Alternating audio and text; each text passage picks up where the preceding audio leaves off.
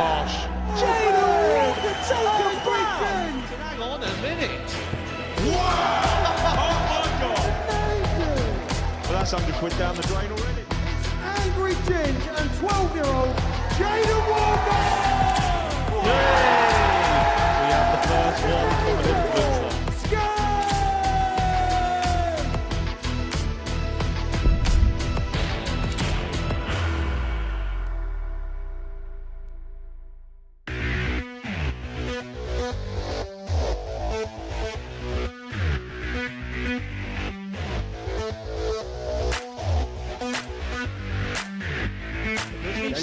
I wouldn't say this has to go for Jaden. Big pressure for the little man, but what a shot to stay alive this would be.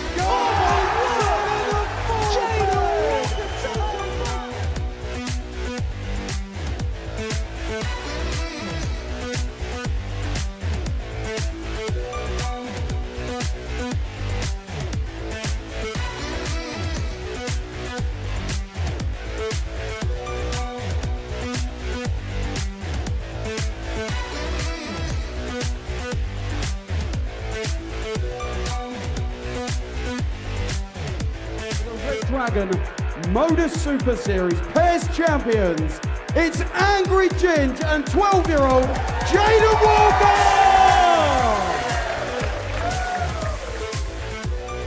Hello and welcome back to the fourth iteration of the Red Dragon Modus Super Series Influencer Darts Showdown. We're back at the live lounge for another day of darting drama with both influencers and professional players. We've had 3 events prior to this and they have been absolutely fantastic. We started this journey probably about a year ago today, give or take, and we started something which has just grown to serious popularity. Some big stories have come from this, and we've got some big names in the punditry box today. We've got Keegan Brown and Jack Garwood. Fellas, how are we looking forward to this? Yeah, definitely. I think this is one of my favourite events of the year. It combines the professionals and the influencers. What better way to kick off 12 o'clock on Sunday afternoon? Jack, obviously you've been involved in a lot of these events, but today, pundit and commentator, looking forward to it? Yeah, I am. Look, these events are a chance to have a little bit of fun, aren't they? We get to raise money for a great cause and a great charity, but we get to see the lighter side of darts. We get to see the names that are perhaps making strides in darts away from big stages, competing up there with some of their top favourite players, and it just makes for a really good afternoon of dart in action. Well, this is actually the first event live on Pluto TV, so if you've never seen the prior ones, here's a little recap. Event 1 kicked off in perfect style as influencer George Scaife hit a maximum visit with his first 3 darts. Probably the most followed player we've got here, but look at this, George Scaife, he's straight in, hang on a minute. Wow! Oh my God! But it was Charlie Murphy who won the first ever singles event. It's Charlie Murphy! Angry Ginge debuted in event 2, inviting a young unknown member of the crowd up for a throw. Little did he know the butterfly effect this would cause. Event 2 also saw our second influencer 180. Just relax into the game. Oh, hold on. Yay! We have the first one from an influencer. Angry Ginge had the last laugh though as he won the second singles event. But that is... Jaden Walker swapped being a fan for being a player in event 3 as he partnered up with Angry Ginge and stole the show. What a shot to stay alive this would be. Jaden Walker taken Britain!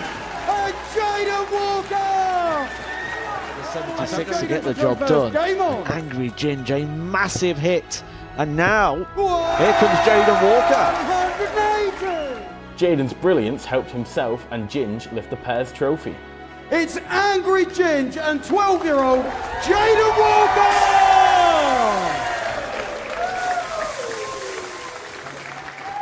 One more time, Angry Ginge and Jaden Walker!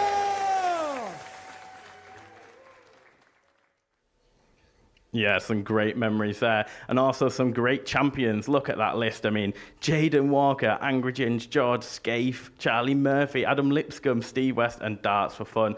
Big names there. Jack, I want to know, what was your favourite memory so far?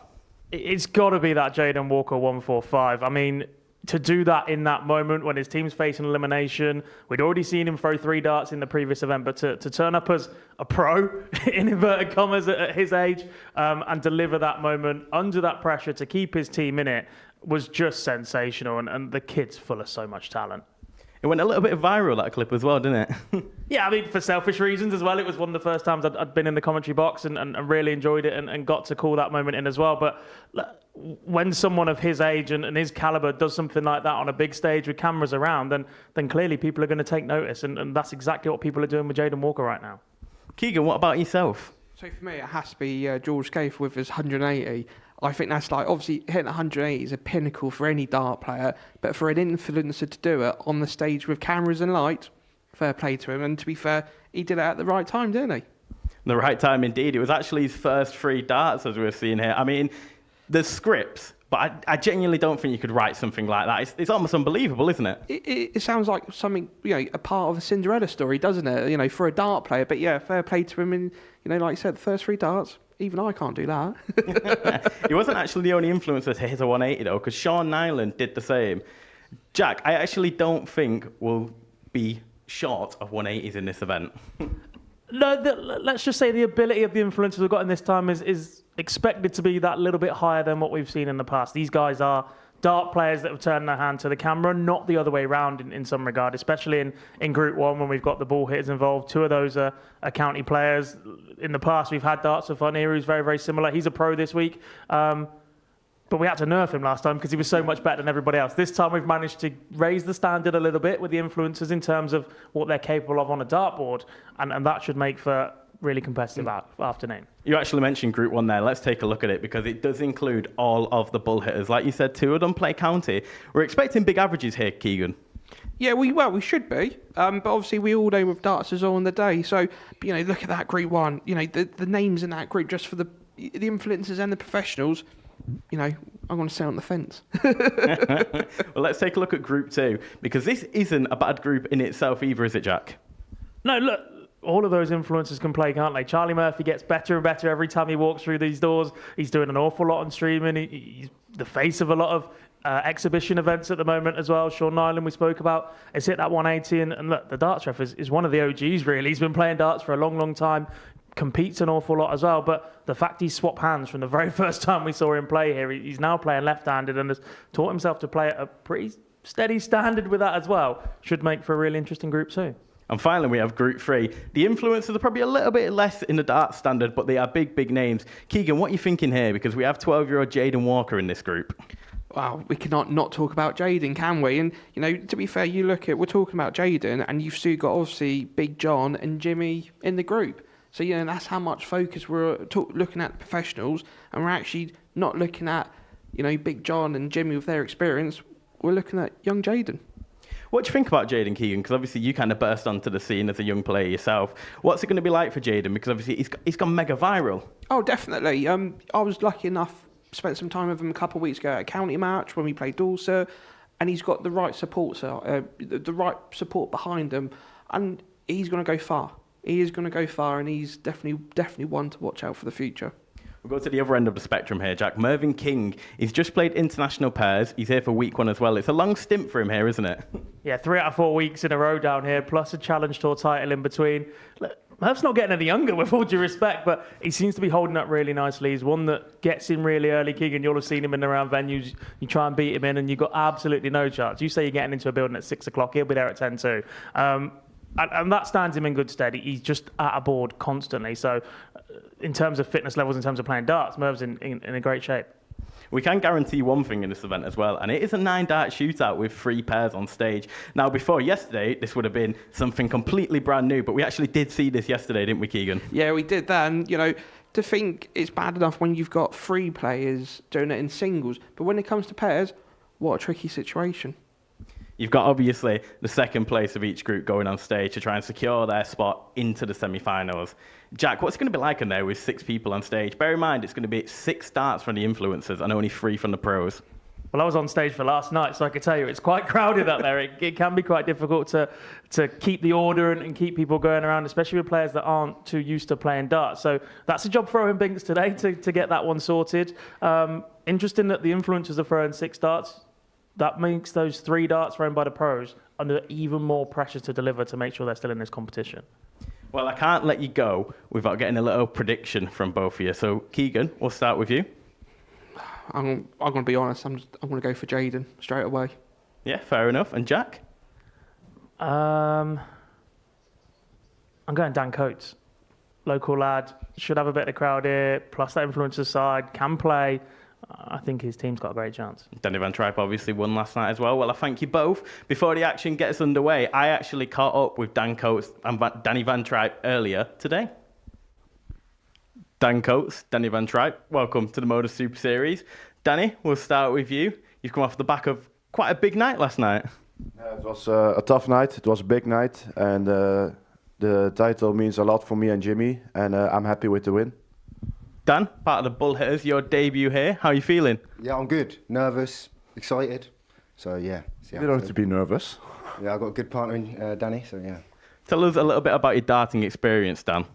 Yeah. So at the moment, trying to play a lot more competitive darts, playing a lot of ADC darts, playing quite well.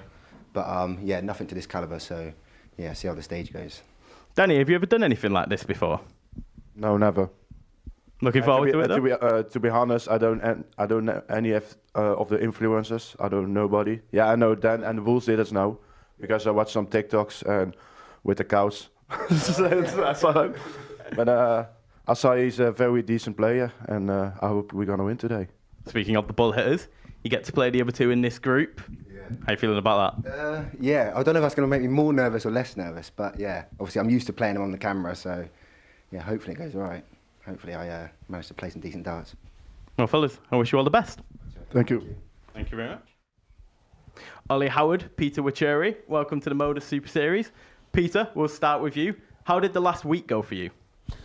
Good morning, everyone.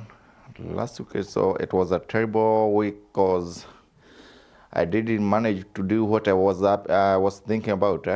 Though I was very much grateful to have that opportunity. Thank you very much. Ollie, it's your debut here, part of the Bull Hitters. Yeah. How you feeling? And looking forward to it, mate. Yeah, really looking forward to it. Hopefully you can bring some good arrows onto the stage. Not sure about the last couple of appearances I've made on our YouTube videos, but hopefully it's better than that. Peter, obviously you're a crowd favourite. Are you looking to bring the atmosphere today? Of course, why not? Going to be a big atmosphere today, It isn't will be there? big again, eh? Good man. Yeah. Ollie, obviously you play county. Tell us a Yes, little yeah. bit about your darting experience. So I started playing probably competitively about 5-6 years ago.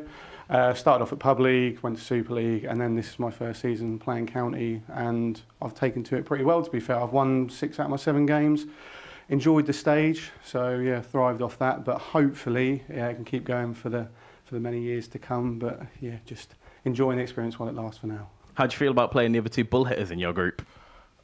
The thing is, we can all play well on our own day, so it's going to be tough, and I know that hopefully my stage experience might come into play. I know Dan's played county for Hampshire as well, so it could be a little bit, could come down to that. But again, Bailey can put in some very good darts as well, so hopefully we can come out on top with the king. We will come. Okay. Conquer, yes, I like that word. Well, fellas, I wish you all the best. Thank you, sir. Thank you. Thank you very much. All right.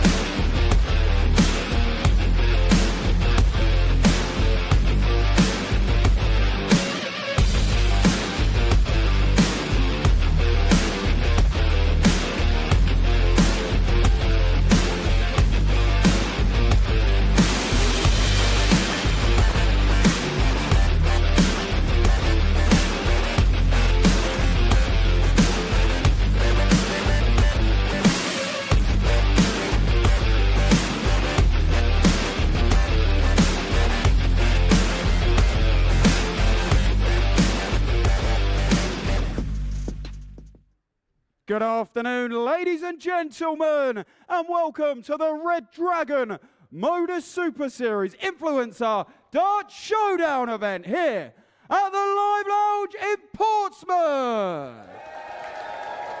It is time to introduce the players. Would you firstly please welcome to the stage? He is 1/3 of the ball hitters with over 68,000 TikTok followers and 37,000 YouTube subscribers, Dan Coates, and the newly crowned International Pairs Champion, Danny Van Troy.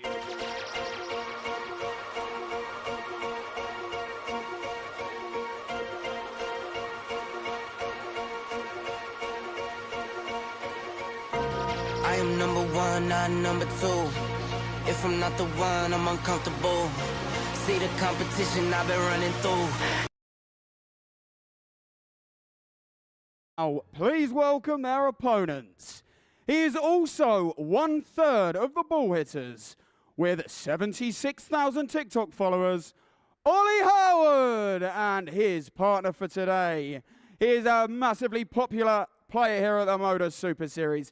He made a Super Series final on his debut. It's Peter Wachuri!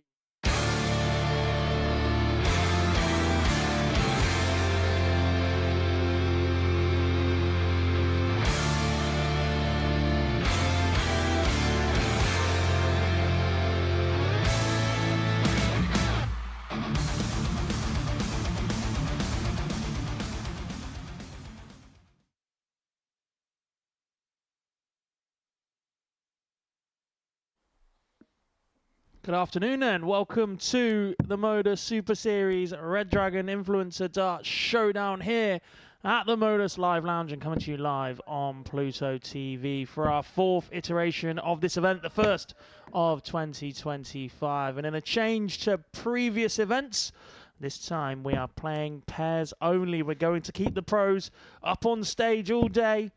I'll find out who will be our next champion. My name is Jack Garwood and I'm alongside the former world youth champion, Mr. Keegan Brown. Keegan, how are you looking forward to this afternoon? I'm definitely looking forward to it. You know, like I said previous, this is one of my favourite events that we have down at obviously the Modus Super Series, and I think, like you just alluded to that, I think having it as pairs, I think it gives it a proper playing field, a level playing field for all the players.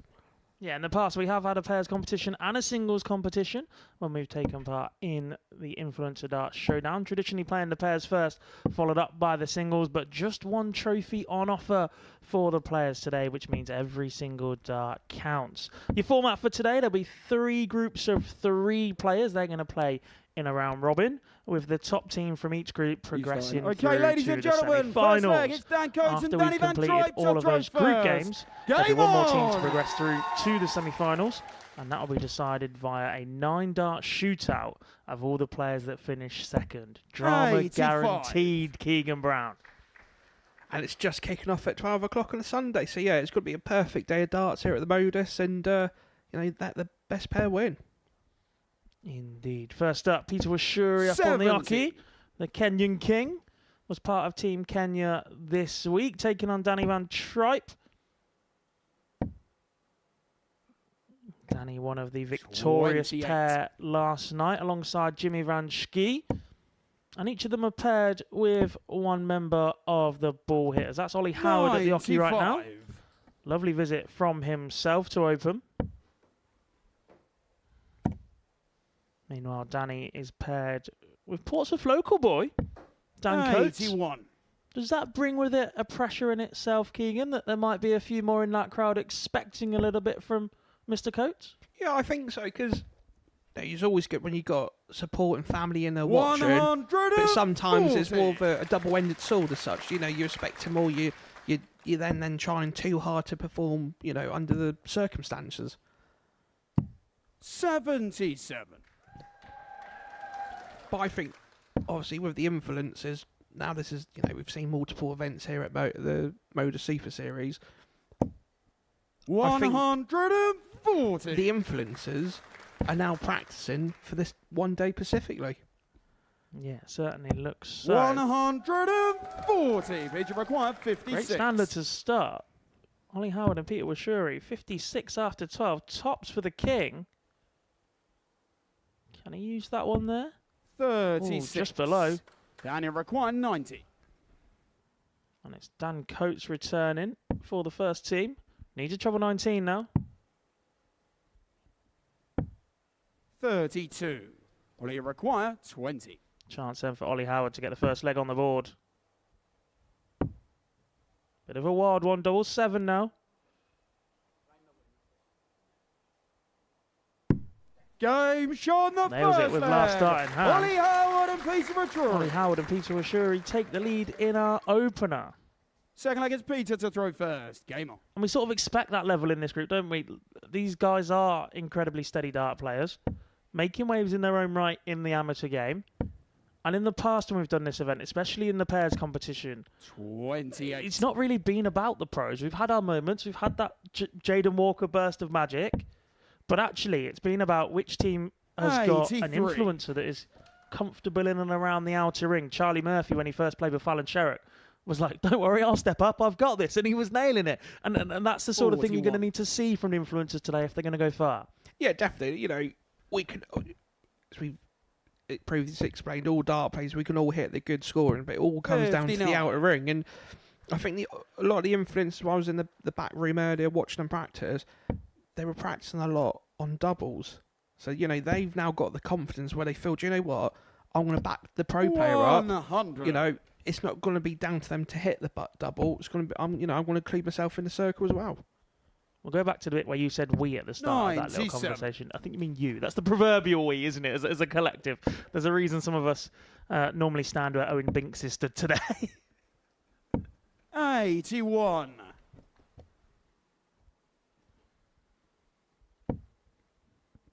Plenty to come throughout the day, though. Elsewhere in this group, 100. we'll Good also thinking there, see good thinking. Bailey Smart. McNamara paired with Richie Burnett. Richie has been on fine form this week, Egan. And we're not even talking about the darts, are we? No, we're not. I mean, he made a final with Kurt Parry. Kurt, who hot-footed it last 42. night all the way up to Aylesbury for the ADC tour today. Scott Campbell's already on a beach in Malaga. Some people have got easy, haven't they? 130. Great visit from Danny Van Tripe, though. Should get Team Dan back in this match. That's what I'm going to call him now. Dan and 60. Danny. Danny require 32.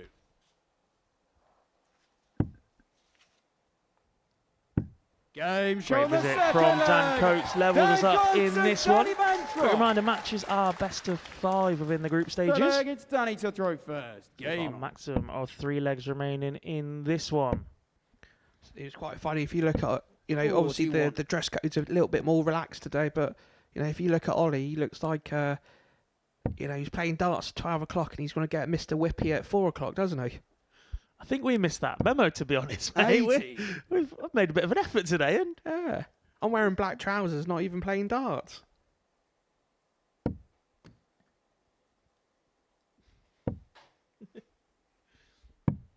$24. one on the floor for Dan Coates.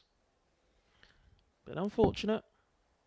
Or is he going to try to get the old 99 score before the end of the match? 60. It's the traditional price of a 99, not the £3.29 it will cost you these days. I don't think you can do that in 3 darts. 95. And don't get me started on Freddo's.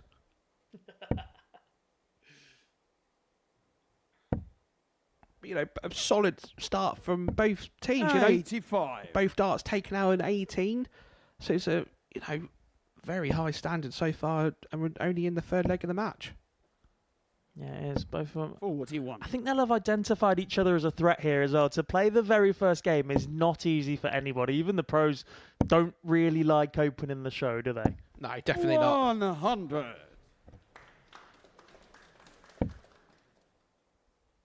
Nice to see Danny Van Tripe managing to stay on his feet so far. 140. This week he's managed to fall off the stage. He's managed to drop a dart. He's managed to hit his head on the TV. And then in celebrating with Jimmy Van Schie last night, they managed to trip over the hockey. It sounds like they've had a Danny very require successful 160. week on and off the hockey.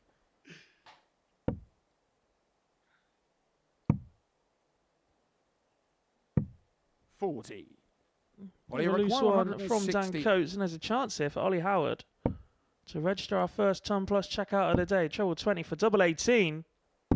Ollie Howard, that is superb. Our first ton plus checkout of the day, and it's hit by one of the influencers.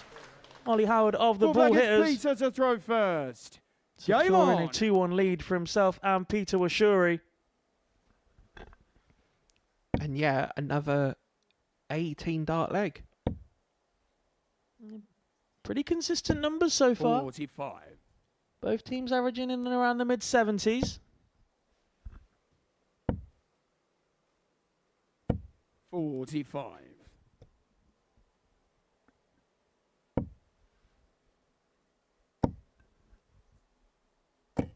140.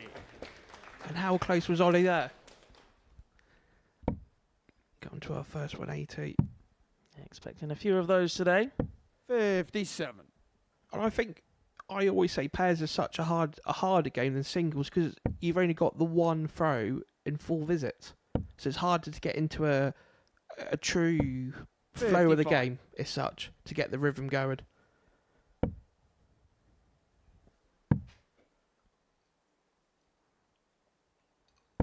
99. We've seen that a little bit this week throughout the international pairs, haven't we, Keegan? Some of the players, 1 minute red hot, the next minute not quite there. The Polish team at one point threatening to 57. break records again. It seems to be a knack that Poland have as Ratajski and Kachuk hold the record. 100. Yeah, a lot of the professional players that have played in the PDC for many years, this would be the first time, obviously, with the international pairs, and today would be the first time they've played pairs in a good 10 or 15 years. And, you know, it's hard to get used to. You know, I always find you need a good pairs party, but you need to have good chemistry, you know, to make the team gel together. 81. Yeah, Well, it's going to be quite difficult if you like 106. tops and I like double 16 and we're paired together, because that's a crucial part of the leg. But won't see back-to-back ton plus. Check out 78. Somali Howard, and there's Danny a McCoy, chance here 119. for Dan Coates on one of the most awkward finishes in the game, it has to be said. No one likes 119, do they, Keegan? 59. Peter require 82. Chance for Washuri to seal the first win of the day. Slap bang in the middle of the bullseye, double 16. One more in hand. 66. Fires it And he inside. requires 60. And Van Tripe to send us all the way. Wants tops. Still wants tops. And he gets tops. We're level to a Dan piece Coates and Danny in our Van Tripe. opening match here at the Red Dragon Influencer Darts Showdown. Fifth and final leg, it's Danny to throw And first. it's the newly dubbed Game Team on. Danny that have the advantage of throw in the fifth and final leg. And he's going things the right way. Oh, we're giving that last to the crowd. Staying out of 1. Yeah, a bit more, come on. Switched away. 139. Genius. Comedy genius. Shades of Dave Pallett on the Euro Tour. When he left 170, 2 in the bed, gives it the big one to the crowd, lays up for a single 18, 95. and then misses 3 at it and loses the leg to Daryl Gurney. Yes, and I think that he lost the leg and the match, didn't he? Yeah. He did indeed, but what a moment. The peacock moment, I think we obviously 59. nicknamed them sort of situations. We've got someone in the crowd that's obviously been to Washington recently. 45. Not quite believe that's Dan Coates' partner, but open for interpretation if you're just going to use initials, isn't it, Keegan? 83. 2 strong visits from Danny Van Tripe, though. You know, this is where the professionals, you know, kick into the game. They know what to do when it goes to a last leg, 95. deciding leg as such. Being a dart player, there's nothing worse when you do go to a deciding leg, but there's nothing better when you're watching a game of darts when it does. You know, you want games to go to the last leg and not 15. just Cheeky you know rat. 3-0 wins, do you? Yeah, we want all the drama, don't we? And Dan Coates has just perhaps set up a moment of drama. Could have stayed up on the 58. 20s, but Danny opted for the require 10 to leave the big fish. 170. Can Danny Van Tripe reel it in? No, he cannot. The line snapped. The line snapped, and you know, let's be honest, if he hit the 2 trebles, 81. he would have done a Dave Pallett. Dan Coates will return though for 89. How much pressure will it be under? Well, sure, he finds a treble. Could do with another. 85. Just Danny below, and a chance for Dan 89. Coates to seal the win. What a Finds lovely a treble third. 19. Double 16. Last in hand once again. 73. On the inside Ollie wire. require 120. Can Ollie Howard steal it with a 1-2-3? Here we go. Look. Oh, we can. So he's looking at 16. 16 for the ball. 93. Danny requires 16. He's the awkward double 15 if they return, but Van Tripe pretty good on this target throughout the week. Now over to double 4. 12. Danny boy, what have you Peter done? require Door wide 30. open. And Peter Washuri, can the king take his crown? Just off the marker. What a dart. Game shot and the match. The Ollie king hits the Howard, winning double Peter in our opening match. Peter Washuri. Washuri and Ollie Howard, the winners in our opener, taking down a 3-2 win over Team Dan. That's Dan Coates and Danny Van Tripe. Superb opening to this tournament today, in which both teams played some lovely darts. Mid-70s averages, or 73 averages all around in that one. 2 from 9 on the outer ring for Team Dan, 3 from 11 from Ollie Howard and Peter Washuri. No 180s yet. Danny Van Tripe did tease us throughout that one, but we'll return shortly to see if we can get one of those maximums.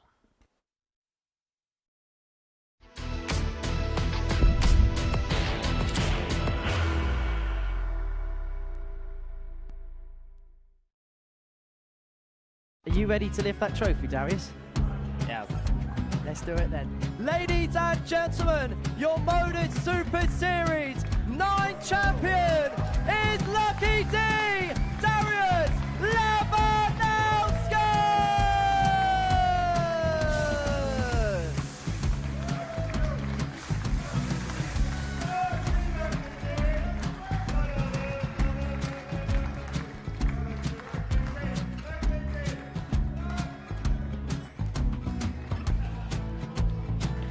Well, what a wonderful night of darts we have seen, and we are ready.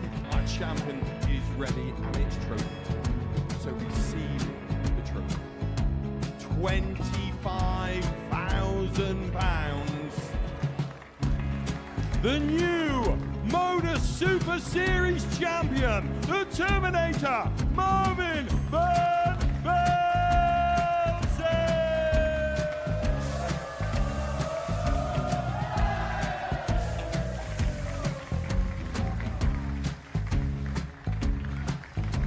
And one more time, the 8th Modus Super Series champion, the Terminator, Marvin Van Velzen.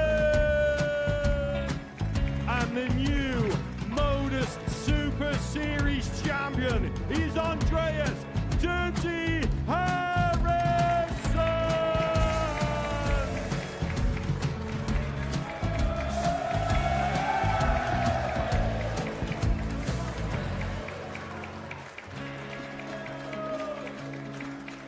And one more time, the 7th Modus Super Series champion. Give it up for Andreas Dirty Harrison! The moment we've all been waiting for. Would you please show your appreciation for your Series 6 Modus Super Series champion, Scott Taylor!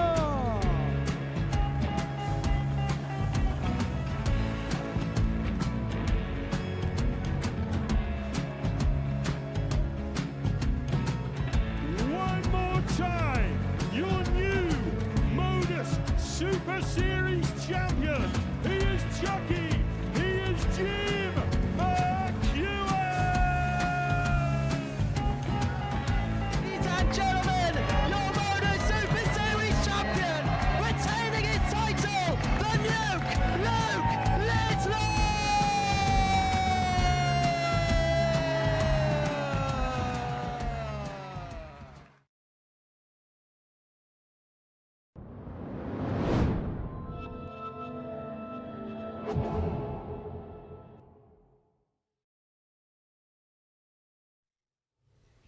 Well, what a start to the darting day. We have just seen Ollie Howard and Peter Wachuri get the win, with Ollie Howard taking out a ton topper in his first match on the Live Lounge stage. He gets a win over Dan Coates and Danny Van Tripe, which means they are now the favourites for that group.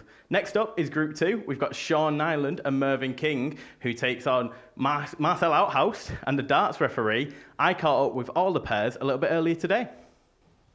The darts referee, Marcel Outhouse, welcome to the Modus Super Series. Marcel, we'll start with you. You made your debut this week in the pairs competition. How did that go? Yeah, I think it went very well. Had some good moments. Got out of the group by, I think, 3 legs or something. Yeah, had some great moments. Checked 149 against Kenya for the match, and so I was very, very happy. Jack, you're back. You've actually been involved in all the events, but you're back playing. How are you feeling about that? Yeah, I'm looking forward to it, actually. Got a new set of darts, so hopefully they go okay. But other than that, yeah, they're having a bit of practice in the back, and they seem to be going all right at the moment anyway. Marcel, although you are a player, you actually are the most subscribed individual darts YouTuber. Jack, you are the second most subscribed, so it made sense. A match made in heaven, potentially? Yeah, I mean, I've met Marcel before at a tournament in Germany, and I think we're both big darts fans. Yes. And also like to play, so yes. Good pairing, I think. We met, I guess it was last August or something like that. Yeah. It was great to meet Jack and to like see the YouTube community from UK. I bring the German community, so I think it's a perfect match here. Well, fellas, I wish you all the best. Cheers, mate. Cheers. Go. Sean Nyland, Mervyn King, welcome to the Super Series. Mervyn, we'll start with you. You've just had a week of pairs action. How was that for you? Difficult, to say the least. I've not played pairs for more years than I care to remember. It's a lot different when you play pairs, and when you haven't done it for a while, it becomes a bit hard. Let Steve down last night, unfortunately, but we sort of gelled all week. When one was off, the other was on, and we done all right. But no, I let him down last night. I thought I seen him on a 9 darter. Was you? I swear I seen that on social media. Yeah. He was on a 9? Yeah, we were, yeah. Oh. We were 7 into it, but I failed on the 57. Oh, no. Sean, your return here. How are you feeling about that? It's a different format, which is cool. Couldn't have asked for a better partner, really, could I? I'm buzzing with this. I'll play you later. No, I'm buzzing, honestly. I think this would be good. And, yeah, hopefully we can top the group. One of the only influencers to hit a 180 as well. Yeah, wow. And the 110. And the 110 finish, I think. It was 110, wasn't it? Yeah, it was 110. Yeah, so fingers crossed it goes our way again tonight. How are you feeling about him, Mervyn? Because you've actually got a bit of a handy player here. He's lying, he's lying. I don't do that. To be fair, it's a low-key event for us as the professional players, but it's a bit of fun, but also you still want to do well, so we'll be all right. Yeah. Hopefully. Well, fellas, I wish you all the best. Thank you very much. Thank you very much. Thank you.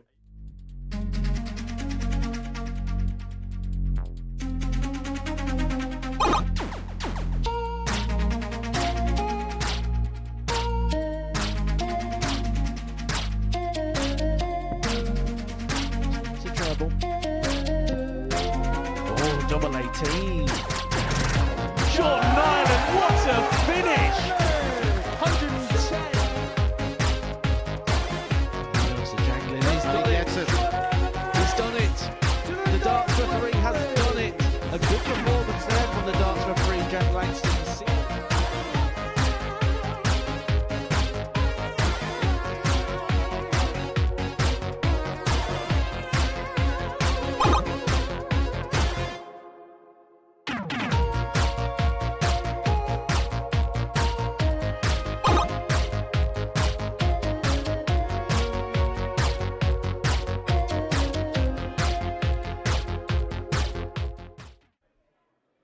Good afternoon, ladies and gentlemen, and welcome back to the Red Dragon Modus Super Series Influencer Darts Showdown here at the Live Lounge in Portsmouth.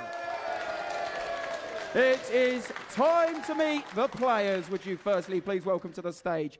He is a former PDC Premier League finalist, the King, Mervyn King, and his partner. He's got over 6 million YouTube subscribers, Sean Nyland.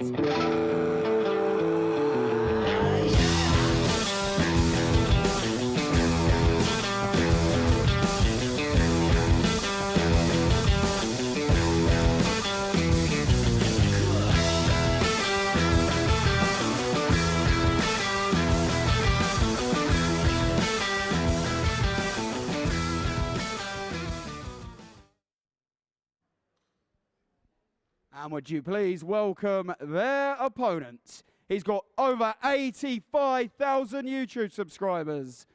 The darts referee, Jack Langston, and his partner.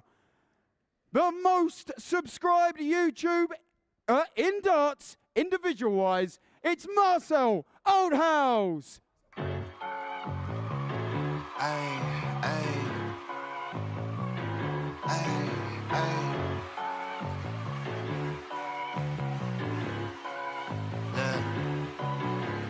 Baby girl love my bop and I like me too. No roof on my top and my babe see through. Hating on the pen, don't stop, they ain't gon' feed you. Well, that was easy for Owen to say, wasn't it? A nice introduction for all 4 of our players up on stage as we head into Group 2, the group that contains Sean Nyland, the darts referee, and Charlie Murphy as our influencers. They're paired with Mervyn King, Marcel Outhouse, and Darts for Fun, Dave Williams. We'll see those a little bit later on. But interesting first game, Keegan. Can Group 2 live up to the same standard?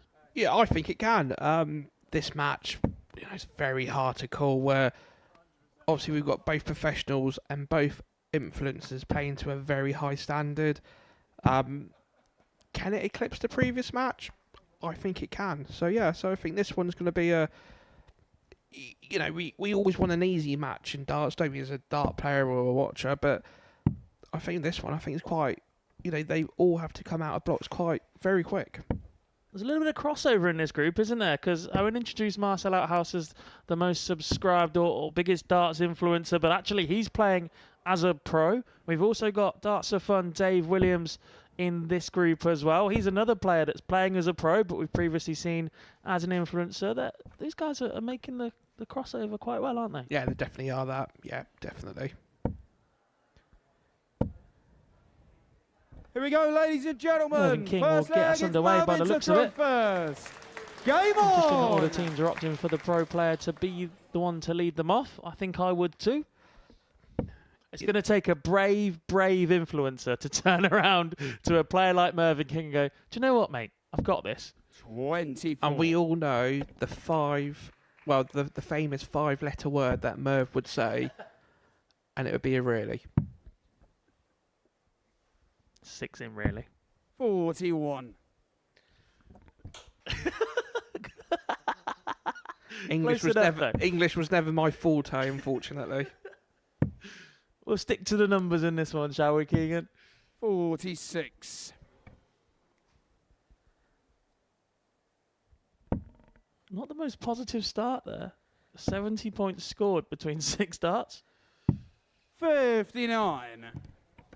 As D-Room once said, things can only get better. The walk-on song of Mr. Keith Della, former world champion. I think Damon Hetty used that song as well at one point, incredibly popular. 135.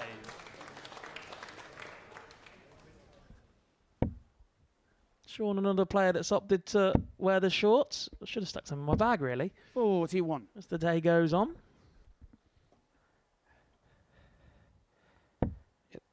I feel like we're in the minority, aren't we, today? It is a lovely day outside of Portsmouth, and 47. we're both wearing dark jeans and black trousers. Yeah, thank the Lord for aircon, shall we say. Anyway, back to the darts. An interesting story in this one, actually, is the darts ref, Jack Langston, formerly sat 95. where you're sat for this event, has also played in the very, very first edition. He's someone that's struggled a little bit with his throw and has gone away and taught himself to play with his opposite hand. 59. That takes a lot doing. you know, no, there's nothing worse knowing if something's not right. You know, if it's dartitis or there's an injury, to get yourself mentally trained to train yourself to throw with the other arm. That takes a lot. That takes a lot of doing. Takes a hell of a lot of doing.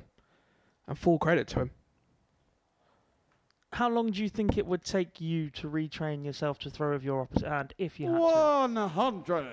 I think the problem with me, I'm too stubborn, and I think if something seriously happened to my hand and wrist and whatnot, I'd have to say, you know what, I would have to give it up. 101. You're not even giving it a go.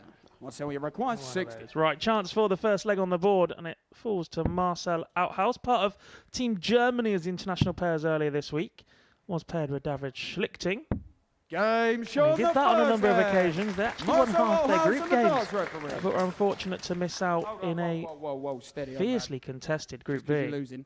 Right, 1 second. Second leg, it's Marcel to throw first. Game on. Sean's tried to sneak in. Not only was it not his team throwing first, it was all Owen Binksley going out with the banter cards. But Sean's also tried to upset Mervyn King there. Yeah, I'll just carry on, mate. I told you I've got this.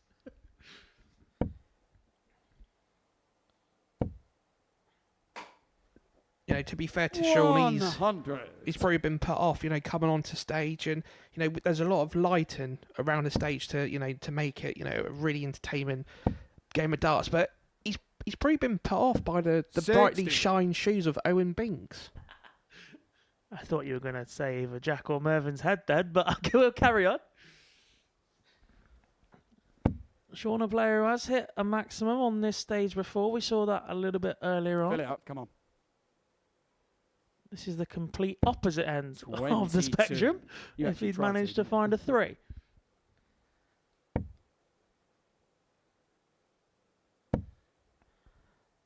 Oh, here we go. Here we go. That is 2 in, by the way, in case you doubted it. Wants the crowd to go. Here comes the treble 18.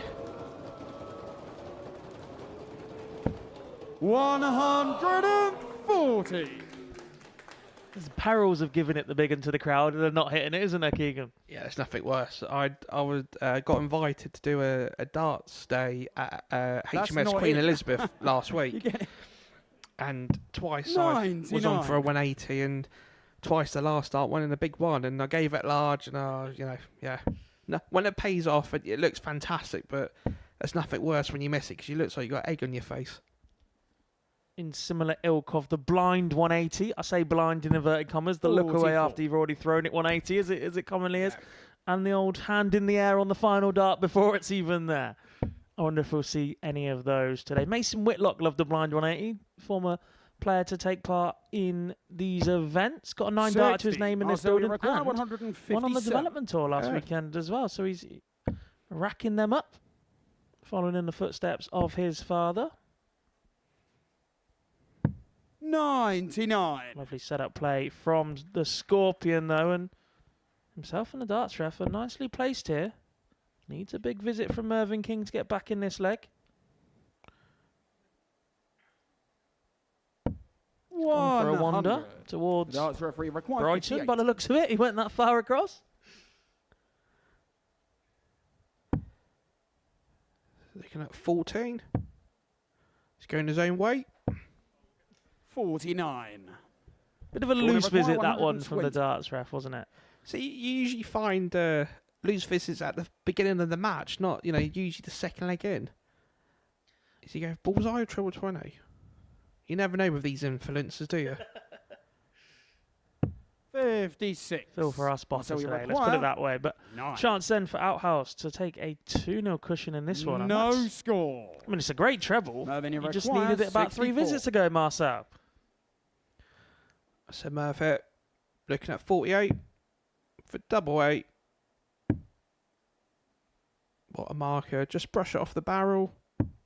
48. There was a time when that would have been so routine, we'd have already chalked the leg up in Mervyn King's favour.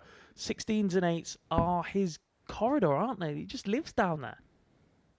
Well, technically, he lives in the Norfolk area, but yes, he does prefer that side of the board. No score. Sean, it requires 60. If there was one thing I was good at school was geography. Better than your English. Oh, tenfold. Chance then for Nyland to get us level in this match. 8-8. Stay in there. Bit wild with that one. Still the same target though. No that one's score. unlucky. Just lies down on the outer Marcel, wire. you require 9. And in case of you left it, you hit it. Actually, no, Langston left this one. Go on, Marcel. What have you got? Great marker. 5. Oh, Mervyn, you require I've 16. just picked up on something. Is Sean and Marcel playing with the same flights? Because I've just noticed that they're slightly longer, but thinner than a standard flight. And Sean yeah. Nyland and Mervyn King. We'll have a look next time around. Third egg is Something that Mervyn hasn't to throw changed though is the first. equipment of Mervyn King. That Game on. red stem and flight, synonymous with the King. Slightly more grip in the barrel these days than in the past, but he's a pioneer of the knurled dart barrel. That means those little indents that you can see that go down the barrel, for those of you new to the darting scene.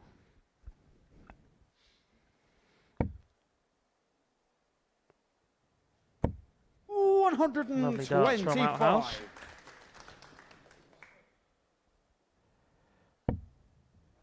Not too dissimilar, I'll give you that. Certainly different barrels. And that's just one way that the darting world is changing, isn't it, as well? A number of years ago, it would have been players only with signature barrels. Now a lot of these guys have got their own. These are, I believe, Jack Langston's own. 60.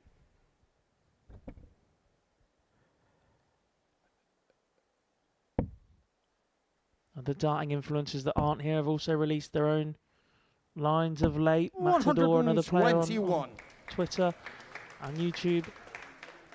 it just shows you how big darts is getting as a community, isn't it? You know, where we've got all these very popular influencers getting very, 60. you know, Drawn they're getting require good deals out of 145. manufacturers, and you know they've put in a lot of work to get to where they are. You know, obviously a little bit different to us players, but hey, fair play to them more than anything. Times are changing, quite similar in the golfing landscape as well, actually. A number of golf YouTubers getting manufacturing deals.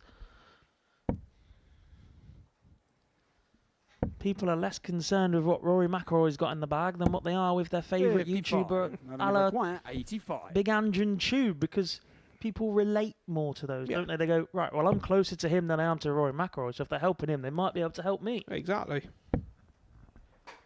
So it's 8. Game, routine Sean stuff from Merv. Sean Nyland and Mervyn King. Routine on the double, perhaps. The route was a little bit... Marcel to throw first. Game on. So far between the two matches, that's the lowest leg between any of the parents. That was a 15 dart hole to throw.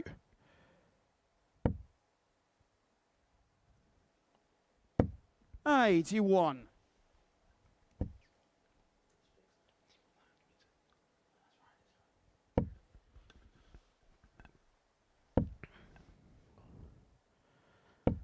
$43. Do you know what? You have to take your hat off to Merv. You know, he's been professional now for the best part of 30 years, and you know, to be able to still be playing darts at a very high standard, 26. I think, you know, a lot of people don't give him credit for that.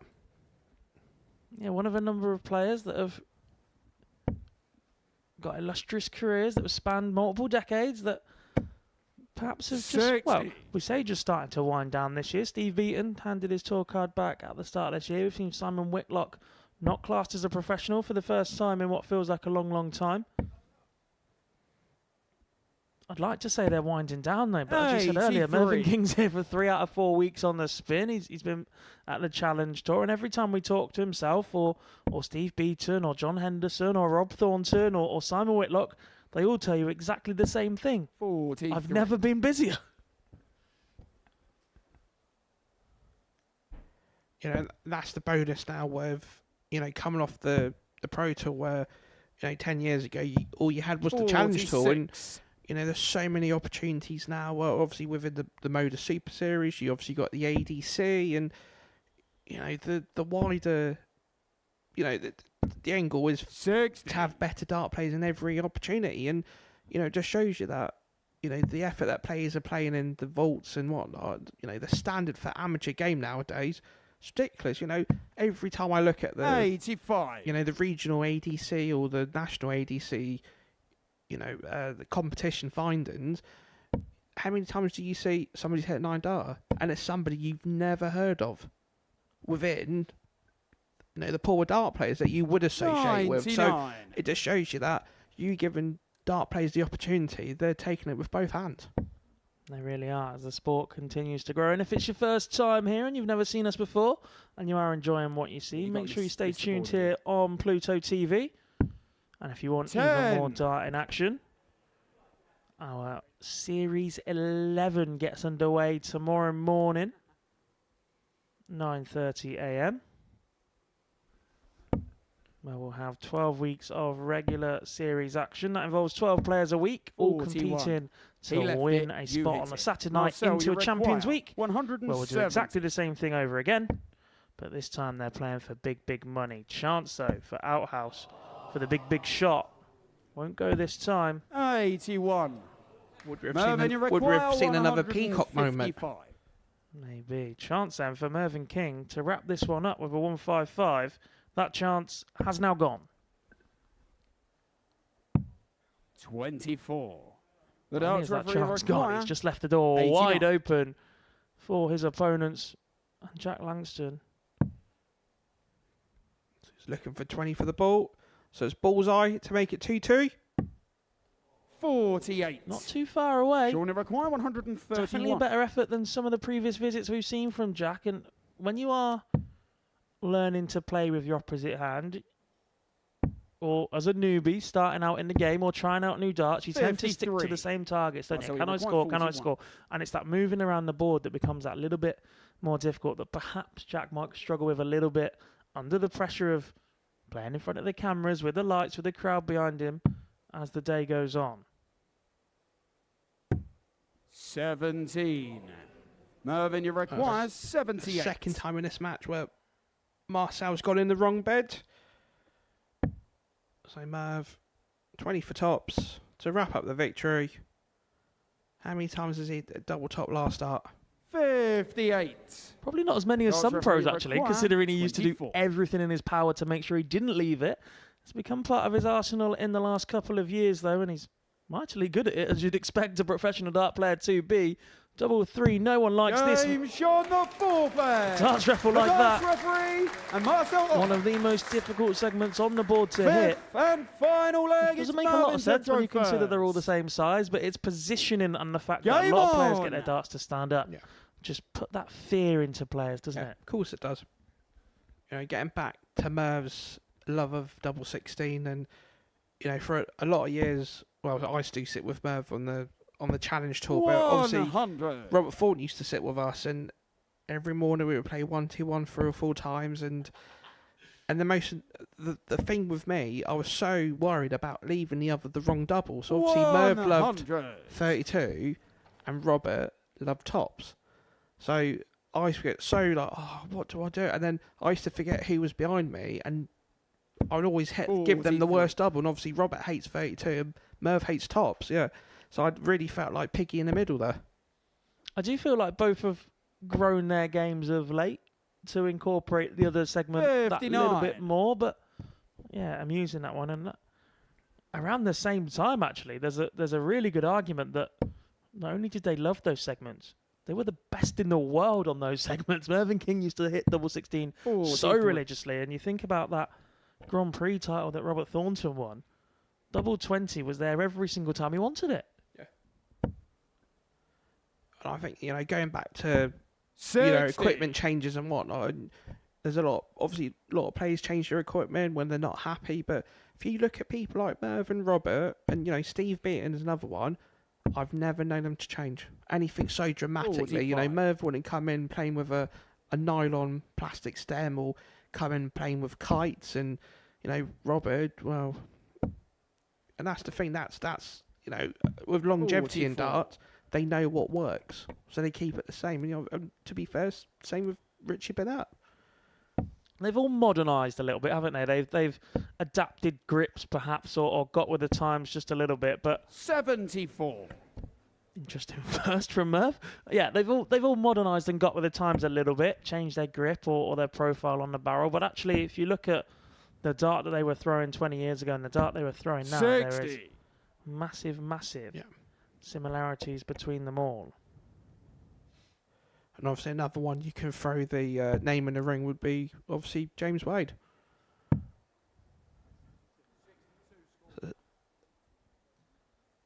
They like what they like and they like what they do. 80. And like I said before, our start players, we really don't like change. Yeah, what he said. Unless it was rude, in which case we apologise. 43. Mervyn, you require 160. We've already seen the 116 once today. That was hit by Ollie Howard. Can Mervyn King follow in an influencer's footsteps? I never thought I'd utter those words. No. Does that mean Ollie Howard's a better finisher than Mervyn King right now? 56. I will let you tell Marcel, we Merv require that. 135. Moving swiftly on. So be looking at treble 20 to leave the ball. So it's 90 left. Is he 54 or a ball man? 48. Or the treble 1 route? Sean, you Neither. require 60. That's the way I'd have gone too. Right, 60 for Sean Nyland to wrap this one up. Keep them straight, Sean, and you'll get 2 at this. Perfect marker. Just float it over the top. There's a nod of approval from Mervyn King in the background. That's a wild one.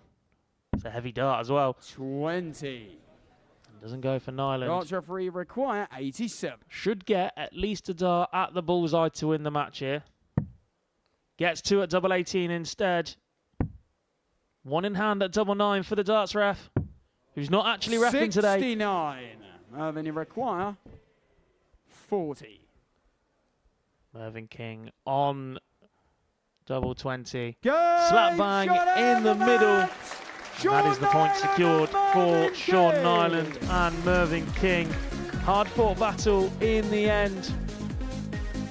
Could have gone in either direction. A chance for both players to win it in the 5th and final leg. But it is Mervyn King and Sean Nyland who take the win by 3 legs to 2. Not quite as impressive in the average department as we saw previously in game number 1, but a success for Sean Nyland and Mervyn King nonetheless. Coming up, we're off to Group 3 as Jackmate takes on his good pal Stevie White.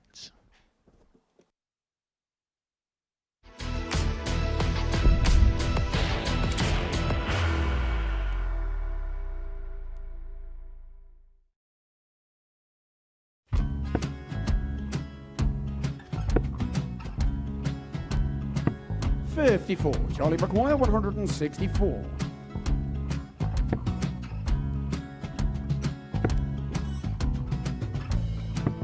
$44.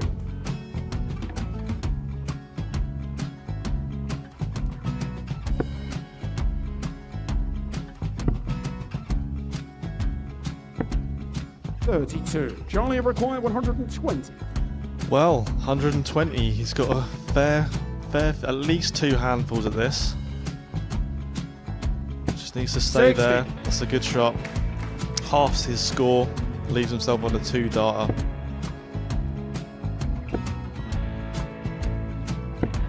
$26. Charlie Time on his require side 60. to become back-to-back singles champion.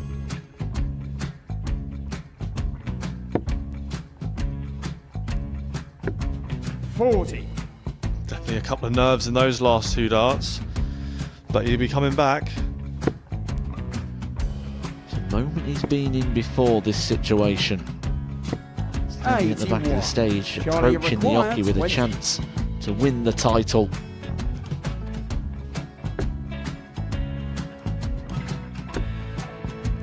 He did this to win the first title, if you remember. 11. I think he's gone. Georgia I think require he's gone to 180. bust it, maybe. The first title he won, he wanted 20. He went 6 double 7 to win it. He had a chance to replicate it again. Yeah, I get the feeling that was for a bust. And 39. on that situation there, George require Gay wasn't even 9. able to take it out going to the 18s on that switch. Yeah, I think he just panicked a bit, but he's done well to get that big one. Sometimes can be the hardest part. Georgia requires This is it. 79. It's got to be 19s. It's got to be 19s for this shot. Big 20 and a double. He's got the first one. He's going to get a match dart here.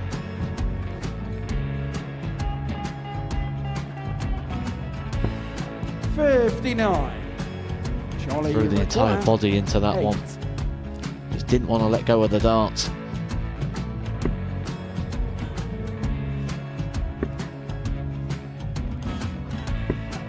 No score. He's given George a chance. George Maguire, 20. I think George has been quite good on double 10 today. So many opportunities for Charlie Murphy. Go Couldn't get the job Got done. out the match! And the Red Dragon George Modus Skate. Super Series Influencers Champion, George Skate!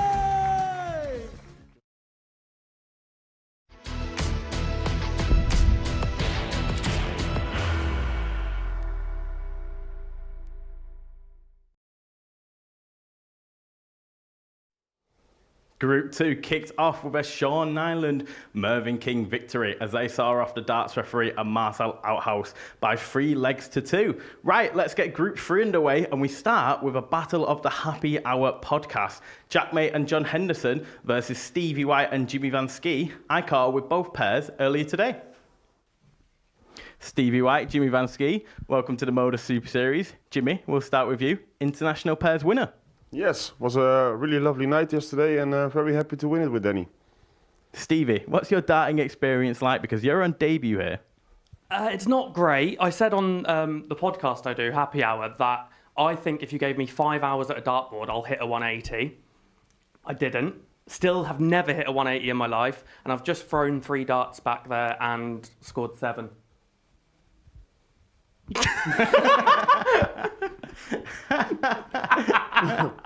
Jimmy, have you ever done anything like this before? No, this is the first time, and I'm looking forward to this. It's going to be fun day today, and yeah, just try our hardest, and yeah, whatever happens. Stevie, obviously you mentioned the Happy Hour podcast. You will be playing Jack in your group. How are you feeling about that? So Jack and I have played a little bit just down like the locals, and it tends to be fairly even. So I think we have a little bit of a chance there. We both average maybe 40. So I'm disappointing you every time I talk, aren't I? No, you're not. No, you're not. Well, fellas, I wish you all the best of luck. Thank you very much. Thank you very much. Jack, mate, John Henderson, welcome to the Super Series. John, we'll start with you. Off the back of the International Pairs Week, how did that go for you? Didn't go to plan, no, because I came here to win. So we get beat in the semi-final by a very strong Dutch team. So, but no, it was a good week. Enjoyed it, played some good darts, and hopefully it sets up stead for the day. Jack, you're back. How did you find the first event? I loved it, mate. It was good fun. It's just, I don't go in with any expectations. So to beat Ginge on the day, that was phenomenal. I later saw that he went on to beat Luke Littler in a game of darts. So if I beat Ginge beats Luke, does that mean I'm the real world champ? I'll leave that up to you. Speaking of Ginge, last time you were here, John, you were with Ginge. Now you're with Jack. How you feeling about that? No, I believe he's a good darts player. If he can match what Ginge can do, then we're on a winner here. So, but as I say, as long as he enjoys it, it's a good day. I'm looking forward to it, and may the best team win, and that will be us. He can't stay away from the Gingers, mate. Jack, you're playing Stevie in your group as well. How are you feeling about that? Yeah, I thought it could go either way. He's a half decent player. We play every now and then, so I think when we play, the averages are in the low 40s, mate. It's pretty bog standard, John. So yeah, could go either way, and it'll be bragging rights for the podcast for whoever wins. There's a lot on the riding on it. Yeah. Well, I wish you both the very best. Thank you, mate. Cheers. Cheers, mate. Perfect.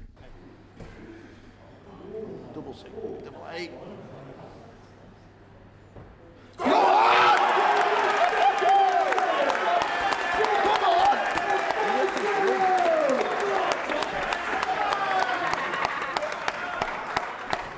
Absolute steeds.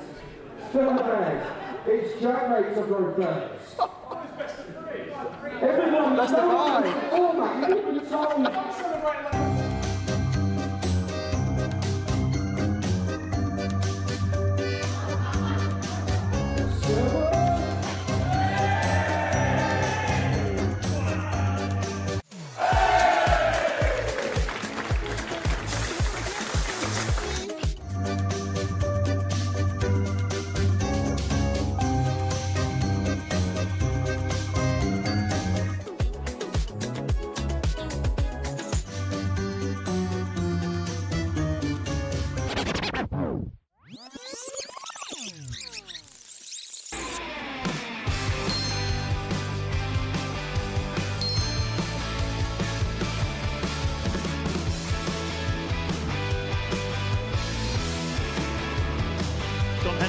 10.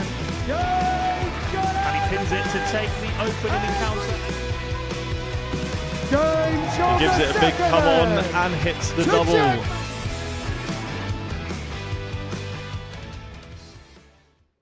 Good afternoon, ladies and gentlemen, and welcome back to the Modus Super Series Red Dragon Influencer Darts Showdown here at the Live Lounge in Portsmouth. It's time to introduce the next set of players.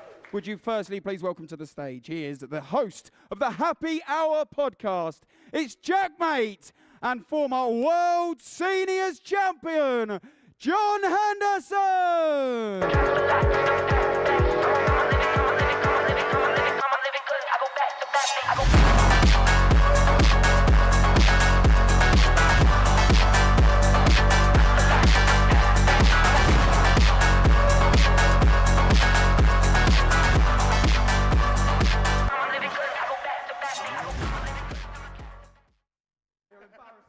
And now, ladies and gentlemen, would you please welcome their opponents? He is also the host of the Happy Hour podcast, Stevie White, and his partner, the newly crowned International Pairs Champion, Jimmy Vansky. Let's get it.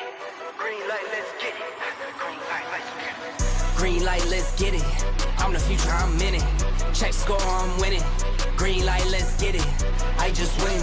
Win, win, win, win. I'm on 10, 10, 10, 10, 10. Hello, I'm Himothy. I got the recipe. I got the flow. I got the remedy. I know they do. Game number 3 of the day takes place in Group 3, should I say, as Jack Mate and John Henderson take on Stevie White and Jimmy Vansky. Jack Mate's got his camera out. It's like Inception, this. Camera of a camera, isn't it? I think I've seen more cameras today. Well, there'll be more cameras here today than there were at the Oscars. I think we deserve one of them by the end of the day, don't you, Keek? Yeah, why not? As Aaron introduced, Jimmy Vansky, the newly crowned International Pairs Champion. Did get the better of John Henderson in the semi-finals last night with Team Netherlands. Not sure I've ever seen the ref get involved with one of the songs, I'll be completely honest, but you do you, Owen. Today's your day. This is the youth generation, isn't it? You know, we have a proper referee in Paul Hinks. He would have he would get the very respectful to the crowd and the players, and you know, Aaron Binks showing his football hooliganism side for Colchester. Yeah, thanks for saying Paul and not me, mate. Carry on.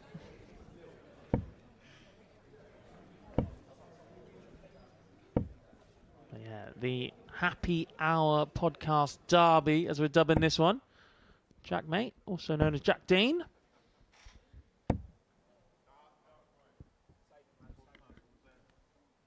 Taking on his good pal, Stevie White. You know, I'm going to put my head Here in we the go, line there, ladies but and I feel gentlemen. First leg, it's John to this throw match will first. be more comedy Game on! than the dart playing. I think there'll be a lot more laughing giggles compared to the other matches so far. I expect that from this group, to be honest. We've got away days in this group as well. Ellis Platten and Ben Gibbs. Not Ben White, as it was announced at one point. He's too busy giving 135. Liverpool a guard of honour today. Did have to sneak that one in just a little bit, didn't I?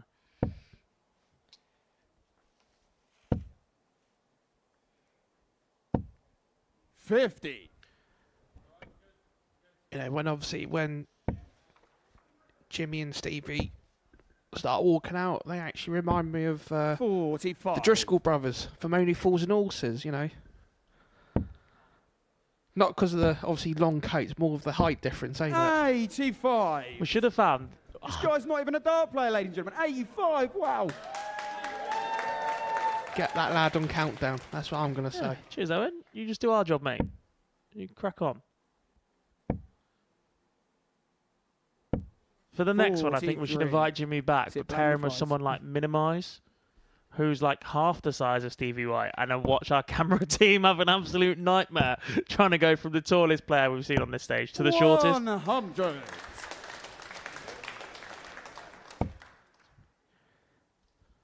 not quite core Decker and Mikuru Suzuki that we've seen in the regular Super Series here in the past. Core Decker verging on 7 foot tall. Mikuru Suzuki maybe breaking the 4 foot mark somewhere. 80. So, considering both both teams, should I say, after 12 darts, they're below the 200 mark. So it's a really solid start from both teams. Yeah, best leg we've seen in the day is 15. We did have a number of 18 dart legs in the opening match as well between Ollie Howard and Peter Washuri and Dan Coates and Danny Van Tripe, but just got the ability to do similar. Tops for Jack, mate, for a 15 dart leg. 33. Tactics that wide bang of the out mark. order. Jimmy requires Opening visit of 85 for Stevie White. If he finds one more here. Double 3. I'm not sure he meant it. This is in. But he's in the basement. As a dart player, this is in. 83. To be fair, with that last start, I don't know what's closer, that to the double or John living in the Highlands. Yeah, it's a long way back up to Scotland for John Henderson at the end of this event. We do James appreciate Shaw him and all of the players Jack who May have and got John involved Henderson. today. As Hendo takes the opening leg Second for leg himself is Jimmy and to Jack May. throw first. Game on. A reminder that all of today is in aid of the Jack Dowding Foundation, our charity partner here at the Modus Super Series, raising money for the Juvenile Diabetes 100. Fund.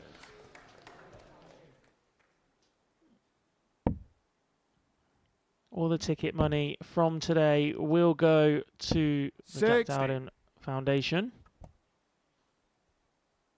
If you do want to get involved and donate, head to the jackdowdingfoundation.com or 44. go to one of our social media pages on Facebook, Instagram, Twitter, and you'll be able to find a link there to get involved. Every penny will really help us and the charity moving 30.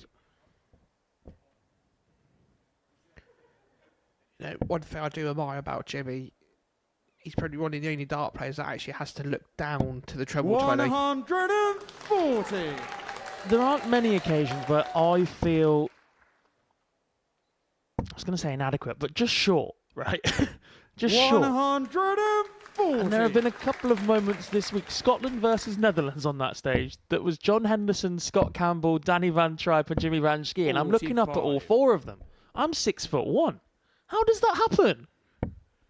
This isn't one of those sports where you get giants typically, is it? There is no advantage to being massively 81. tall. It's not like they're all a rowing 4 or something.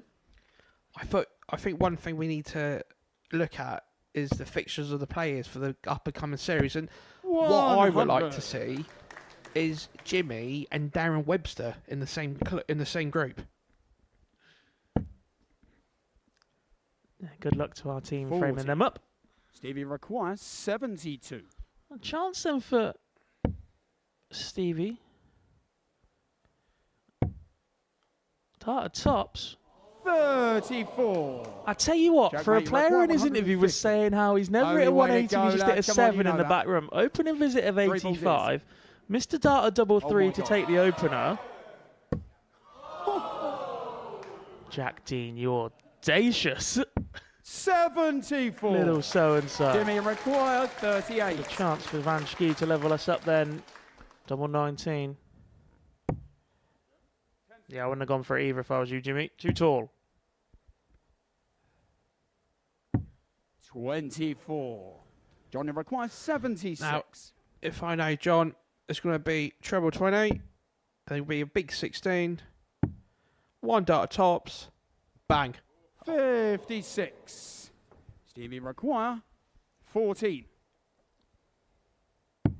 No score. Not quite there, Jack Stevie. May Less of require that, though. That second dart. We don't want to see that. And a chance for Jack May, which he takes. I'm pretty sure he hit that target last time he was here. And John Henderson. Double 10 comes to Jack Mate's aid once So again. that is John to throw Take a first. 2-0 lead in the Game Happy Hour podcast derby. Been a busy couple of weeks for Jack Mate. He was actually part of the UK Open pool earlier this week, and his 121. first round tie was against none other than the Terminator, Niels Fine, an absolute legend of 9-ball pool, multiple-time Mosconi Cup winner and MVP. Jimmy Van Schie might be the MVP here after that maximum. He did win the lag, which is how he decided how to break. That's like bulling off. And then he lost 9-1 to the Terminator. 85. And then in the losers bracket, he lost 8-2 to Robert Hart. But to walk into a professional environment, that isn't... This is similar, but not quite the same, is it? Like, this is a bit of fun. We're raising some money for a charity. Yes, there are professional players within it, but to walk into a professional environment and take frames off of one of the greatest pool players of all time, and players that do this on the regular, takes some doing. Yeah, of course it does. It really does. You go from probably playing in the library to then go into a nightclub. You know, that's the difference between like the pool and the snooker of the worlds, and you know, you mixed it with the darts. A good friend of yours has made a similar journey, hasn't he, Keegan? Mr. Richie Howson, a man who's 60. Here we go. just talented at everything he does, but spent the last year or so chasing the World Seniors Snooker title to add to his World Seniors Darts title. 40. Yeah, I think, you know, I'm always at the opinion is, you know, if you're good at one thing, just stick at it and, you know, don't start wandering. But, you know, that's just my opinion. Humble opinion. Richie, a man of many talents, isn't he, the Owl? Great gentleman as well. Very talented artist, dart player, snooker player. 43. Carpenter.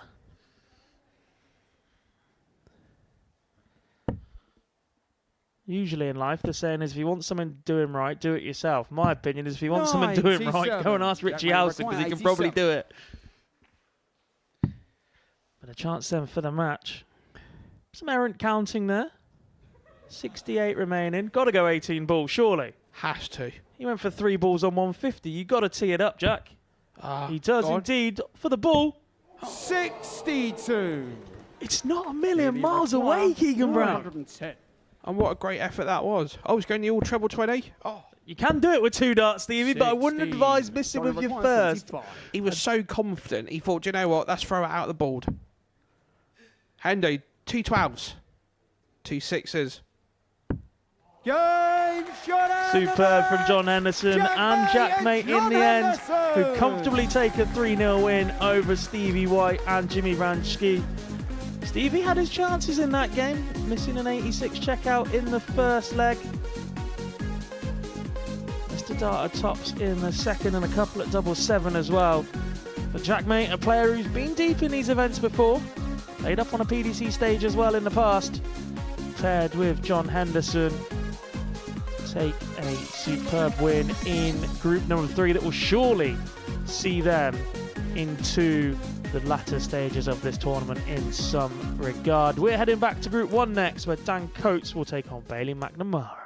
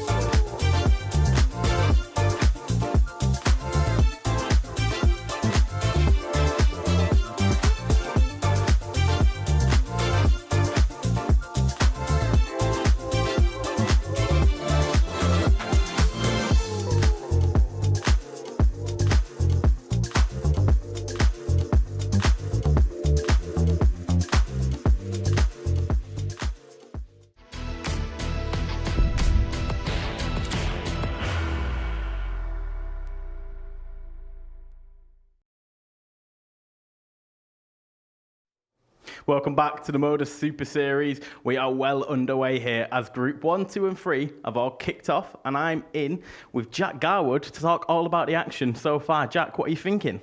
It's been really enjoyable so far, hasn't it? We've had those moments of brilliance. We've had some errant darts, let's be honest, but that's what we expect here, isn't it? And every player's played their part so far and getting their teams off the mark.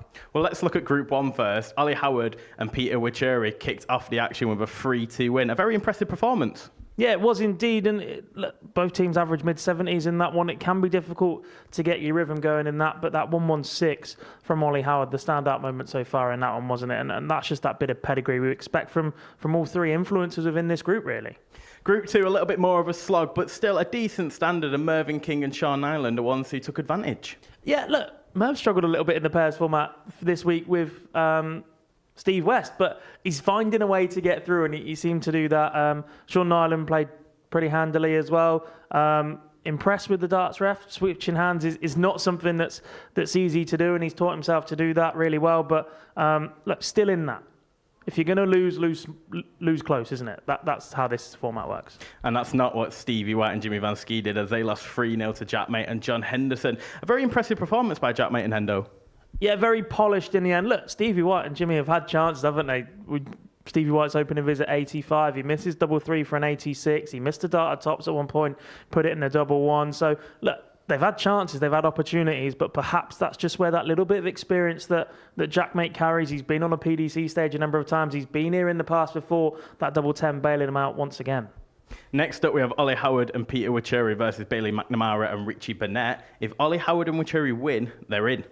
Yeah, big moment for them, isn't it? Already confirming a player or pairing into the semi-final. So that can come with its own pressure as well. It was important to get a good start against Dan and Danny in that first one. But look, playing your friends is never easy. Playing for something that big is never easy. And trying to put himself into that semi-finals already will come with its own pressure.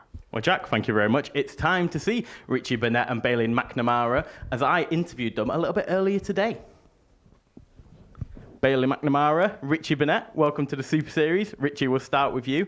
The final of international pairs. How did the last week go for you? Yeah, it was all right. Did it out, you know. I enjoyed the week, though. It was a fantastic week. Good people, good company. And, yeah, just fell short at the end. But fair play to Danny and Jimmy. They've been brilliant all week. Bit pest-wise, but good. Bailey, your debut here, part of the Bull Hitters. How are you feeling? Yeah, good. I mean, how can you not feel good when you got this man stood next to you, innit? So I've been watching him, obviously, on the international pairs and been playing amazing, so feeling really good. Richie, you do a lot of exhibitions. How do you feel about them? Are you excited for today? Yeah, I can see you put the word charity on anything and I'll be there. But, you know, I was there anyway, so, yeah, I'm looking forward to it. Yeah, like I say, you're only 20 miles from me. It's the first time I've ever met him. Yeah. You're one name away from knowing each other. Yeah, that's right, yes. So, yeah, no, but looking forward to having the game. Bailey, in your group, you've got the other two Bull Hitters. How are you feeling about that? Fine, yeah, I think it'd be okay. I think, obviously, a lot of people want to see us play each other. This will be the good test, I guess. But, like I said, none of them have Richie stood next to them, so I'm feeling confident. How are you feeling having Bailey, Richie? Because he's actually a bit of a handy player. Well, great, then. Well, that'll do me. I had a bit of a handy player this week. Yeah, Kurt's a little bit better than me, but he was outstanding, and what a lovely lad. And he's playing darts today, so all the best, Kurt, if you're watching. Well, fellas, I wish you all the best. Okay, thank you very much. Perfect. Cheers. Thank you very much. Good afternoon, ladies and gentlemen, and welcome back to the Red Dragon Modus Super Series Influencer Darts Showdown here at the Live Lounge in Portsmouth. Would you firstly please welcome back to the stage for the second time today, it's Ollie Howard and Peter Wachuri. And introducing to the stage for the first time today, he is 1/3 of the Bull Hitters, Bailey McNamara. And the Prince of Wales, Richie Burnett.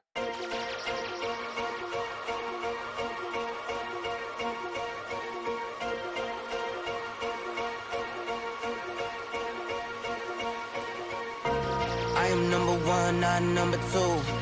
If I'm not the one, I'm uncomfortable. See the competition I've been running through. Leveled up, I only see him in my rear view.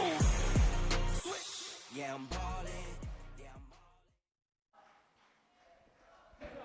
Back to Group 1 action then, where it's win and in time for Ollie Howard and Peter Ashuri.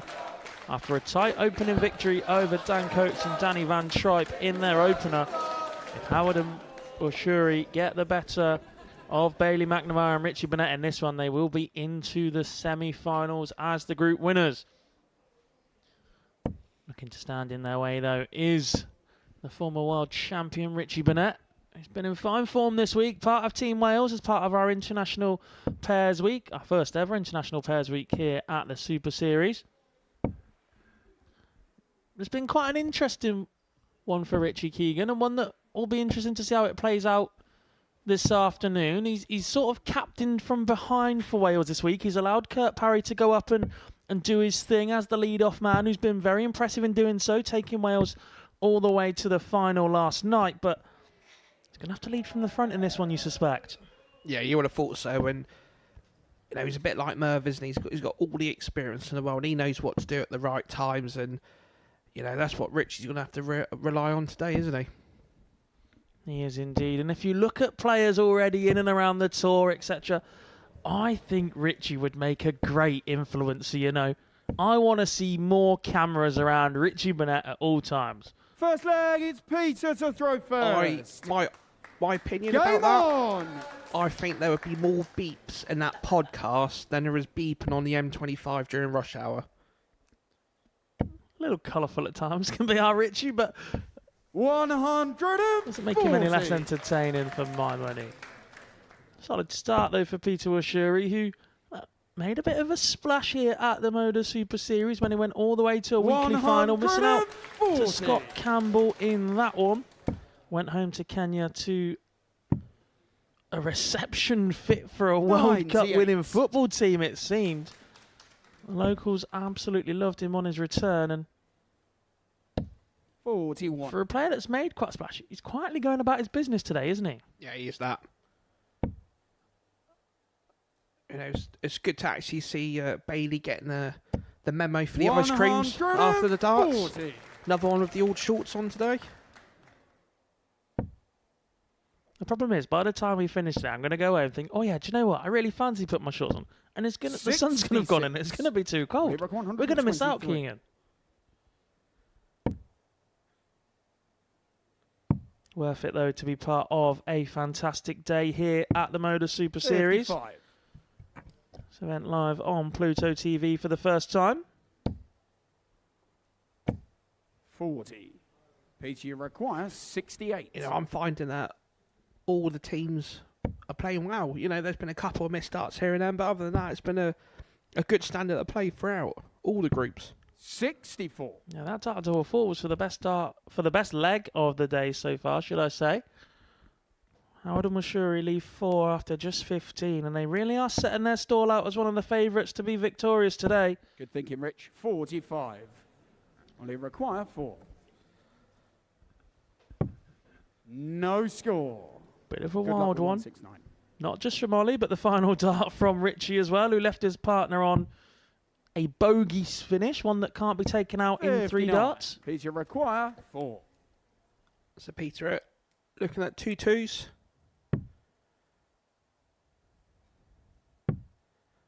No, in the madhouse. 1-1. Game shown the first leg. Ollie And drive the Howard king and mad, Peter though, as he Richuri. pins 1-1 first dart in Second hand. against Richie to throw first. Game on. Solid start once again for Peter Ashuri and Ollie Howard.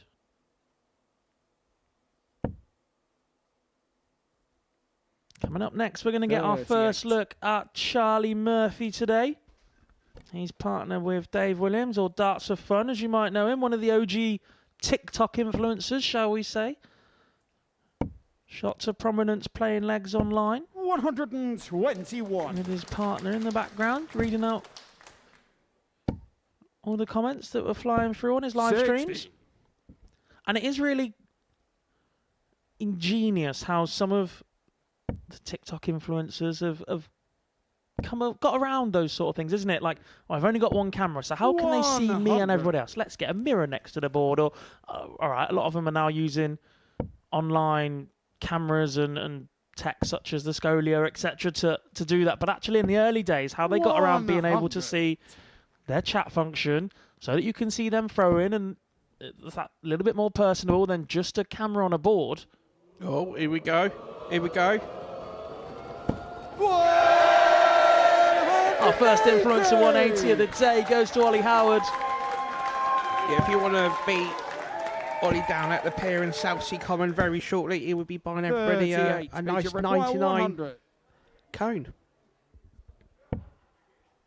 He turned to the crowd, bit of a smile, but then it was all serious once he turned back around again, wasn't there? A bit of determination in his face. I will be the first to hit one today, and so sure he leaves 55. If Howard cleans that up in a couple of darts, it'll be 2-0 to the good and a leg away from the semi-finals. Require 55. Sean and Murph. That's a bit of a wayward. So you want tops for a 15? 16. From a 180 to missing the board and then missing the big number. That's darts, ain't it? That is darts in a nutshell. Darts comes at you fast, doesn't it? Feature required 39. Looking at 19 or 7, so it's double 16. 2 8s to go Tino up. 23. Richie require 153. Chance for a big outshot from Burnett then. With Kurt Parry taking most of these surveils this week. 121. Beautiful setup from Burnett, but will Bailey McNamara get a dart at it? It's very possible now. 12. Yes, he will. McNamara returns to level us up at 1 apiece, and 6 to 9 darts ago, this didn't look possible. Howard and Washuri were miles in front. No score. They might still bail themselves out of trouble here. 4. So it's 2 2s. Just on top of the barrel. And he Game does. on the second leg. Ollie Howard and Peter Wachuri. 2 legs to the good. Go Ollie Howard and Peter Washuri, and they are now Third leg, it's throwing Peter to throw first. for a Game spot in the semi-finals. They'll have won the group. Bailey McNamara and Richie Burnett will take on Dan Coates and Danny Van Tripe in the final game of Group 1. And it's looking like that'll be a straight shootout to get into the 9-dart shootout to get back into the semi-finals. 99. Did you get all that, Keeg? Not too confusing, is it? Especially for a man that thought there was 5 letters, really. I wasn't going to bring that back up today, but if you want to go back there... I'd rather bring up than you bring up. Would I do that to you? 100. Yes.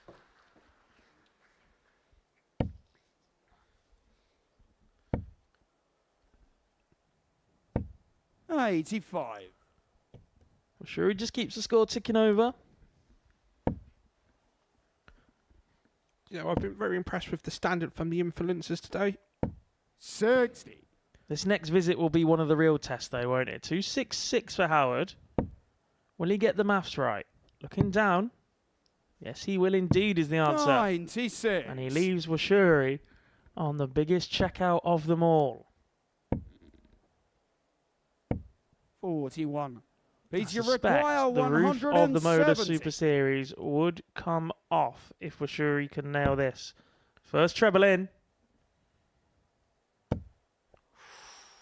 Narrowly misses the second. I thought it just nested off the barrel when you saw the first dart move. 98. And he tees it up nicely again. Howard and Washuri have been incredibly efficient. There's nothing too much. The current average compared to the first match averages, maybe half a point within it. So yeah, so Will he require very 72. consistent so far throughout the day. So it'll be another 16 for tops. And they'll be looking at double top to wrap it up. 52. Just slowly getting there. There is one thing this duo need to work on. It is their finishing stats. Their scoring has been sensational at times. 58. Well, I think that's the thing. Require The score has been 20. so good, they've actually been able to have 6 or 7 darts for a double.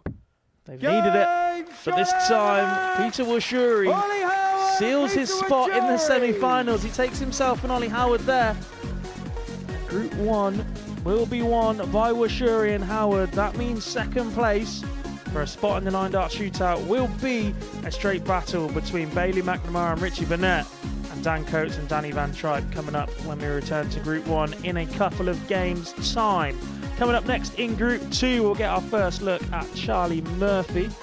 He'll be paired with Darts for Fun Dave Williams, taking on the Darts F and Marto Outhouse. But in this one, it is Howard and Washuri who wrap up a 3-0 win and seal their spot into the semi-finals.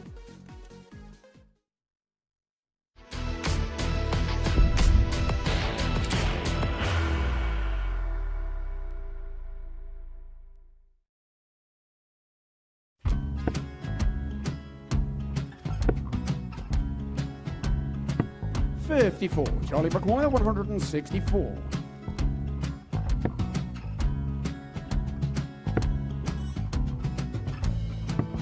$44.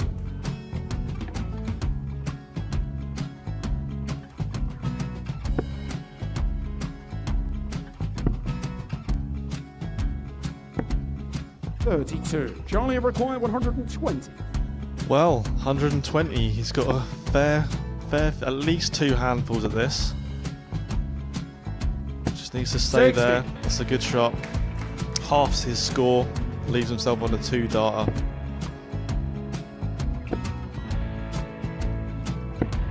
$26. Charlie Time on his required side 60. to become back-to-back singles champion.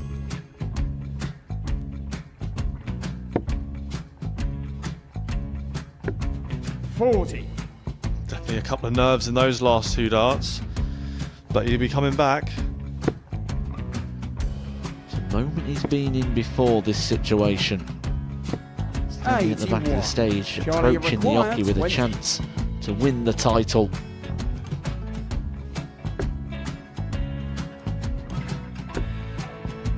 He did this to win the first title, if you remember. 11. I think he's gone. Georgia I think he's gone to bust it, maybe. The first title he won, he wanted 20. He went 6-7-7 to win it. He had a chance to replicate it again. Yeah, I get the feeling that was for a bust, and 39. on that situation there, George Scaife wasn't even able to take it out going to the 18s on that switch. Yeah, I think he just panicked a bit, but he's done well to get that big one. Sometimes can be the hardest part. Georgia requires This is it. 79. It's got to be 19s. It's got to be 19s for this shot. Big 20 and a double. He's got the first one. He's going to get a match dart here.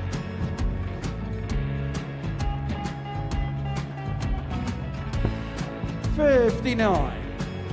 Charlie Threw the entire required body into that 8. one. Just didn't want to let go of the dart.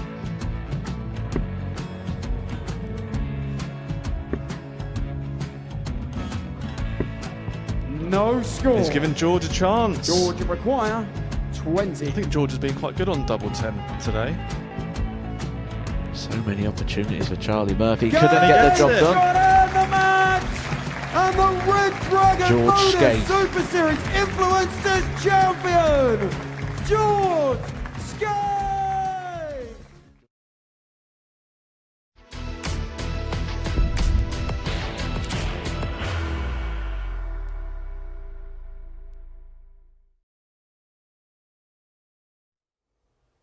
Welcome back to the Modus Super Series. Ollie Howard and Peter Wacheri have made it into the semi-finals. What a duo we've found here at the Live Lounge. I'm with Keegan Brown to talk about all the action. Keegan, I think it's safe to say Ollie Howard is a little bit better than the average influencer. Yeah, definitely. He's been a standout player. You know, the 108, the 116 checkout. The kid's got everything, hasn't he? He does. The third influencer 180. I think we kind of expected them from the bull hitters, to be fair, because they're all pretty decent. Yeah, like you said, alluded to earlier, the two lots of county players, and you know, at the moment, you know, he's the most consistent player, isn't it? And it's obviously paying off. The last one was obviously hit by Sean Nyland. So now in event 3, we actually didn't get any, which was actually a little bit of a surprise. But this one, in the 4th event, we've got one quite early doors, so potentially we could see a few more. I think it's like anything with darts. As soon as you hit one, I think it opens the floodgates. So, you know, like you rightly there said there, Jake, I think all of a sudden we could see a good 4 or 5 out there this afternoon. He's worked really well with Peter Witchery, hasn't he? And Peter's really embraced the stage today. Yeah, definitely. You know, they've been the standout players. You know, both times they've played the pairs, both average over 70. And considering this is the first time they've played pairs, it's good chemistry. How hard is it on a stage to kind of go up there and hit something like a ton topper on your first time on a stage? It's nervous. You know, it's absolutely nerve-wracking, you know. But for them to go up there as non-dart players to do that, I take my hat off to them. Well, like we said, Peter Witchery and Ollie Howard are through. Group 1 can confirm that, which means that Bailey McNamara and Dan Coates will have to battle it out for the chance for a 9-dart shootout. Remember that it's not them going straight through. Now they have to battle it out in a 9-dart shootout if they come second. And then we've got Group 2 coming up, which now has Charlie Murphy and David Williams. Although they've not played yet, if they win, they are in.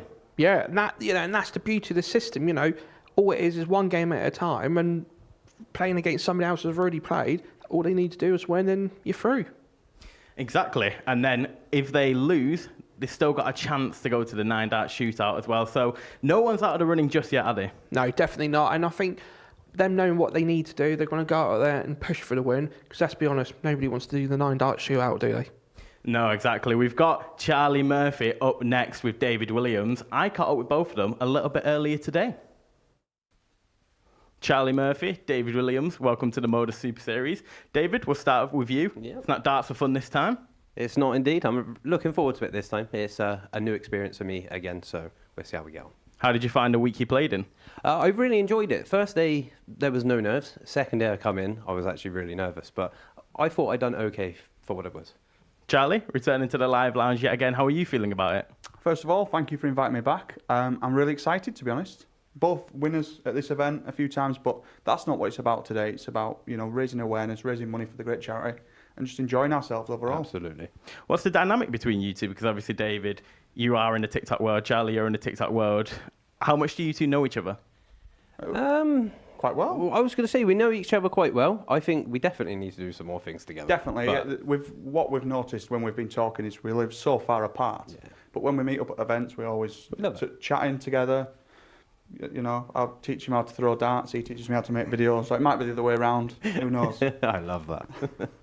Charlie, last time you were here, I'm pretty sure you swapped darts every single game. What's the plan for today? The plan for today is just enjoy it. Stick with one set of darts. Last time, I'll be honest, I did not feel well at all. How I made both finals, I don't know. I don't think we will today because there are some really good players here today. But we'll give it our best, won't we? Absolutely. We're here to have a bit of Yeah, fun. that's what it's all about. You know, like I say, we've won it. We'll just enjoy it today. No pressure on our shoulders at all. Well, fellas, I wish you all the best. Appreciate that, mate. Thank you. Thank you very much. Once that little bit of pressure's on you, it really does show. I'm very nervous, but we'll get there.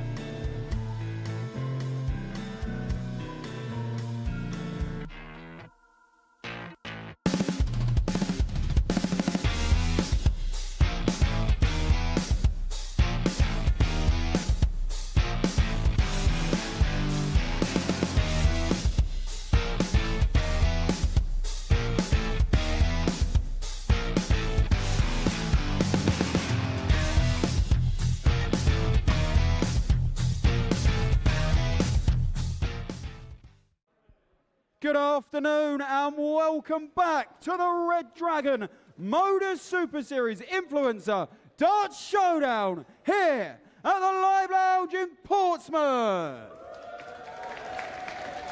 Would you firstly, for the second time today, welcome back to the stage Jack Langston, the darts referee, and Marcel Althaus.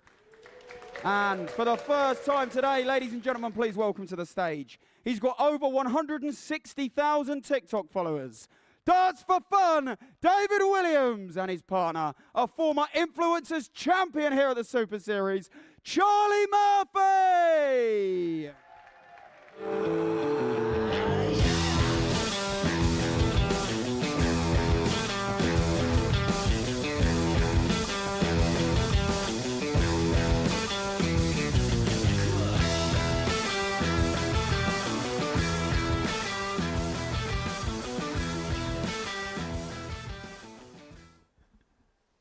We calling him Charlie Van Tripped now, or are we just cracking on? There is Easy Now himself, Mr. Charlie Murphy, taken to the stage. with Darts of Fun, Dave Williams. Back to take on Marcel Outhouse and the darts referee, Jack Langston. Marcel and Jack lost their opener 3-2 to Sean Nyland and Mervyn King.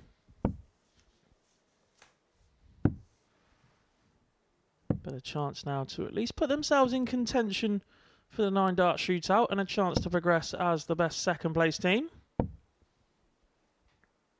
They'll need a win to do so here. A loss for them would see them exit the competition. And that would leave Charlie Murphy against Sean Nyland. A straight shootout for first place, with a loser of that head into that 9-dart shootout as mentioned. You know, I think obviously Marcel and the darts ref, I think they've now got a point to prove. I felt they were a bit tad unlucky, to be fair, against Smurv, and obviously in that group. And then, do you know what? We know with darts, you know, sometimes when you get told what you need to do, that puts more pressure on you to perform. And, you know, they've probably had a look at the back and go, Here we go, ladies and gentlemen. Win, First leg we're is through. Marcel to throw And sometimes first. when you're chasing the win, Game it's on! harder to get. Yeah, it is indeed.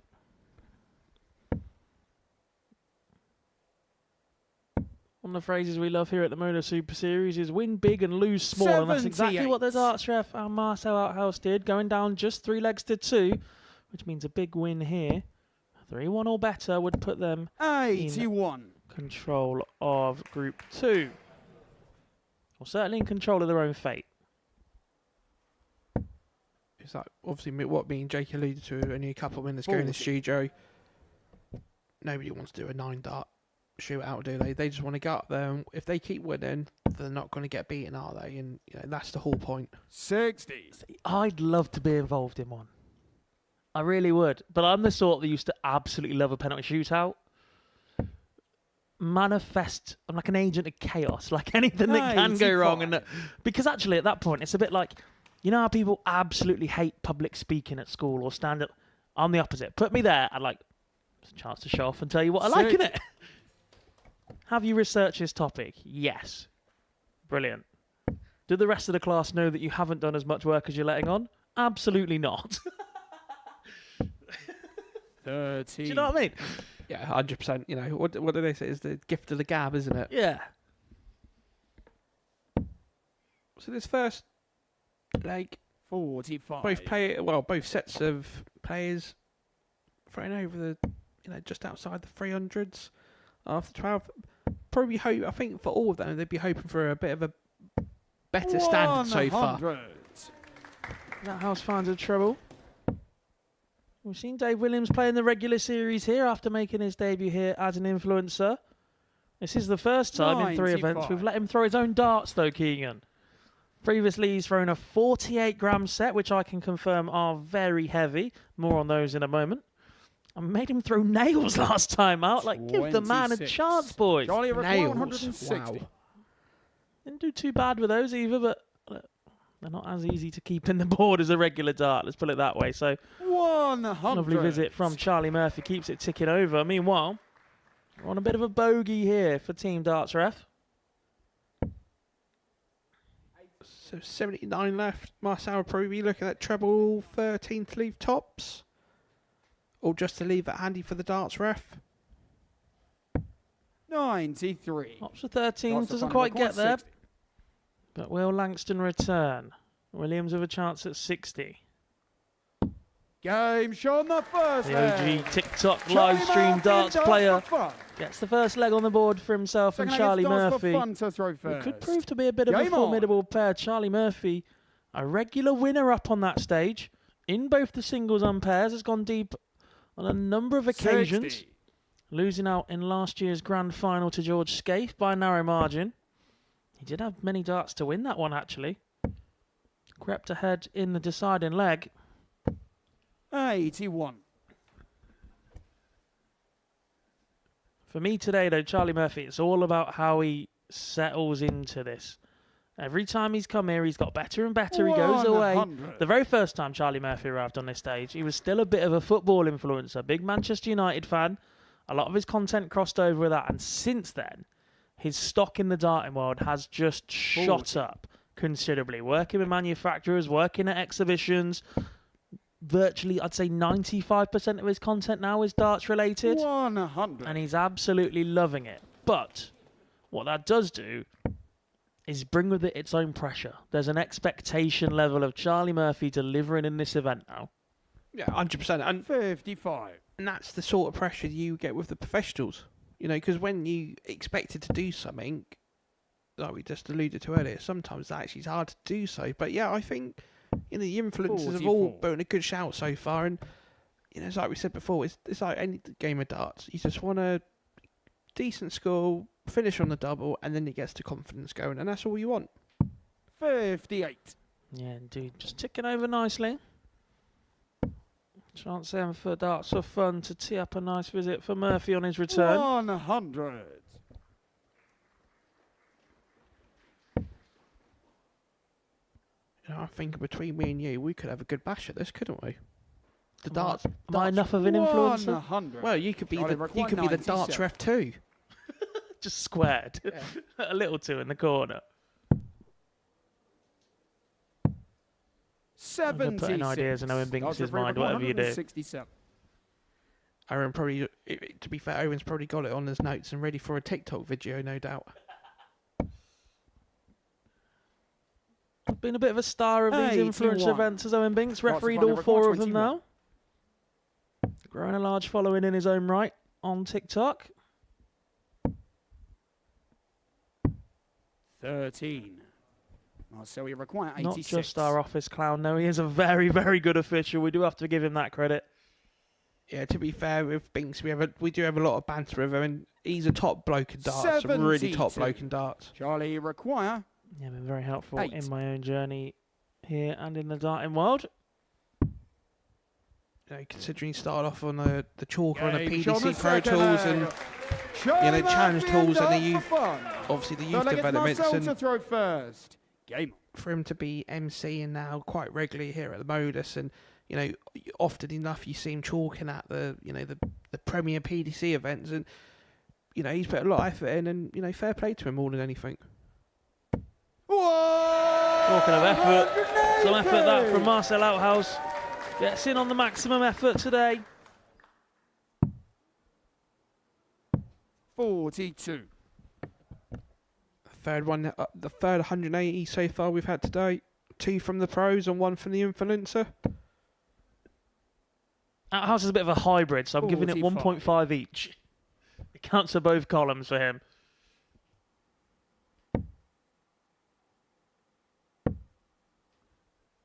Yeah, it'd be interesting to see. 45. Because obviously when we play darts, you always want to be better than your opponent, and it's always an interesting mindset. Are the pros playing against each other, and are the influencers playing against each other? If that makes sense, you know, are they trying to get better than, you know, what the parallel opposite to them? And you know, I think there's so many different mind games with this setup, and you know, that's why it makes it really intriguing to watch. Yeah, a good friend of mine from back home when I played local league, Rob, one of his favourite phrases was beat the score in front of you.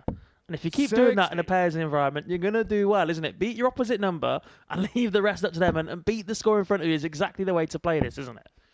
Yeah, tenfold. Absolutely tenfold. 80. Marcel, you require 100. Lagging behind a little bit in this one, Charlie Team Murphy. That's it. I've made the decision. It's a bit difficult saying both players' names every time, so we're just going to call them Team whoever the influencer is. Deal? Deal. I'm happy with that. Done. Team Murphy lagging behind a little bit. 97. Darts referee require 111. Chance for Team Darts ref. On Nelson. Big cricket score. 55.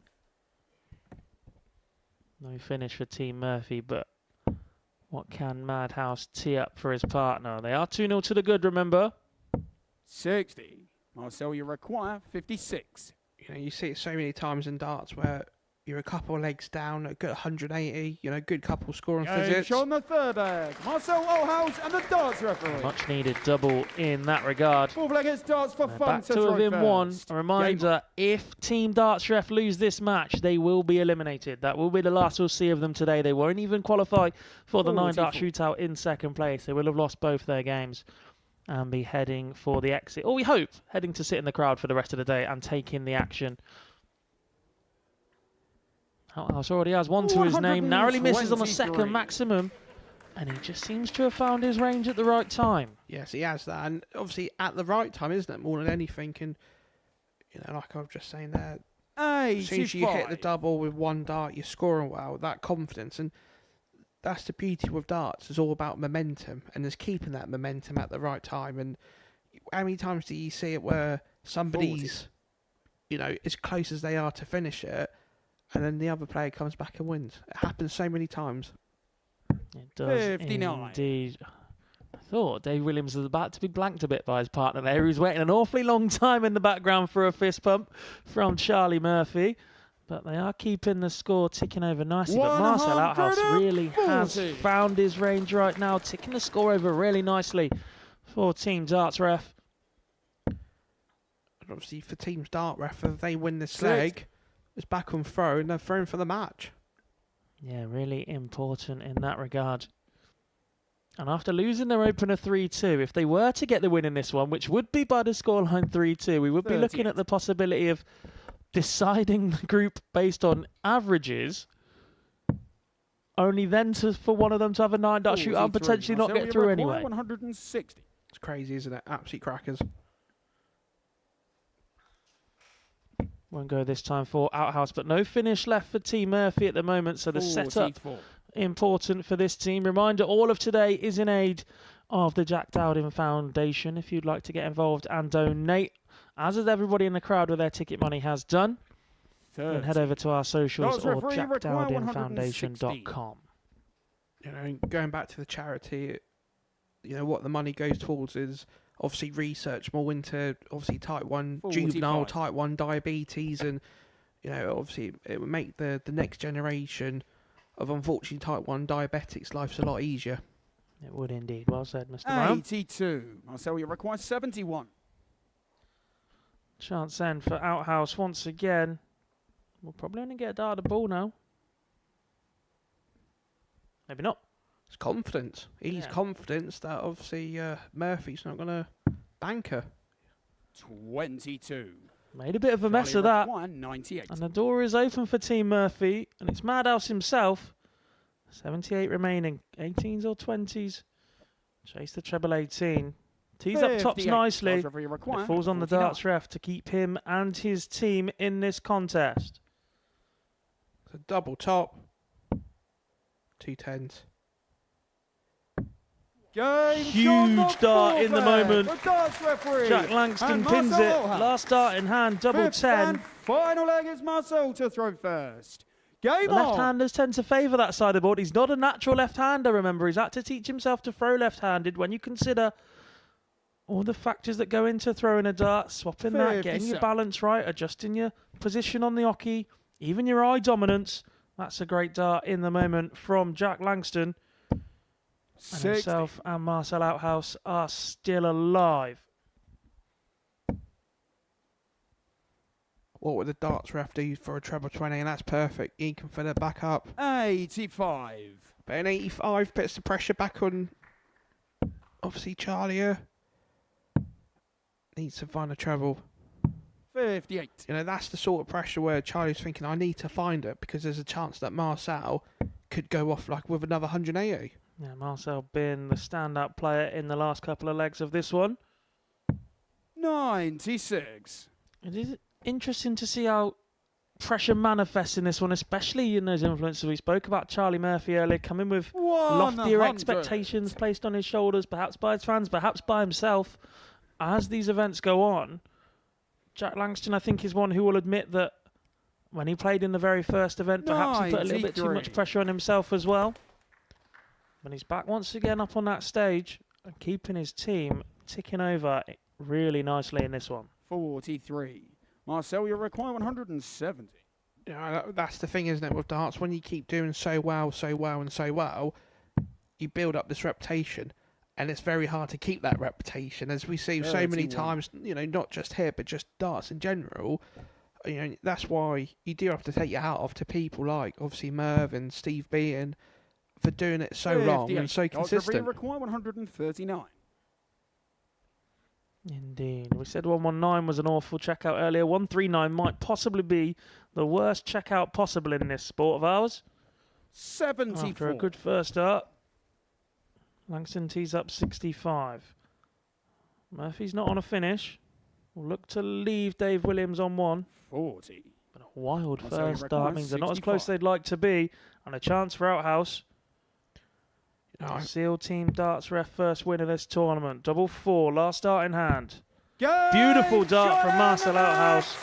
The Scorpion has been superb in this one since they went down 2 legs to 0.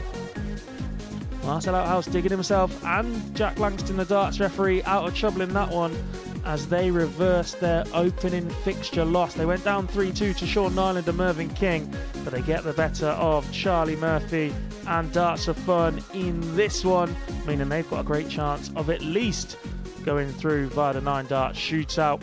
Up next, we're heading back to Group 3, where our final team will make their debut as Away Days and Jaden Walker take on Stevie White and Jimmy Van Schie.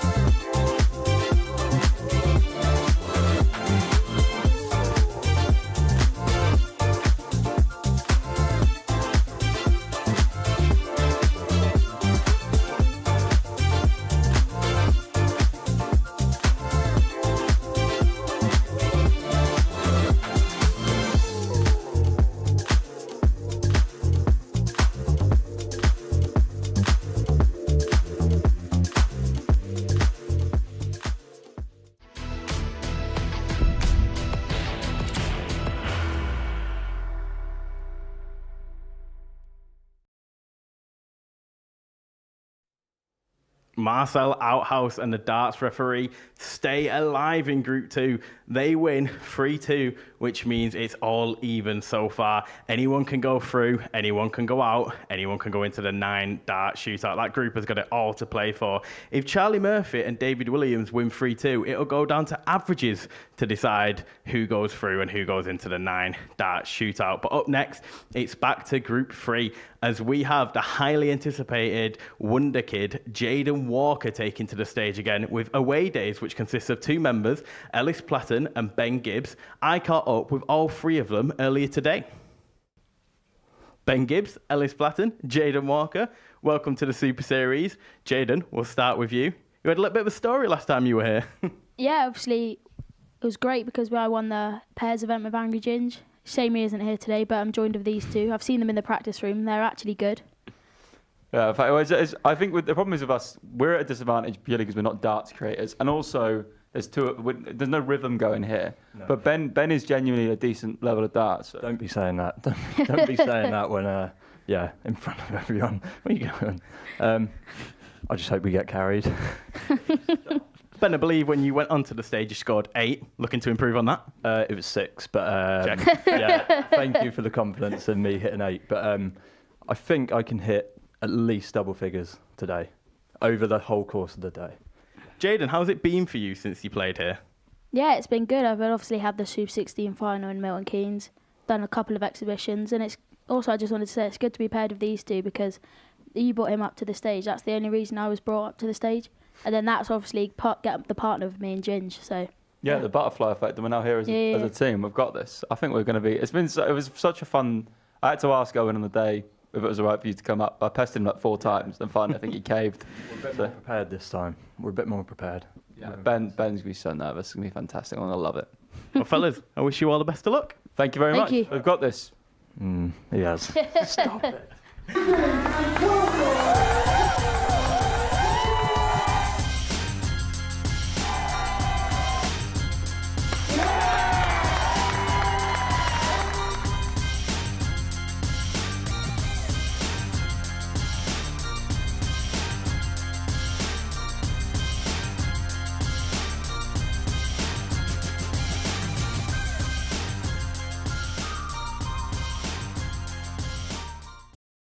Good afternoon, ladies and gentlemen, and welcome back to the Red Dragon Modus Super Series Influencer DARTS Showdown here at the Live Lounge in Portsmouth.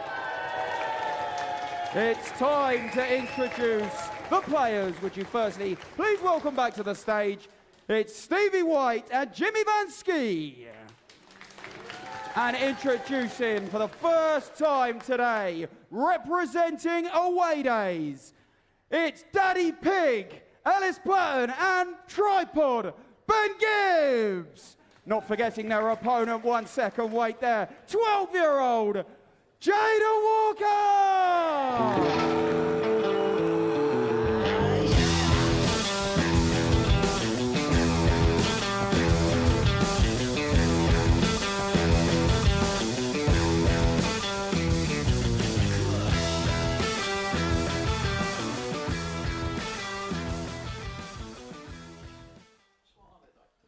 Busy up on stage for this one, as away days are represented by not 1 but 2 people in this match. Ellis Platten and Ben Gibbs are partnering each other, and 12-year-old sensation Jaden Walker. He's back once again here at the Live Lounge, one of the stars of the last event. Carried Angry Ginge to a pairs title. Ginge won't thank me for saying that, but he did indeed. What a star in the making Jaden is. Player that made it all the way to the JDC Super 16 final, narrowly missing out in that one. But he is making waves in the darting world. And our referee Owen Binks has got his work cut out for him a little bit here, because we're not giving Ellis and Ben 6 darts to Stevie White's 3. They're going to have to alternate in turn and work out whose turn it is to throw. So good luck with that one, Owen.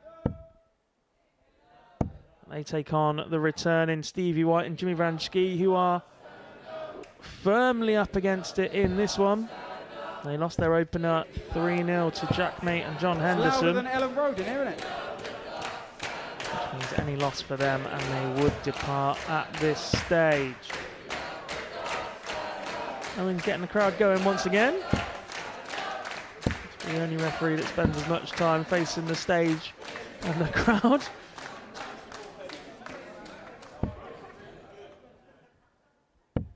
Most of them stood up because they love the darts gig. A few stayed on their Here we bums. go, ladies and gentlemen. First We'll let leg them is off. Jimmy to throw first. Game on. I think with this match, all eyes are going to be on Jaden, aren't they? Let's be honest. What a future he's got in front of him, more than anything at that age. Yeah, not just the future, but the present. He's making waves in the JDC. He's part of the Junior Premier League, I believe. Like I said, lost out in that 81. JDC Super 16 final early this year at Milton Keynes. 28.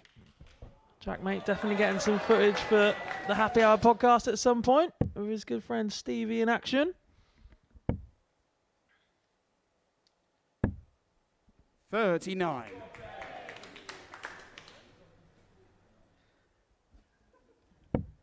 We joked earlier about the contrast between Vanski and other dart players. 99. There can't be many that have a bigger gap than himself and Jaden, who is growing every time we see him. And not just his hair. 57. But ironically, that little young fan there, he was actually the smallest person on the stage earlier practicing. Yeah, and he's got some 32. action on him as well. They're starting young these days, Keegs. I'm almost glad that I missed it all. Part of me is very rueful of the opportunities that youngsters are getting these days. Things 44. like academies through the JDC, and you've seen a number of schools add darts to the curriculum, etc. The only thing that was really around in, I'm going to say our day, there's not too much between us, is Youth 60. County, and I was playing pool at that point. I didn't really care for darts, so I was a bit late to the party. What a superstar this boy is. He had that magical 145 moment last time he was here. Good luck following that 12-year-old. I hope we're paying for health insurance because his shoulders are going to be 22. sore, carrying not Oh, one wait, but age two require teammates by 100. the end of the day. First look at a checkout then for team away days, and Ben wants a ton. Has he really just had the audacity to try and go tops? I think he has. 32. I rate it. Execution could be better. Must work harder, as the report would say. 100. Chance then for Walker. Banged in the Rating 180 in his last 68. visit. 68 for him. This will go quickly. Double 16. Game on the first So good. And The Jaden pace that he Walker. flies around the dartboard. Jaden Walker is an absolute star. Just Second leg is look at Jaden the to throw mannerisms on him for a first. 12-year-old. He's Game so on. calm, so confident. Believes in his ability. He is superb. And 60. I've been fortunate enough to be around Jaden for a while now. Obviously, lives local. He plays county for Dorset, but I've seen him at a number of local events. He played for Dorset against Hampshire earlier this year, which I was 93. fortunate enough to referee.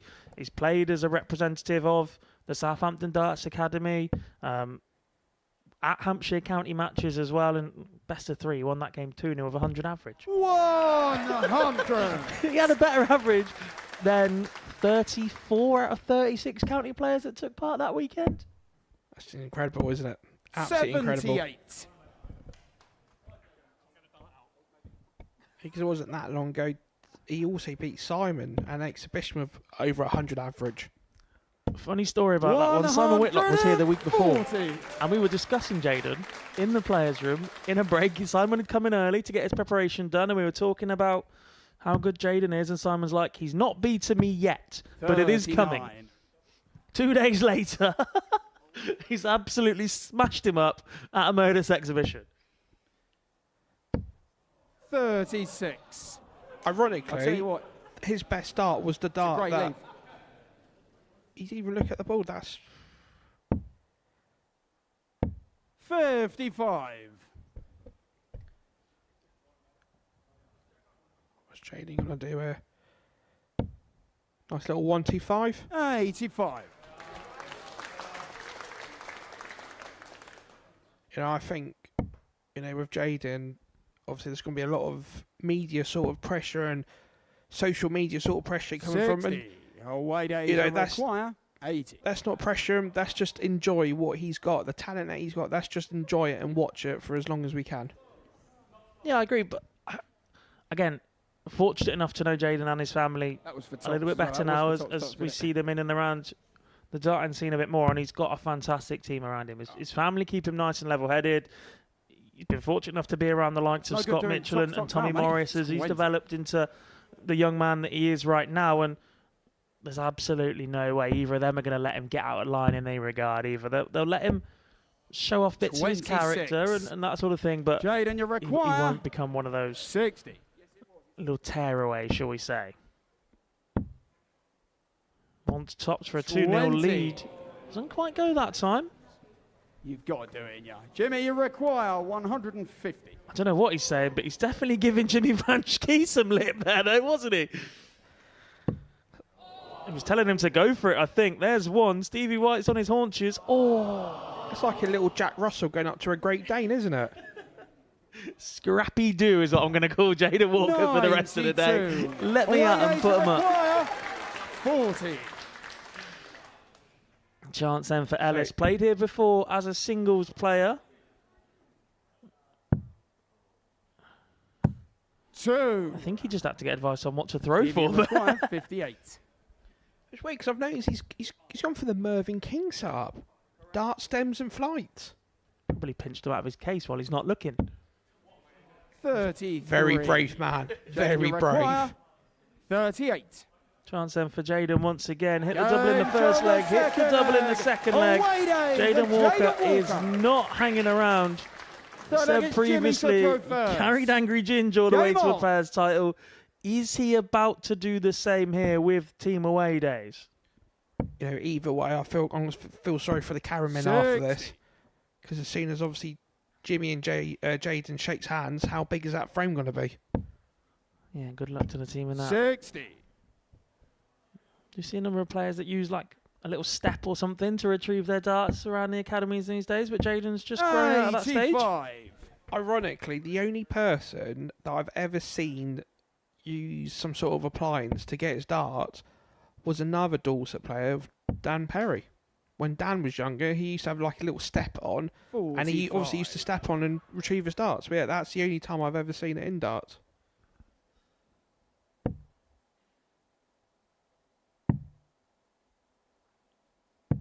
$58.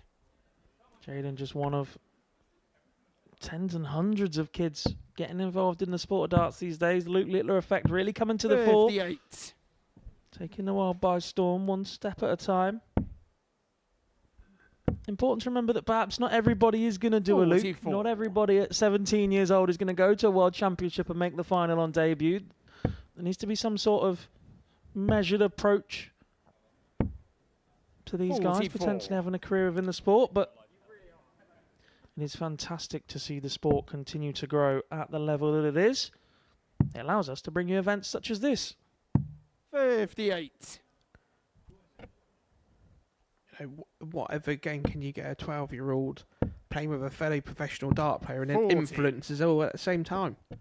And you know, and that is the beauty of darts.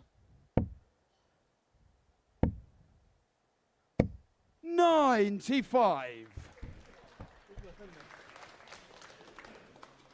And I think for Jaden, more so than most of the players that we've got here as a pro, these are the sort of characters and personalities that he'll be growing up on as well. These are the sort of 45. content that Jimmy require times are changing. 101. YouTube is absolutely massive in terms of a platform to consume content on, and you've got TikTok and Instagram and on all the other video-based social medias that exist nowadays. Less and less people are watching TV. More and more people are... God, 177. 121. I thought you were going for the 90s. Crowd eating out the palm of his hand. Poor mash Stevie, from you the young man. require He's not 48. normally one to do that. Should have switched away, but we'll let him off. Stevie White's getting more darts at double for this match. 32.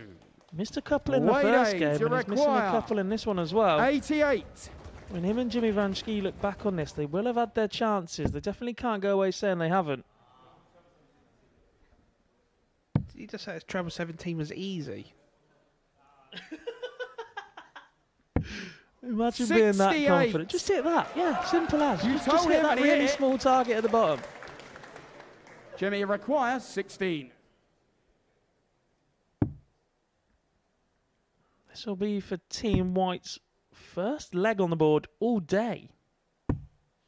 No score. They still can't manage it. Jaden, you require. Jaden Walker 20. told Ellis Platham what to leave him. Once you do that, you got to make sure you hit it, which is exactly what Jaden Walker does. He hits all 3 doubles in the match and fired in a 180 at one point as well. The 12-year-old picking up where he left off when he was partnered with Angry Ginge before, and he knows where the camera is. Look, I have no idea what that means or what it does, but they've definitely rehearsed that one. Jaden knew exactly where the camera was and ushered the boys across in that regard. But superb performance from them to pick up the 3-0 win, and in doing so, eliminate Stevie White and Jimmy Vanschke from the tournament. Now, coming up next, we're going to hear from Lawrence Dowden, the founder of the Jack Dowden Foundation, to find out why we're doing today. Unfortunately, we lost my son Jack, who died of juvenile diabetes. So basically what happened on the day, so I had some work I had to do in the garden. 8 o'clock in the morning I saw Jack and we were chatting about things. He said he was feeling a little bit under the weather and he didn't know if he was going to go to work. And I said, like typical dad, I said, Jack, do your bloods, tell me where you are. And he said, no, Dad, I've done them, they're all okay. Yeah, they're all fine. Yeah, reassured me. I went out into the garden, did some work, came in about an hour and a quarter later, went upstairs to take a drink up, and he'd already gone. So he'd obviously had a huge high, and what that did was that would have stopped his heart, and that would have put him into a coma straight away. So my wife, who'd been a nurse all of her life, I called out to her, she rushed up, she tried CPR on Jack, and she did CPR until the ambulance arrived. But the reality was he'd already gone. And Angie, my wife, knew that, and obviously she was trying to be as delicate about it as she could, but she realised it was just very sudden. And if he'd suddenly gone like that and collapsed, and he was in his bedroom. If he'd been downstairs, all those things but as a parent, you always think, oh, if I hadn't gone out and done this, I hadn't done that, could have I done it different? And that's all the things you'll always wrestle with in your life. But it just shows you how dangerous an illness it really is. I always thought of diabetes like a seesaw. It's as dangerous high as it was low, and unfortunately when we lost Jack, it wasn't a low, it was a high that actually, caused his passing. And it can come on quite suddenly. But like I say, if you've got a friend that is diabetic, just keep an eye on them.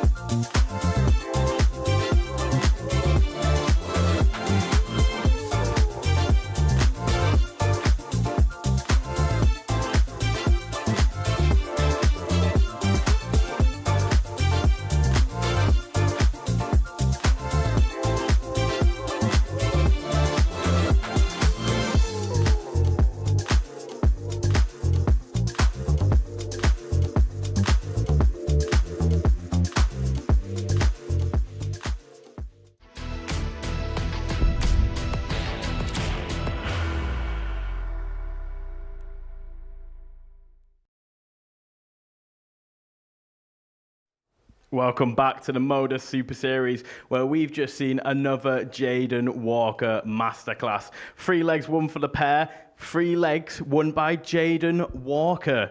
I'm joined by Jack Garwood. Jack, that was a serious performance from Jaden. Yeah, I'm running out of words to describe the kid. The fact he's only 12 years old is quite staggering, and every time we put him up on that stage, he seems to deliver something else, doesn't he? He's just got whatever it is about him, hasn't he? What's crazy is that the first time he was here, he looked so confident, and now I think he looks even more confident. How is that possible? Yeah, I mean, he's just, Ellis, hit treble 17, it's easy, or directing the boys at the end to that little camera shot and that little celebration. He's just got such an air of confidence about him, and it's not arrogance either. Like, there is a fine line between the two, but he's walking it very, very nicely. And I mean, he has the talent to back it up, doesn't he? Another maximum visit on that stage. Just what can't he do? Nothing. I've experienced this firsthand as well. We've played locally and he's beat me 4-0 in 6 minutes. He just absolutely flies around the board at some pace.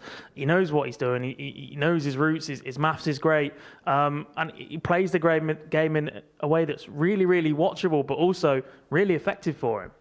Jaden's masterclass means that they start with a win in Group 3. Let's have a look at that right now, because we've got one more game where Jaden will obviously come back on stage. It's been 3-0 and 3-0, which means there's a lot of room for a lot of things here, Jack. Yeah, basically a straight shootout to see who wins the group in this one between Team Away Days and Team Jackmate. Although what you probably aren't too worried about if you are Team Away Days, if you lose this next match, is the 9-dart shootout, because the scoring power of Jaden will seriously be scaring a lot of people in that back room.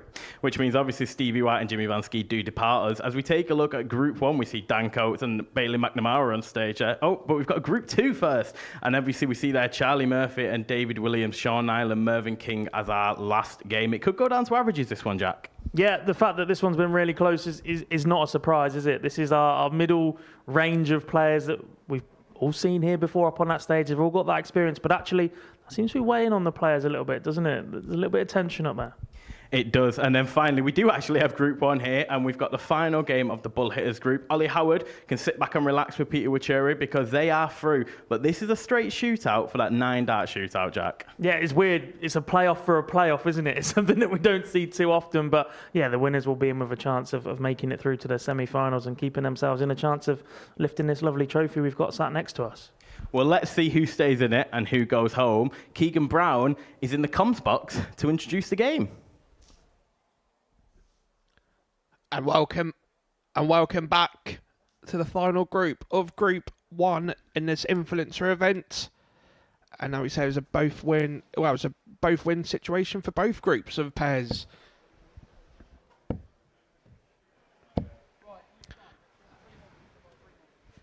And this is what we always say with darts. It is literally in your hands. So both sets of players, they know what they need to do to get through to that potential 9-dart shootout.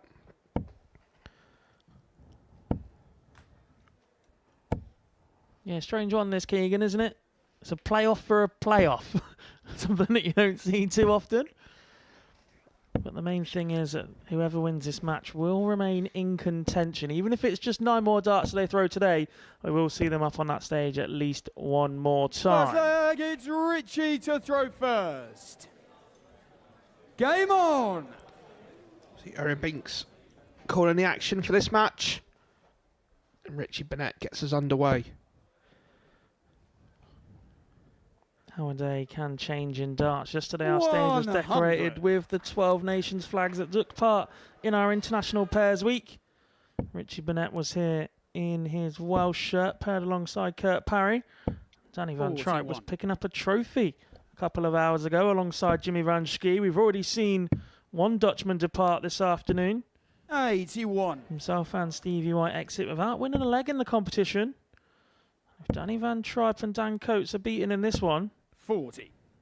Danny will exit pretty swiftly too. Marry me, Dan. What's in it for me? 41. I want to marry Dan.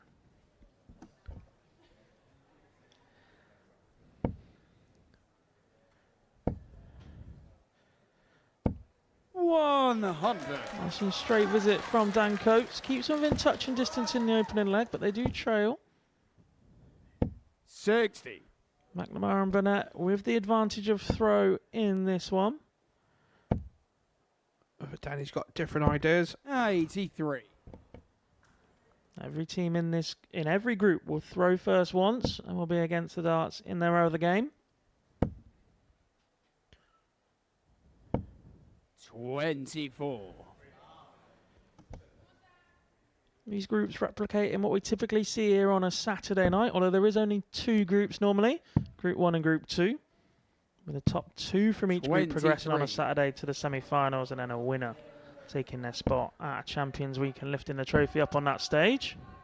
I wasn't too sure if, Owen Binks was then trying to tell Talon to sit up or sit down or just start singing. I wasn't too sure with that hand movement there. 60. Richie require 110. So Richie trying to keep it. This is 72 left. 74. That's good darts to leave 36. And 154.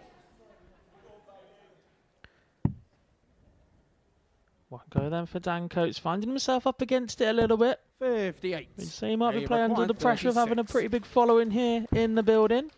He's already had a marriage proposal this afternoon. No score. Danny require 96. McNamara can't find a double 18 though, and a chance for Van Tripe,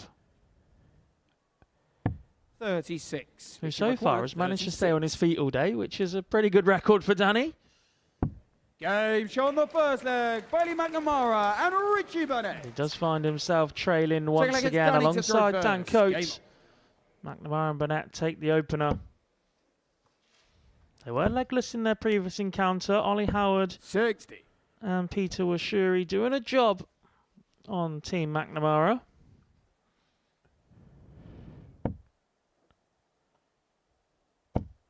But that one in their favour means the only pair that will finish without a win today is Team White.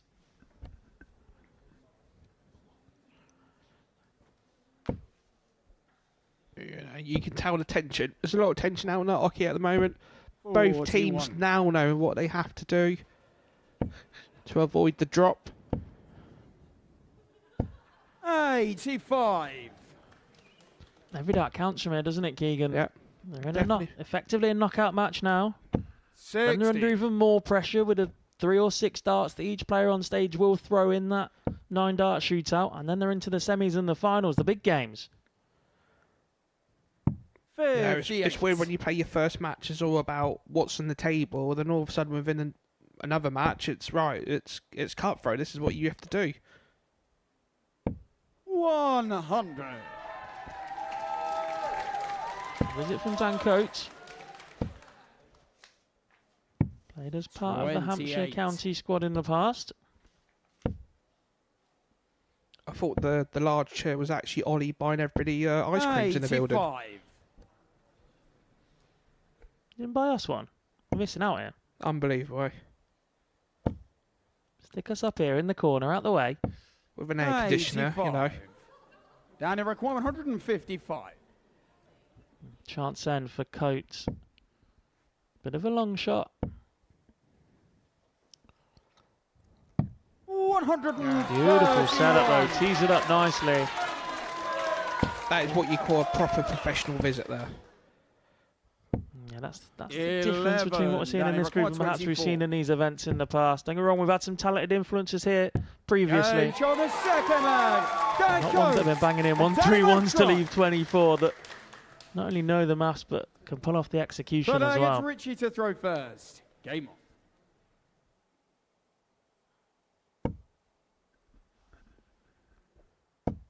Yeah, Richie filling the bed up. Whoa! And he does so. 180. Bang on cue. Whoa!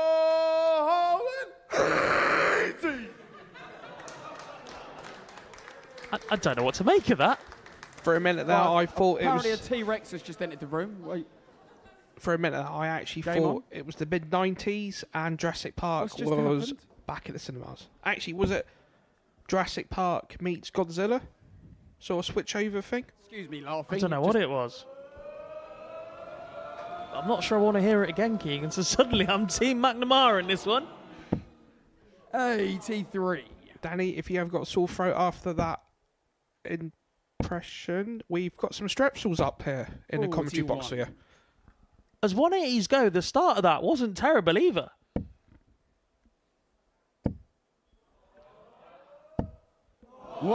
So near to our second of the leg. Ben Coates trying to get in on the action. Keeps this leg nice and tight. It's 5 perfect darts from Richie Burnett. 140. Richie rolling back the ears. Has a player over the age of 50 ever done something good on a dartboard and not been accused of rolling back the ears? I think 60. looking at the youth Any players require nowadays, I think it's 140. anyone above the age of 30. 45. We've actually rolled back more times than Asda prices. Some frightening youngsters about in the sport at the moment. One of them carrying away days right now in group number 3. We'll see them again shortly. 48. I like it. Richard require Coates 95. sets up the big fish, but will Danny Van Tripe get a look at it? So there's 86. 68 left. Treble 20. 45. Richie, go your own way, son. 170. Definitely Just 45, realised, I mate. think. Oh dear, my bad. I've left him the ball. Definitely right, Richard.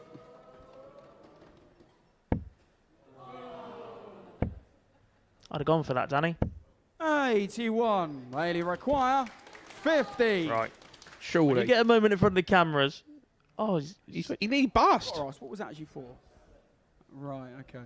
Apparently it was a slip. I think it was for the ball. What's he switched there for? I've never seen this, but if he pulls this off, 2/16. 18. Go your own way, Danny Bailey. require 89. Chance then for Dan Coates. Treble 19 first. 20 or treble for double 5 for the lead. No Drags score. it into the wrong bed. How Richie costly could require that be to 32. Team Coates?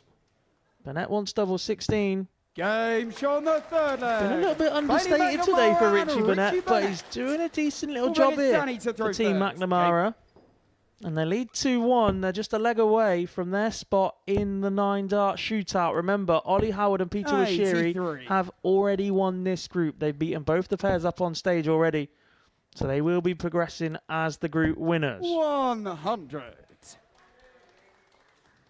The winner of this game will be the first team confirmed into the 9-dart shootout. 60. A lot of pressure on both sets of players here. We've not seen too much of the old jerky action, have we, from Richie, you know? 28. Obviously, my nickname for Richie's Buckaroo. Because that's what he looks like, ain't it? You put the last thing on the Buckaroo bark, and then all of a sudden he flips up and it's like Richie in his last art. Yeah, legs akimbo 60. for Richie. That's Swan Lake on ice. Maybe more like Bambi sometimes, actually. I don't know how many 60. black trousers has he split over the years. It's be difficult to keep your focus when Richie's up on that stage, I'll be completely honest. Not 85. just from a playing capacity, but you just see him doing these things out the corner of your eye when you stood there trying to referee for him. Gotta keep your composure when Richie Burnett's in town. 30. I remember about 8 or 9 years ago, I played Richie in Milton Keynes, and anyone who's ever played darts in Milton Keynes knows that the area is a very big hall we play in. 135. The table was quite clear, obviously very close to the hockey, but we actually had to get 2 officials to move the table 6 foot further back so I didn't get kicked in the shins every time he went up for his last dart. Inspired by Bruce Lee, it seems at times. 19. Well, that could be his nickname, Enter the Dragon. Yeah, there is the Welsh link as well. 100. Prince of Wales Danny himself. require 59. One of 2 princes we've seen here this week. Got 2 kings. No score. That's the wrong double, Danny. Haley require 170. Would have been the right one if you'd hit just the single 19. Made a bit of a mess of that one. So it's 78. Look, should we look at treble 18? 40. Daniel required He's 59. making a mess of it. McNamara leads 77, but a chance for Coates to level us up at 2 apiece. Which is exactly what he does. Clean kill of 59, and we're going to a deciding leg. Fifth and final leg is So our Richie shootout to get into a first. shootout is now in a one-leg shootout. Are you following? Barely. Barely. It's more confusing than trying to work 60. out the non-league football tables into the the all-conference. 22. You've got teams below the Watford Gap playing in the Conference North Division because there's too many teams in the South. 46.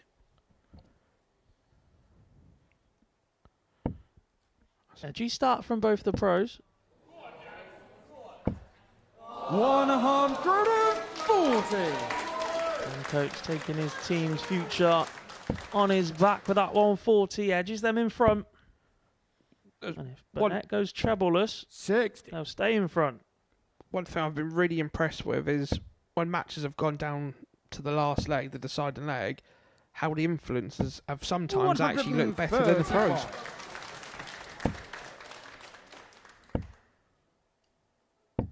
81. I guess it just, there is that little expectation of them that they can just go about their business nicely, isn't it? You get to that serious moment, you got the influencers looking at their pros going, come on in, this is your job, you should be getting us out of trouble here. And that doesn't always materialise. Dan Coates has been superb in this leg though. 96. Van Schrijp on 128 after just 12 darts. Another one of those. For double 10, Danny Van Tripe. 180. Narrowly goes inside. Require He's double 10. Dan Coates probably would have preferred a miss on the outside if they are to return, which is exactly what they will. 78 remaining for McNamara. 84. Tried to leave double 12, but no good. He's left it semi-handy for Rich if he returns. That's the mark. That's a marker. Surely. No score. Unable to use the second one. Richie requires Which was placed pretty nicely, and a chance for Burnett. 20 for tops. Keeps it out of the way. One at tops. 34. Bit of a And he flyer from required Burnett. 10. And Van Tripe drags it low. Single one, no No good. score. It's been a lot of Radio big require number misses from the pros today. Yeah, perhaps just a lack of concentration at times, but McNamara has seen off Team Danny. Dan Coates and Danny Van Tripe are out. Bailey McNamara and Richie Burnett live to fight another day. It won't be straight into the semi-finals. They will be into a 9-dart shootout. Richie Burnett getting himself pumped up for that one, which will follow in a couple of matches' time. But that's when the pros are going to earn their big bucks, isn't it? In that one, with just their one visit they're going to get in that.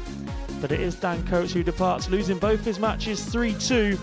Bragging rights in this group go to Ollie Howard, but it's Bailey McNamara that sneaks through alongside him. Next up, the conclusion of Group 2.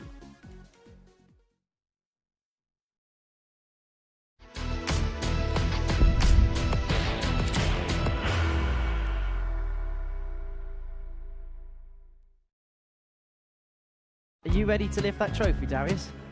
Yeah. Let's do it then. Ladies and gentlemen, your Modus Super Series 9 champion is Lucky D, Darius Labanowski!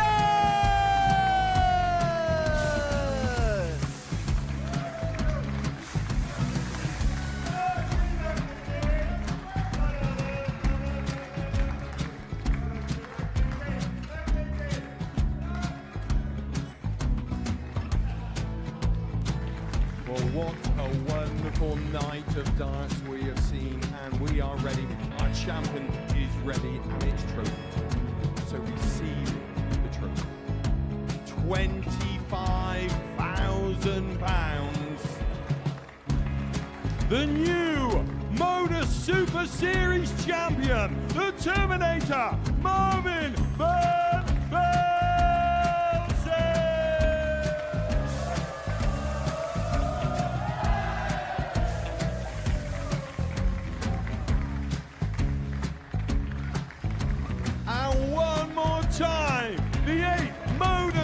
Super Series champion, the Terminator, Marvin Van Velzen.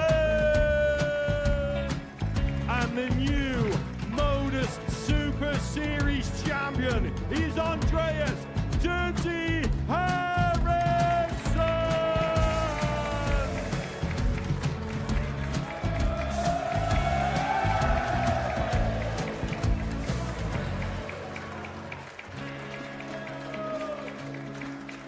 And one more time, the 7th Modus Super Series champion. Give it up for Andreas Dirty Harrison. The moment we've all been waiting for. Would you please show your appreciation for your Series 6 Modus Super Series champion, Scott Taylor?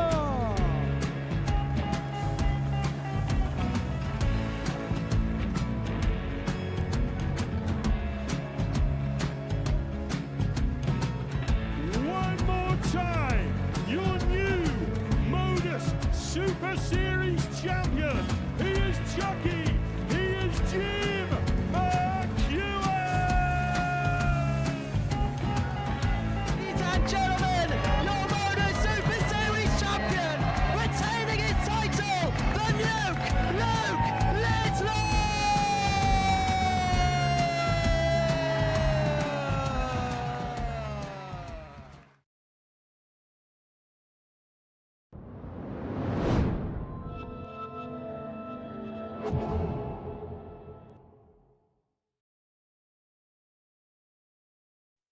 Welcome back to the Modus Super Series, where Group 1 has been concluded. Ollie Howard and Peter Wacheri make it through as they top the group. Bailey McNamara and Richie Burnett make it to the 9 dart shootout, where they'll be hoping to also join Ollie and Peter in the semi-final. Dan Coates, Danny Van Tripe, unfortunately, are out as we go and take a look at Group 2.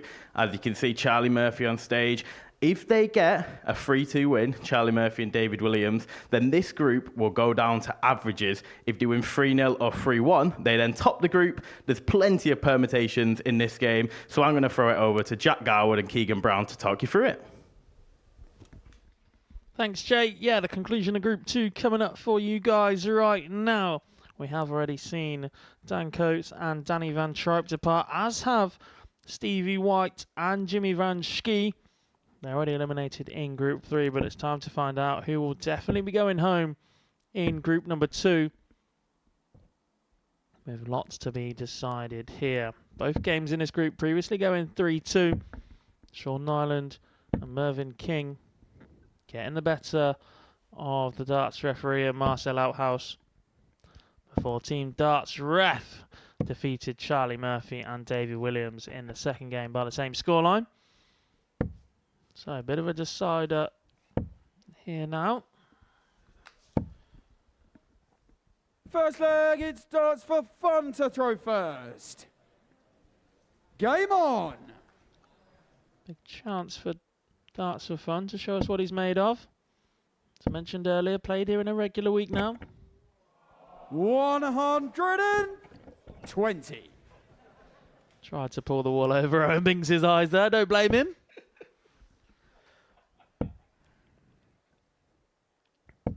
$41.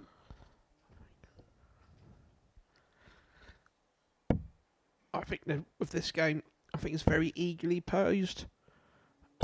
125. Yeah, they more or less play to the similar standard average-wise, you know, the early 60 sort of mark. And, you know, but one thing I've noticed about both groups so far is obviously 60. Sean and Charlie's both using different flights compared to what they were in the first game. Yeah, Sean's definitely changed his flights. He was using a traditional 84. two-piece setup earlier on with a plastic flight and stem. But now he's switched to a all-in-one setup. Charlie Murphy, however, looks to have changed his complete setup. I don't think he was throwing those darts earlier either. Yeah, the purple all-in-one on a different dart barrel, I'm convinced. It's not the first time we've seen Charlie do this. 41. He's the only person that ever goes on holiday that has to take 2 suitcases, one for his clothes and one for his darts equipment. Right.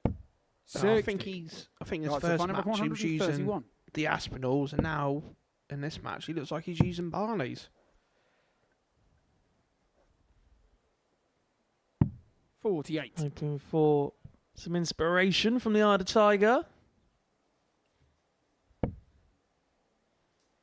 Wouldn't surprise me if we see him back up on stage at some point again after this run with a completely different set. It's something that Charlie likes to chop and change with.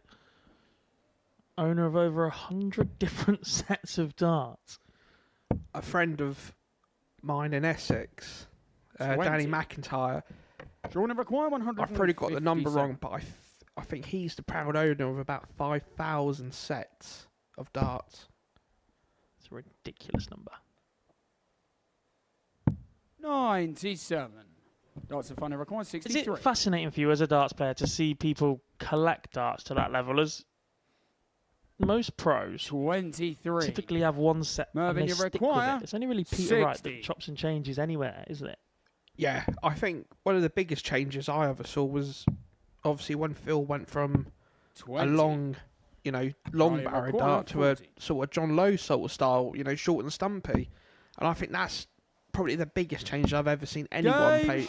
Anyone within darts do. Charlie Murphy and darts Highly for fun. effective for him, though. That Second initial against Marvin change was to the throw most first. successful dart of all Game time, on. or at least that's what the marketing brochure said for a while. Was it 2.7 million pounds it won in about a 3-year period? Something ridiculous like that, indeed. with 66. Those iconic pink slick stick stems. See multiple iterations of a similar dart since for Mr. 66. Taylor.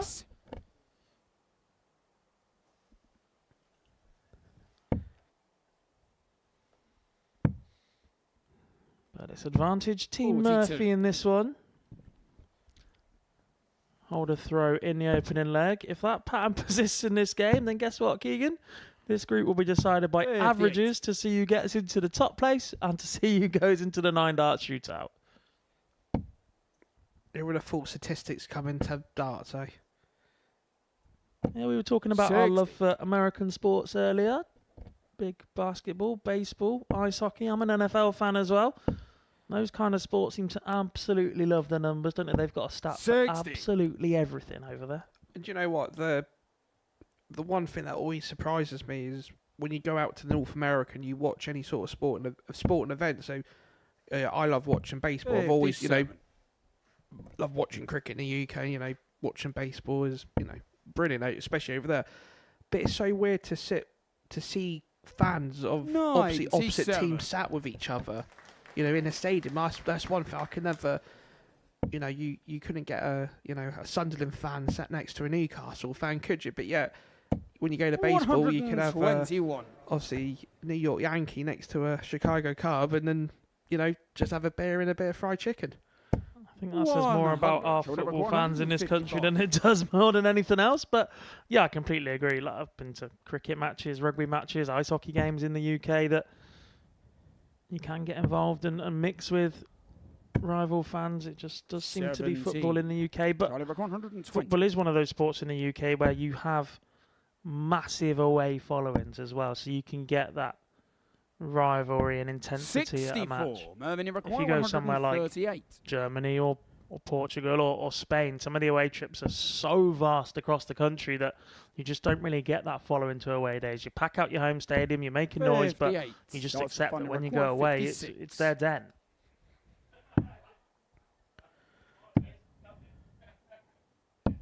Game show on the second leg. Got there in the end. Did Dave Murphy Williams and miss the Darts big for number fun. to start with, but pins tops So on it's his Darts for fun return. to throw And that's a first. 2-0 lead to Game Team on. Murphy. To be fair to David, I see what he did there because it's an exhibition field day. He was going for 32 80. for 24. I can see what he was doing. Yeah, we'll go with that, Dave. We'll cover you up here. We got you, mate.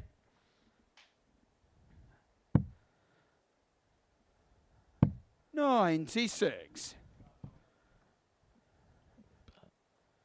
Much like last night, When it comes down to the second group game, Mervyn King finds himself in trouble. Him and Steve West unable to progress to the knockout stages of the international pairs finals night. And he could do with a bit of help from his partner in this one, but he's not getting it from Sean Nyland at the moment.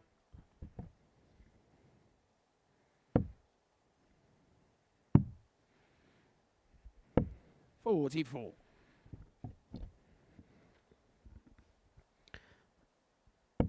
Merv putting all his experience into this throat.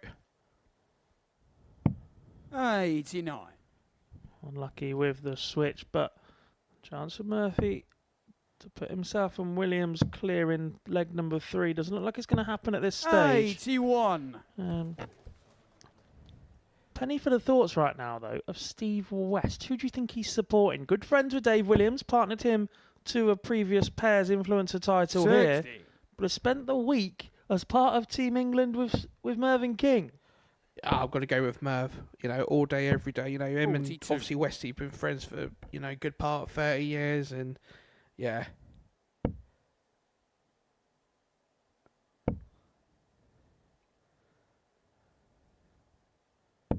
$100. Big visit from Mervyn King, gets himself and his partner back in this match. Charlie 60. Murphy keeps the score ticking Sean over. require 126. A chance for Nyland to at least set up something more manageable for Mervyn King, which is what he's going to have to do from here. He's getting the counting right. You can see that, but the execution 30. just isn't quite there for That's Sean a final Nyland at the moment. 134. And he's left King on a little bit of a long shot.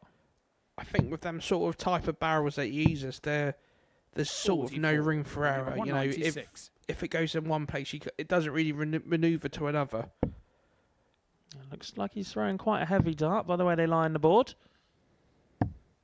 64. Charlie require Herb 90. leaves his favourite double 16. Unlikely he'll get a go at it. 44. Sean require 32. Murphy tees up 46. Should Darts for Fun get a look at it, but Nyland to keep himself and Mervyn King alive. If they lose this leg, they are out of the competition.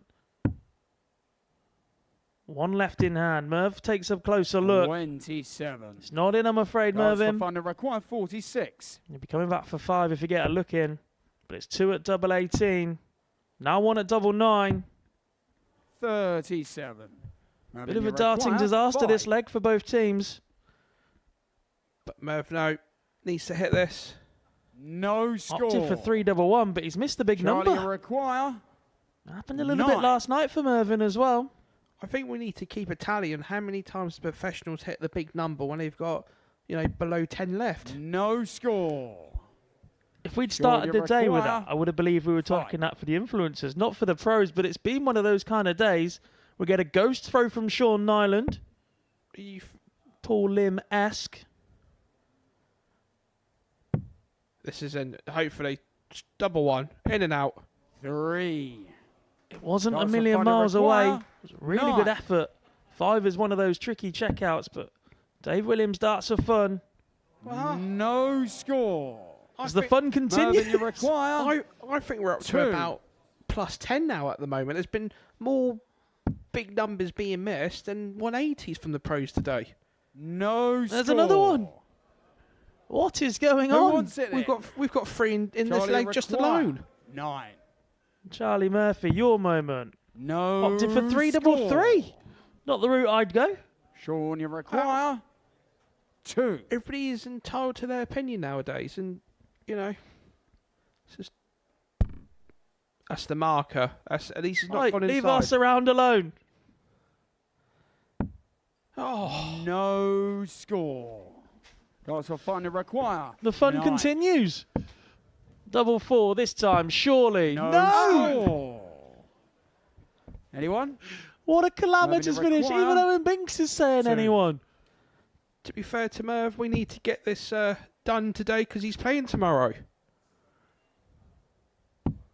No score. I can't believe we're approaching this. But Charlie I believe there is a require bull off written in the rules 9. somewhere if the players can't get closer to this. I didn't think that would be needed when we've got professionals up on the stage, but it's score. creeping ever closer, Keegan Brown. Sean, you require. I think I said earlier we'd have a good go at this, wouldn't we? Best not look at that. It just We'd makes have me won feel this bad. by now. Well, actually, Two. maybe not. Still Ollie two. Howard and Peter Shrew were It's very, always gonna very be good. two. Then I want to swap for a game. Get yourselves up here, boys. Nice air-conned. Comms bar. Surely. Stay there. A little bit lower down. No score. Darts for fun, you require 9. That's a lot of zeros, gents. Double 4 again. Double 2 now. They're both in the madhouse. 7. Dave Williams, what have you done? Mervyn, you require 2. Chance for Mervyn Surely. King to be the hero. No. That's it. No. Yes! Mervyn King, take a bow. Sean Nyland. What a finish. And Mervyn King. Top quality darted action here. Full flag, it's Mervyn to throw first. What's the odds of Merv kicking off with a 180? Game on. I don't know, but when was the last time Mervyn King was involved in a 45 dart leg? I don't think he probably hasn't. Ever. 81. I can't believe we've just seen that, if I'm being completely honest with you, Keegan. 100. It's legs like that that remind the folks at home that A, darts players are human, and B, in the future you could be up there too. Yeah. It happens. Everything is possible at the Modus Super Series. And you get those moments in lots of sports, don't you? You get 85. Premier League footballers that can't beat the first man with a corner, whilst lads playing Sunday League that have clearly been out the night before can. 137. You know, it's like we said earlier in the day, that word momentum comes back into darts. And to be 44. fair, Charlie and Dave, they would certainly know the true meaning of that, wouldn't they? From the last round of matches. Yeah, just let it get away from him in the previous encounter. Marcel Outhouse turning on the style at the back end. 59. Reminding himself and the darts ref are watching on in the back room.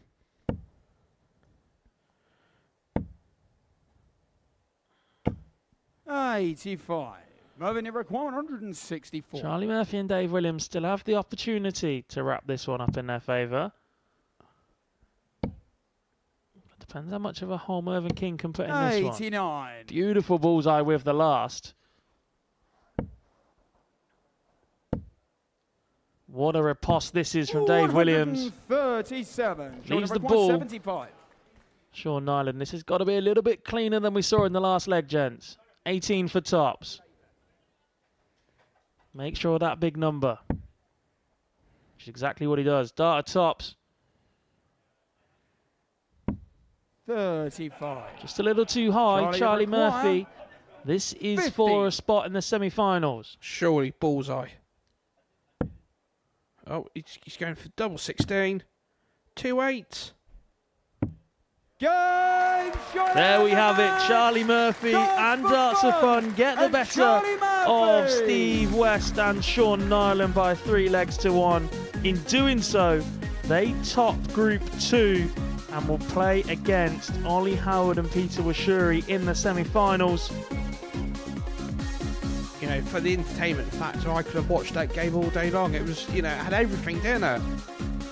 Did indeed. Sean Nyland and Mervyn King depart. Darts referee and Marcel Outhouse will be heading to the 9-dart shootout. Well, they'll be hoping to secure their spot in the semi-finals. But next up, we'll see away days against Jackmate in the final game of group number 3.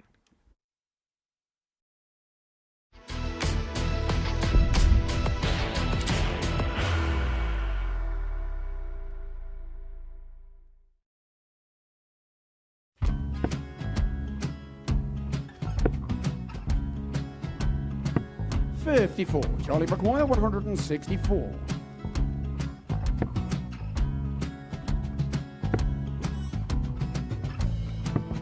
$44.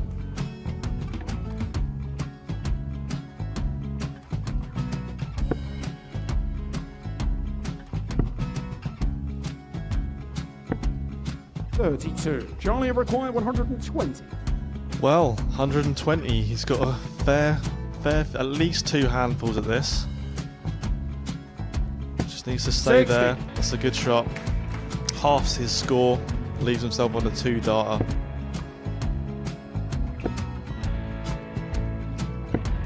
$26. Charlie Time on his require side 60. to become back-to-back singles champion.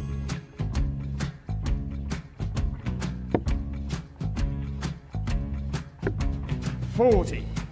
Definitely a couple of nerves in those last 2 darts. But he'll be coming back.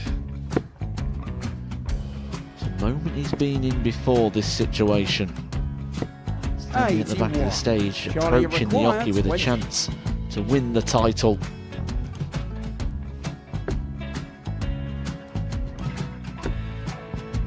He did this to win the first title, if you remember. 11. I think he's gone. Georgia I think he's require gone to 180. bust it, maybe. The first title he won, he wanted 20. He went 6-7-7 to win it. He had a chance to replicate it again. Yeah, I get the feeling that was for a bust, and 39. on that situation there, George Gave wasn't even 9. able to take it out going to the 18s on that switch. Yeah, I think he just panicked a bit, but he's done well to get that big one. Sometimes can be the hardest part. Georgia requires This is it. 79. It's got to be 19s. It's got to be 19s for this shot. Big 20 and a double. He's got the first one. He's going to get a match dart here.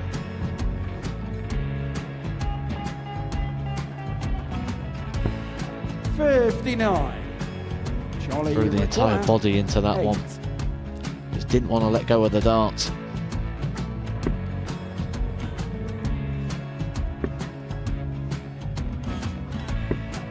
No score. He's given George a chance. Georgia require 20. I think George has been quite good on double 10 today. So many opportunities for Charlie Murphy. Got Couldn't get the job it. done. Got to end the match. And the Red Dragon George Modus Skate. Super Series Influencers Champion, George Skate.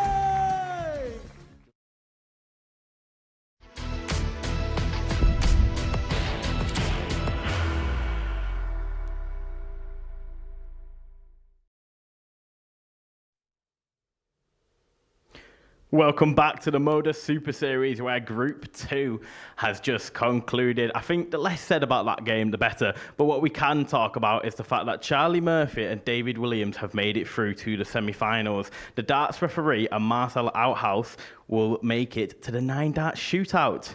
Now we have a straight shootout in Group 3 to see who tops the table and who goes to the 9-dart shootout with the other 2 pairs. Jack Garwood and Keegan Brown are in the comms box.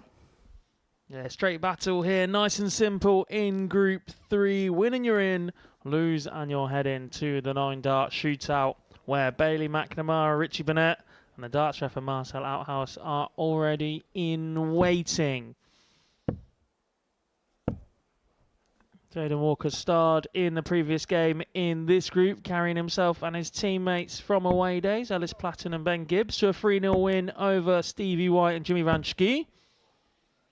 Earlier on, Jack Mate and John Henderson also helped themselves to a 3-0 victory over Stevie White and his very tall partner. It was definitely a David versus Goliath sort of match, wasn't it, between Jimmy and Jaden? It was indeed. They had their chances, didn't they? Ranchki and Stevie White missed multiple darts at double in both Here we go, matches, ladies and but gentlemen, let's get behind them. First leg. unable to It's pick Jaden up to throw first. just a win, but a leg in their conquest Game today, and they on! were the first team eliminated. They were quickly followed by Dan Coates and Danny Van Schrijp, who lost out in that deciding match 96. over in Group 1 that ensured Bailey McNamara and Richie Burnett progressed to the 9-dart shootout. 60. And there was drama in Group 2 just a moment ago, wasn't there? Charlie Murphy and Darts for Fun ensuring they topped the group with a 3-1 win. A 3-2 win would have seen that group settled on averages within the group. Been quite impressed with Jack, mate, though. Pinned that double 10 earlier on. 31. Had the audacity to go for 3 balls earlier, I think, as well. Surely. 140. If you are just tuning in, where have you been? It's been a fantastic afternoon so far. This is the final group stage match of the afternoon. We'll have a 9-dart shootout to follow to decide which second place team from the 3 groups progress to the semi-finals. And then we'll have 2 semi-finals and a final to decide which team will win the first Modus Super Series Red Dragon Influencer Darts Showdown event of the year. Here live on Pluto TV. The first time one of these events is coming to you live on that platform. I hope you're enjoying it. And if you're enjoying the dart in action, why not join us for our regular series action? We've just had 2 weeks of specials weeks. We had a women's week a couple of weeks ago, won by 4-time champion of the world Lisa Ashton. Darts match live on TV. It's fine. And then the 2 pairs we've got confirmed departing already. Oh, wait, 2 of the 3. You're not used to that, are you? Jimmy Van Schie and Danny Van Tripe, who were successful as a team as part of the International Pairs Week that concluded last night. But we're back to regular series action from tomorrow morning, 9:30 a.m. UK time here on Pluto TV. Check. No, 60. We have a fantastic lineup competing for the first spot at our Series 11 Champions Week. Jaden, you require 88. A couple of years yet until we'll see Jaden Walker in the main series. If we ever do, to be honest, he might completely bypass us and go and get himself a tour card. But you do have to be 16 years or older to compete here at the Modus Super Series, traditionally. 82. The influencer event. The only chance we get to see talent such as Jaden. And I've had a bit of an idea, Keegan. Go on. If we return in the future with another Influencer Darts Showdown event, I think all of the pros should be under the age of 16. There is a wealth of talent that we don't get to see week in, week out here at the Modus Super Series. Players such as reigning WWF Boys World Champion Archie Self, Lex Payshauser. Oh, that's a good shout. And, you know, that's the thing. You hit the nail on the head. Johnny require 155. There's, you know, not a lot of places where they can show their talents off here, but you know, what the Modus Super Series has done for a lot of players is gave them the springboard that they can use for their own career. 16. Indeed. As I mentioned earlier, they're the sort of age groups and categories that will be watching these influencers day in, day out as well, won't they? So it'll be nice to see that link up. No score. Wrong bed. It's quite an aggressive no score there from Owen Binks for a dart that wasn't too far away there. I think that's being a bit harsh, Owen. 15. Jaden, you require. This time for Jaden. 16. 1 in, 1 out. There's the 1 out. Stepping further to the left. No score. Not sure none of them have gone in, Keegan. 95. To be fair, I would have gave him in. The shadow was in. John Hendo. 1 more at double 19. Coming in clutch. Away no good for the Highlander. You require 16. And away days return, this time in the form of Ellis Platten, who pins it first dart. Turns to the crowd. What a moment for Ellis. Jaden Walker. Second leg is John to throw first. Game on. That's one of them hello mum, I'm on the telly moments, isn't it, Keegan? You try and stay on our feet this time, that'd be great, yeah. Game on. What a finish from Ellis Platten. And Team Away Days are yet to drop a leg in this competition. It's the first one conceded 100. by Team Jackmate, who is flying the flag for the Happy Hour podcast. Stevie White's already departed, so that is Jaden's parents. Front row seat supporting their boy.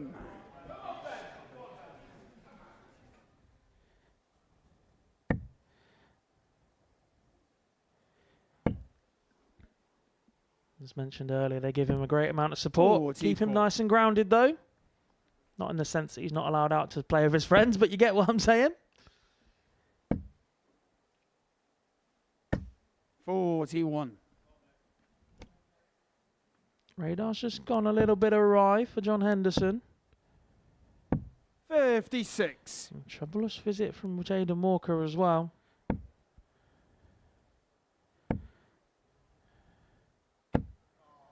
$36. I think we should nickname that throw the banana split. No?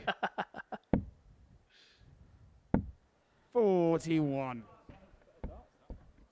Just waiting for a moment of quality in this contest now, aren't we? And so often when we're in this 45. position and this young man's on stage, he tends to do something a bit special. Needs at least one of those trebles to leave the big fish. 58.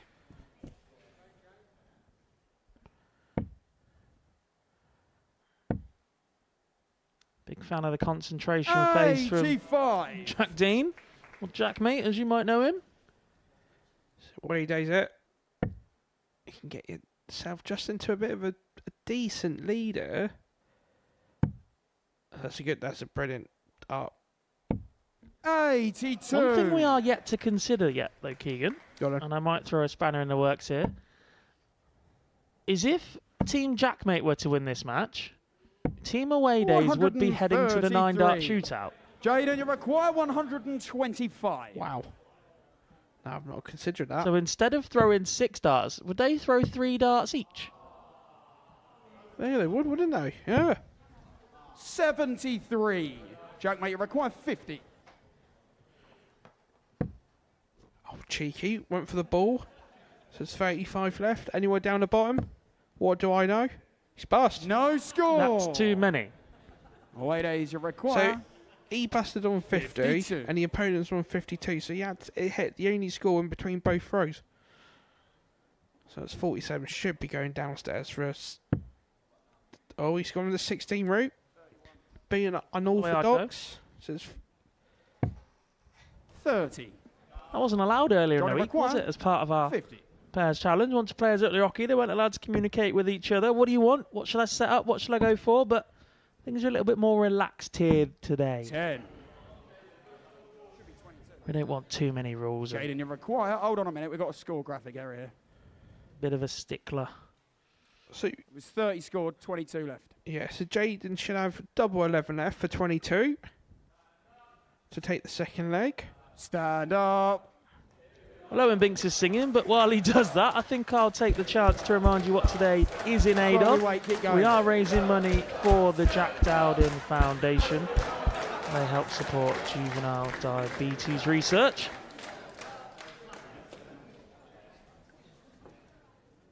Should we have another song while we If you wait? would like to get involved and donate, as is everybody in the building has done with their ticket price, tables. then head to one of our social channels, so on Facebook, Instagram, Please make that X, louder. I deserve that. etc., or head to jackdowdenfoundation.com. Thank you, Ellis. Yeah, thanks. Yeah. Every single morning. Typically, whenever we have scoreboard issues here at the Modus Super Series, it's a bit of a ref's nightmare because you have to make the players stand still and they wonder what's going on, etc. But something tells me Owen Binks have been waiting for this moment all day. And yeah, Owen Binks is the only one that's Just get moving. pen and Literally, paper all the and dart do players it. have been We want a stationary. marker up there. And Binksy's been doing a marathon You around wanna the do the stage. chalking for me? I don't want to say the man loves himself. No, we wouldn't say that. But we do still have a bit of an issue going on, and it will be Jaden Walker to throw next. And you just get the feeling that typically a break like this would have a negative effect on a player. Throw them off just a little Sing a bit. song about anti-leads or something? I don't know, while we wait.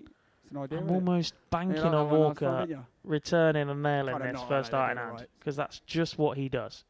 Tell you what, just have a little practice while we wait. I think of all the people to have a practice, Jaden doesn't need a practice, does he?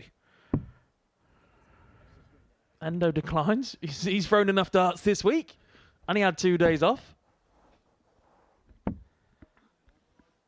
Hopefully we'll get this issue resolved very, very quickly. Reminder of how things stand then. Over in Group 1, Ollie Howard and Peter Washuri were successful. They won both their games. They beat Dan Coates and Danny Van Tripe 3-2 before beating Bailey McNamara and Richie Burnett 3-0.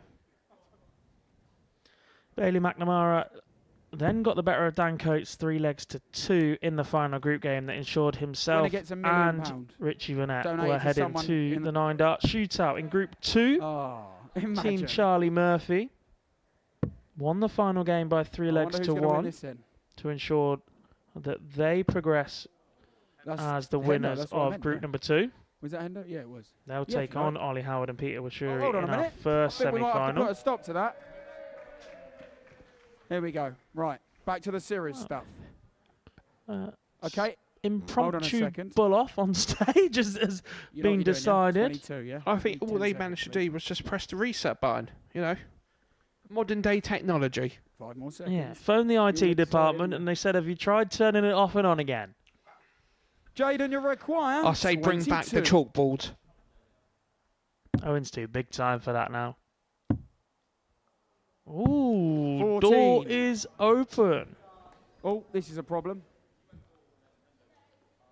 They can't remember who's to throw. Jack, mate, you require 40. I'll be honest, neither can I. I just thought Jaden was going to hit it and we'd move on to the next leg. But Jack May pins his second double of the day. The double 10 earlier. This time it's tops to their aid. And then level in this shootout. 140. Oh, to beat 12 again, eh? It's a long time ago, that gig. 53. Ironically, 20 years ago for me. It's not too far off. The same for me, mate. So we'll move swiftly on, shall we? 40. Normally when there's age discussions, it's a gap between Henry Deacon and whoever's sat next to him. The likes of Nico, etc. And Henry not getting a cultural reference, but I'm not sure we should be bringing it on ourselves. No, definitely not. 57.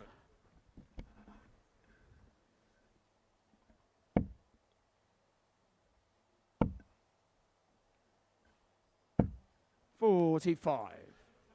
One thing I've noticed, you know, the majority of the players that have played, obviously on the mixed pairs, I don't want to say they've burnt out, but it's not used to the same standards we usually associate them with.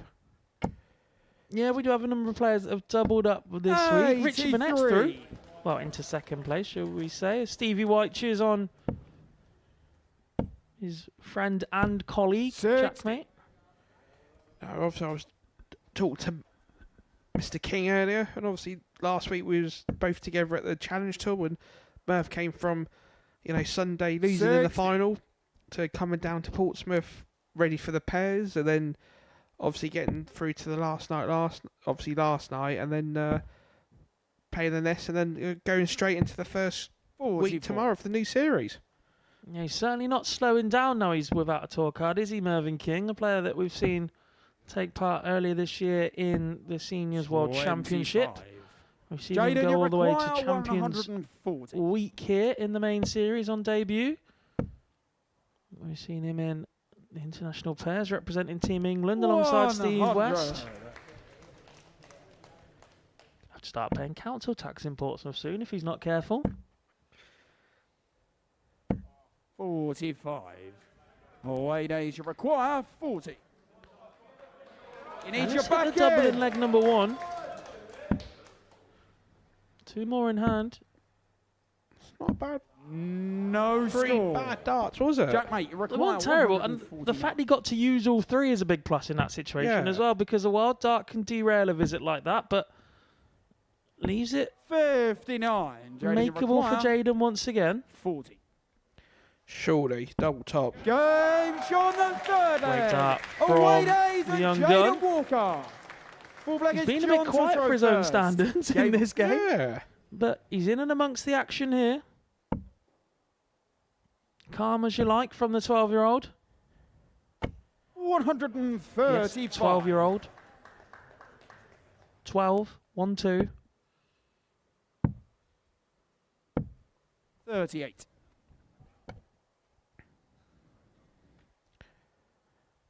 It's scary that most 12-year-olds wouldn't be considered as a professional player playing in a professional competition on a, live on 24. TV. Should be at home playing Fortnite or something, shouldn't he? Yeah. I think when Or watching on YouTube going, I want to be there one day. One day your day will come, Jack. No chance. 30.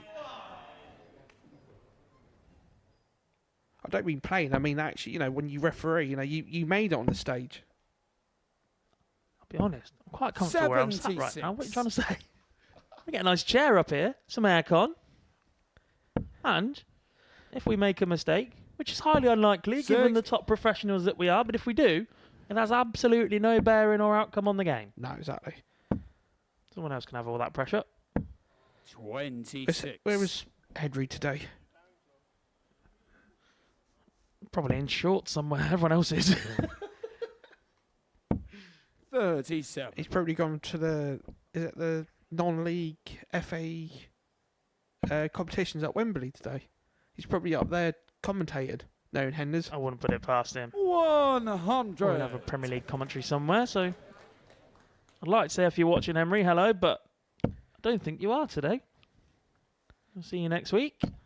100. Jack, mate, require 140. Chance then to level this one up. Optimistic when I said that. Keep them straight. 61. Not quite, but takes a chunk out of the score.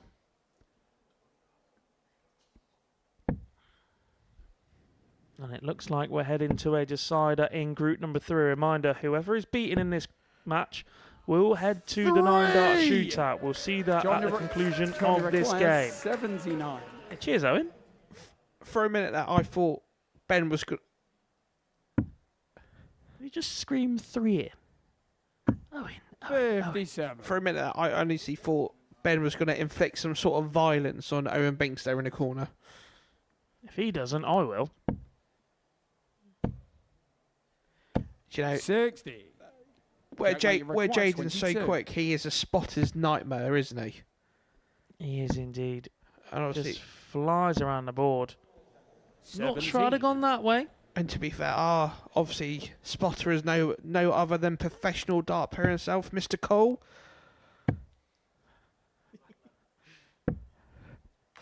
Not sure. Thank you for that. Quite 5. Thank you. Winner in our Series 10 made it all the way to Champions Week. He did. And do you know what? There was an ironic story from that week. Game where on the fourth egg. Jack, mate. When Jared hit the 9-darter, it was a true story. We didn't believe him. It's Jaden to throw we didn't believe him, and between the 4 of us that were in the practice Game room, we were on. just talking and practicing. And Jared came in, he went, "Oh, just hit a 9." And we're like, "No, you didn't." 60. He said, "Yeah, I did." He said, "No, you didn't, because you're bottom off the table. You've not hit a 9-darter." And then it actually took our, obviously, players, Marshall, Pazzo, to come. And he went, "No, 81. he did hit a 9-darter." And even then, we were still optimistic. We thought, "No, he didn't." I can assure you he did. I was there. Fortunate enough to have refereed that one. 60. My 8th in this building.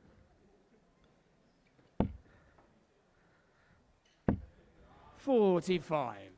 So obviously, Jared, wherever you are in the basement today, I hope you're having a good day. Spotting. 54. Took part in one of these events in the past as well. Could you imagine? Professionals we've used. Could you imagine Jaden and Ricky Evans having a game with Jared spotting? 100. I'll pass, thanks. And that's just for Jared's sake, not for my own. We like to help our guys out. 65. Scores virtually level in this one, but Team Jackmate have 60. taken the darts a little bit here. What can Walker produce? Should use the 18s. Doesn't quite 44. get the length for that dart correct.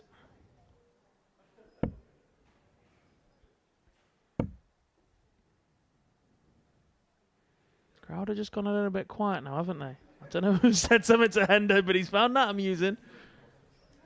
1:35 remaining. 99. Keeps the score ticking over nicely. Now, we know Walker's capable of a moment of magic. Can Ben put him on a checkout? 44. Jack, mate, you require 160. No is the answer to that question. I know Jaden's good, but I don't think he's good enough to take out 174. He can score 174.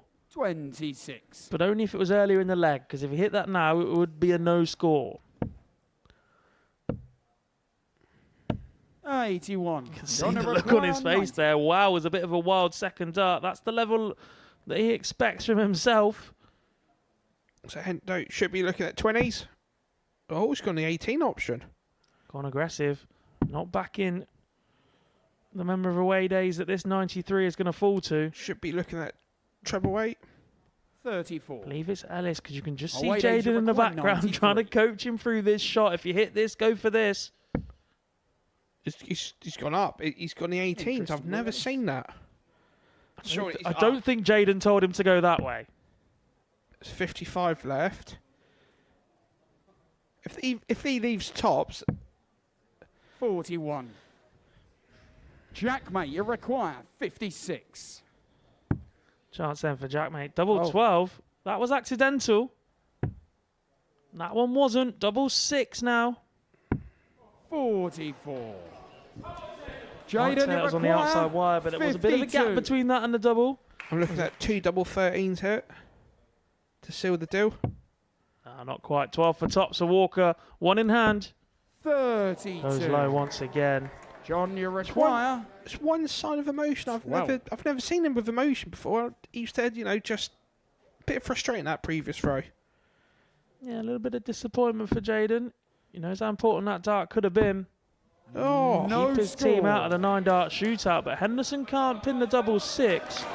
And Away it days, you falls require to 20. Ben Gibbs to pin the double that seals away days progression into the semi-finals. What a moment for Team Away Days. Ben Gibbs and Jaden Walker in the previous edition of this event both threw 3 darts each. They were brought up on stage by Ellis Platten and Angry Ginge respectively. This time, however, as part of the same team, they are into the semi-finals as they win Group 3, beating John Henderson and Jack Mate by 3 legs to 2. So they're straight into the semi-finals. They'll take on the winner of the 9-dart shootout, which is coming up on the other side of this ad break. Don't go anywhere. The drama is just around the corner.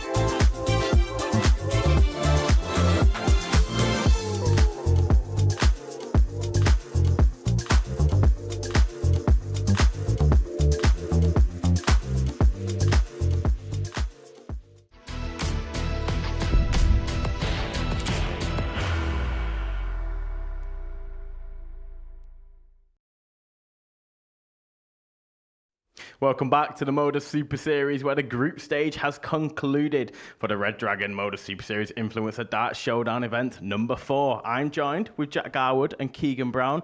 Fellas, what are we thinking so far? What a brilliant day of darts. You know, I'm actually very pleased with the way the influencers have played. I think some situations they've played better than the pros, and it just shows you the amount of effort they've put in, you know, just to be able to play today. Jack, has any influencer stood out to you? I mean, Ollie Howard's been really impressive, hasn't he? Took out that 116 in that opening game. Him and Peter Washuri making light work of the other two ball hitters, really. He's been superb. Elsewhere, you take a look. That last group we've just seen, actually, Ellis Platten and Jack Mate at some point have hit doubles along the day, and that's been really key in previous incarnations of this event. So, yeah, the more that keep hitting doubles, they're the ones that impress rather than the big scorers. Keegan, what about the darts players themselves? Who's impressed you? Oh, who's impressed me? Well, to be fair, they've all played well. I think you can't not say anything about Jaden. You know, for what he's doing today, it's just phenomenal, when especially at only the young age of 12. But yeah, I think they've all played around about the same, not average part, but they've all played around the same area. So I think actually it's made better viewing, because, you know, there's nothing worse when you start watching and, you know, one's leading massively and then the pack's trying to follow. But yeah, I think it's been competitive from both sides. Let's talk a little bit about Group 1. Jack, is it a bit of a shock that Dan Coates and Danny Van Tripe are already out of the competition? Perhaps, but when you look at the teams that have departed already, a lot of them involve pros that have been here all week, and it has been an incredibly long week. The Scottish were the pair that got that 2 days off, and even John's starting to look like he's flagging perhaps just a little bit. So to see Danny and Jimmy not quite perform on a whole, but Danny partnering with Dan, plus the pressure of Dan being the local boy of the ball hitters of the three, they've played nicely at times. It was just a really, really competitive group in that regard. Obviously, with what you're saying there, that kind of applies to Jimmy Vansky and Stevie White as well. Didn't win a leg. Keegan, you can't go home happy after that, can you? No, you'd be very disappointed. You know, there's nothing worse when you lose a game of darts.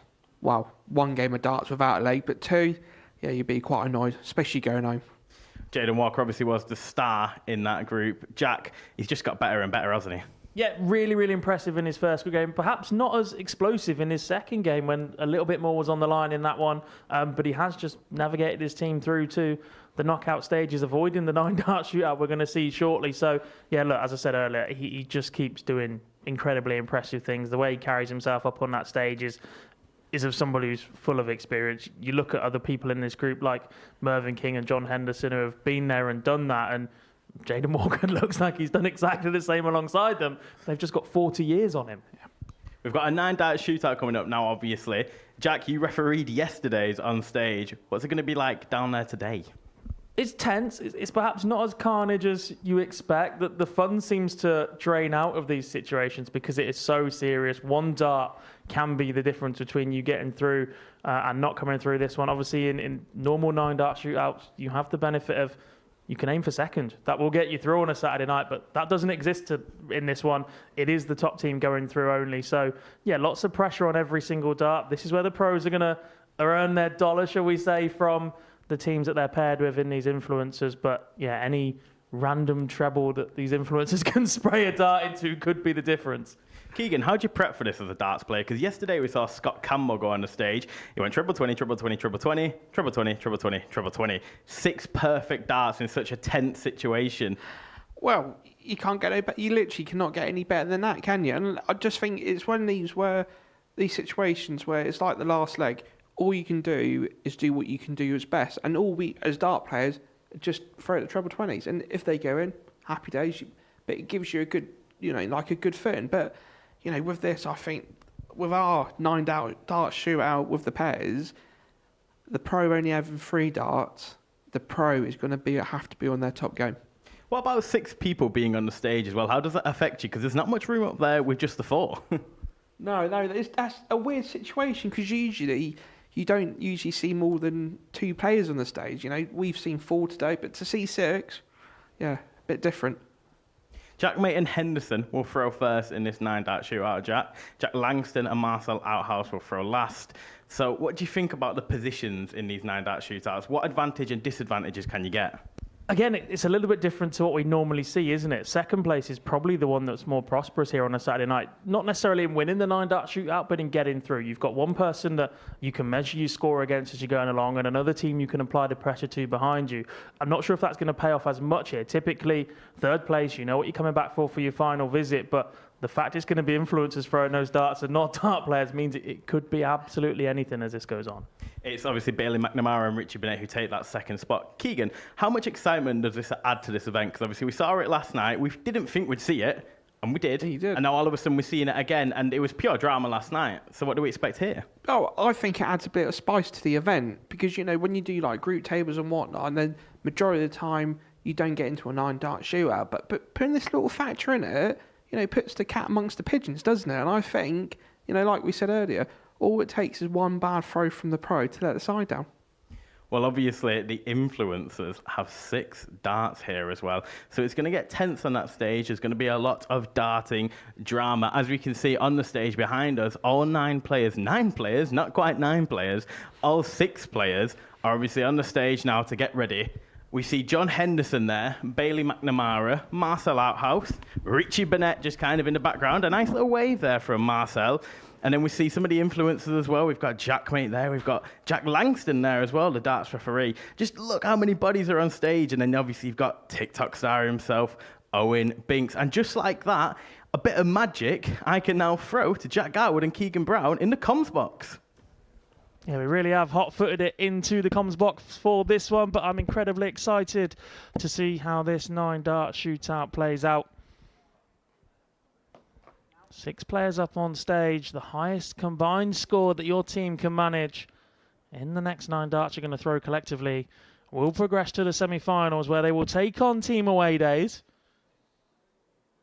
which rather curiously, Keegan, means we could see a rematch of Team Away Days versus Team Jackmate if John Henderson and Jack win this shootout. For the 9-dart shootout, each pair will throw 9 darts collectively, and the winning pair, the pair with the highest score, will progress to the semi-finals. So just to confirm, only one pair, one of you lucky people, will be going through to the semis. It's going to be Jackmate to throw first. Game on!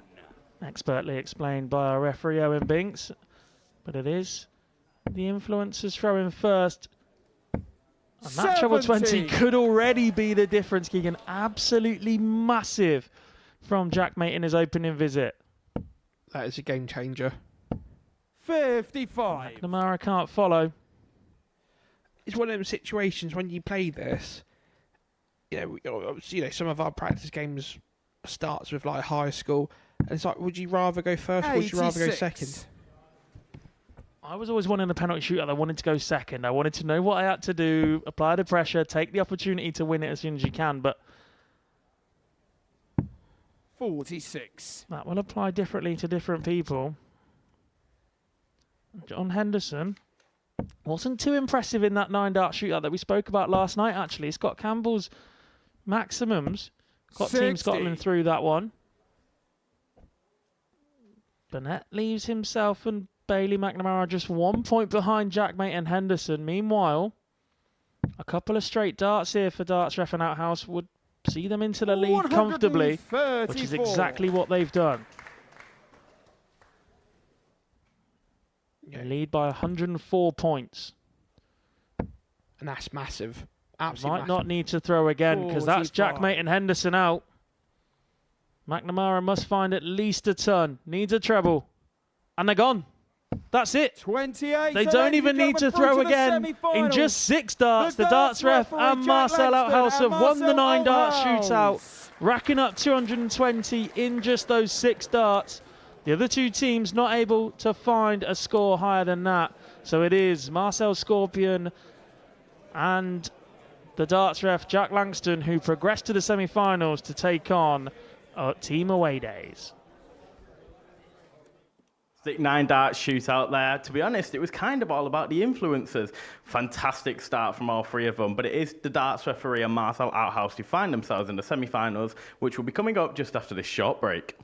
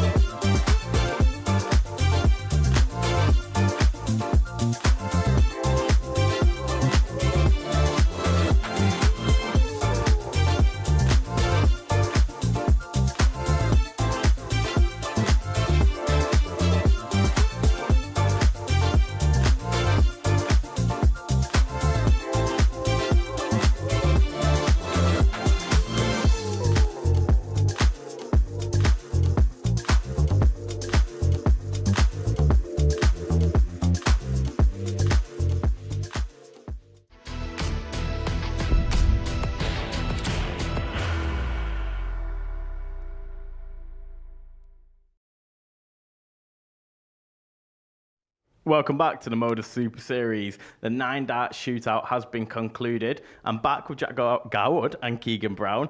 Keegan, I want to know your opinion on that 9-dart shootout. How did it pan out in your eyes? Wow, to be fair, the darts ref and Marcel, for them to have 100 lead going into the last throw, that is worth its weight in gold, isn't it? Let's be honest. And they just played solid. They played consistent for 2 throws and 2 sort of scores, and then, they're through. So, to me, it's just one of the things where in darts you don't prepare for it, but when you have to, sometimes it goes in, sometimes it doesn't.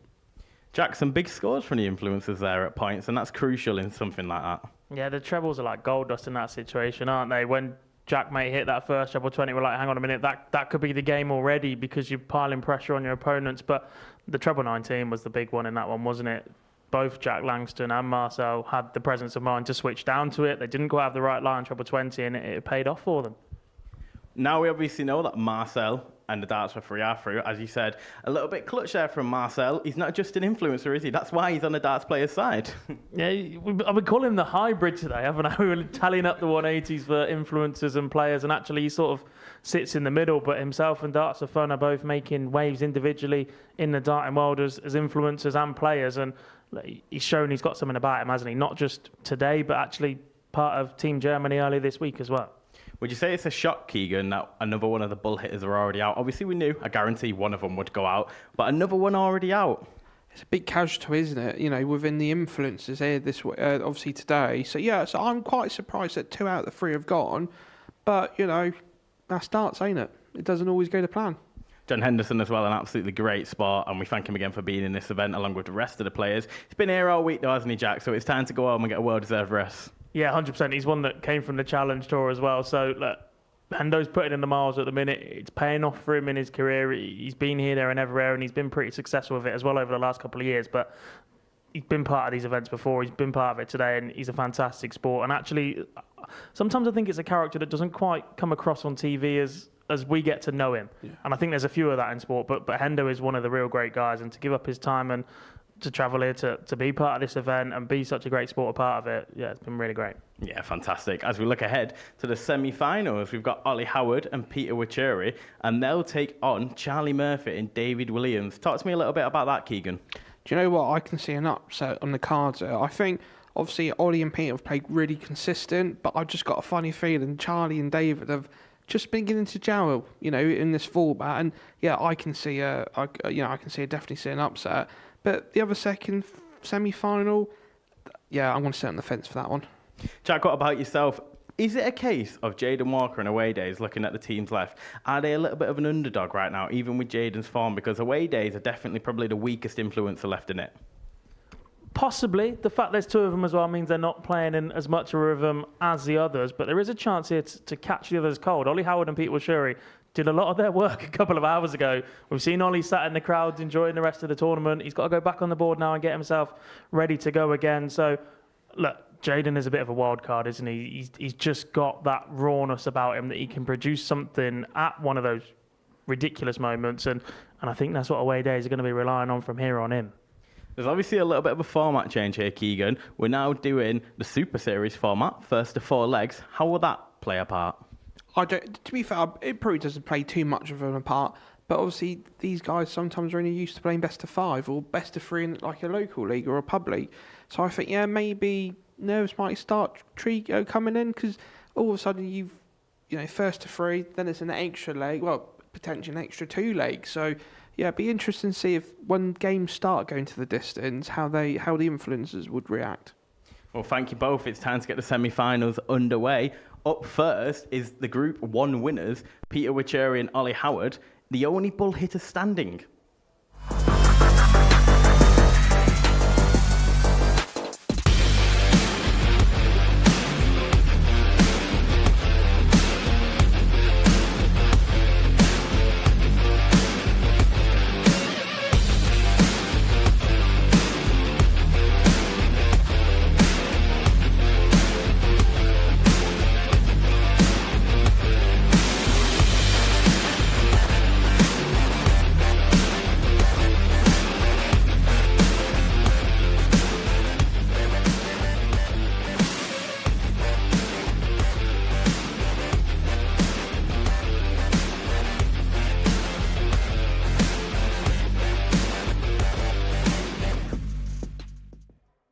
Good afternoon, ladies and gentlemen, and welcome to the Red Dragon Modus Super Series Influencer Darts Showdown here at the Live Lounge in Portsmouth.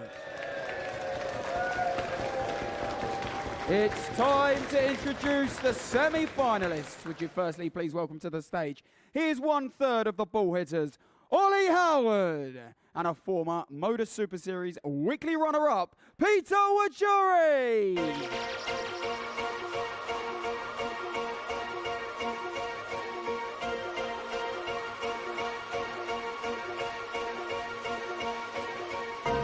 I am number one, not number two. If I'm not the one, I'm uncomfortable. See the competition I've been running through. Leveled up, I only see him in my rear view. Yeah, I'm balling. And would you now please welcome their opponents? With over 160,000 TikTok followers, it's Darts for Fun and the former Influencers champion, Charlie Murphy.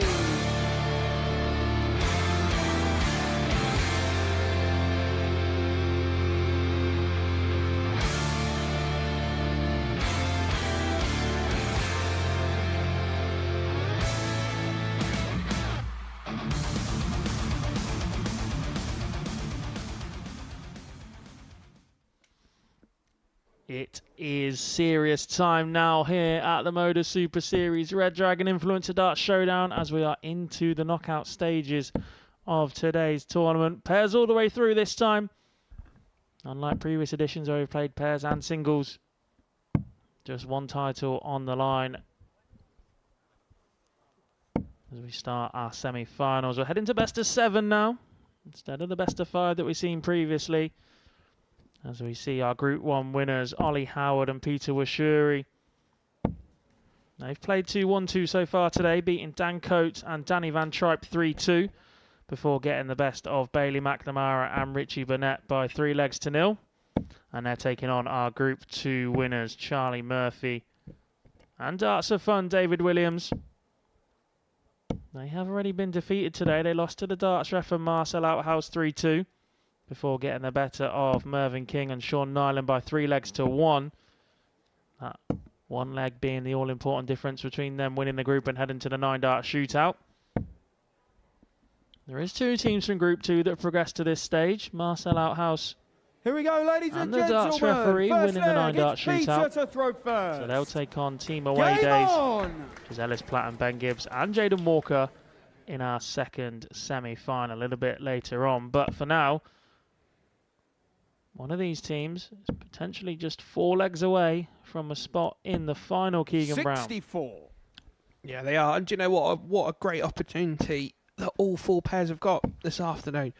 You know, 60. There's different mindsets. When you play, obviously, group stages, you know you can obviously potentially lose one and win and still qualify. 130 now. But with this is a different attitude. You have to come out fine, because if you don't, the likelihood is you'd be going home. You will indeed. A lot of love for DC in the crowd. That's Dan Coates. 100. 1/3 of the ball hitters. Been partnered with Danny Van Tripe earlier today. He exits the competition winless. But someone's written on the sign that they love him, and 85. someone else asked him to marry him. So, all in all, it's been a good day for him. don't know where Rudy is either, mate. I'm sorry. 22. As I said, reminder, this is now best of 7.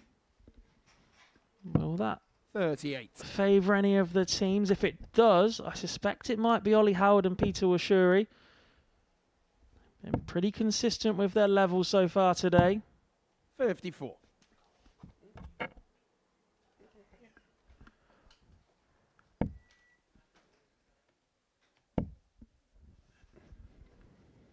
Lovely 135. setup from Peter Washuri. Leaves tops after 15. That's pretty much been the range that Ollie Howard and Peter Washuri have operated in today, and it's pretty handy at singles level, let alone pairs level. Well, it's like we were saying earlier, their scoring power has been so powerful that they've always had a good cushion of about a good maybe 6 to 9 darts before the opponent 30. starts coming down. They have needed it. They're hitting 1 in every 7 or so attempts at double so far today.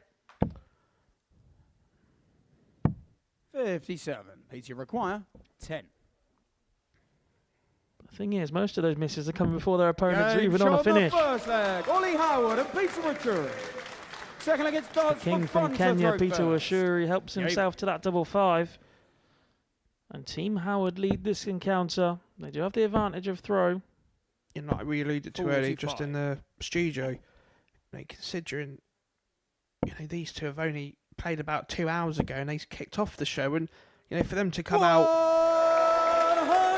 fighting, and obviously Ollie to hit his second 180 of the day.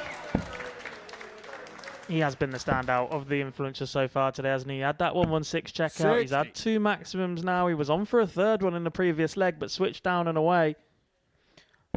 Who's to say he's not actually been the best of all the players? He's got the 2 180s and the highest checkout. He's taken to this stage very comfortably indeed. Embracing his partner in Peter Wachuri as well. 140. And if you think Peter Wachuri got a hero's welcome on his return to Kenya previously. 140.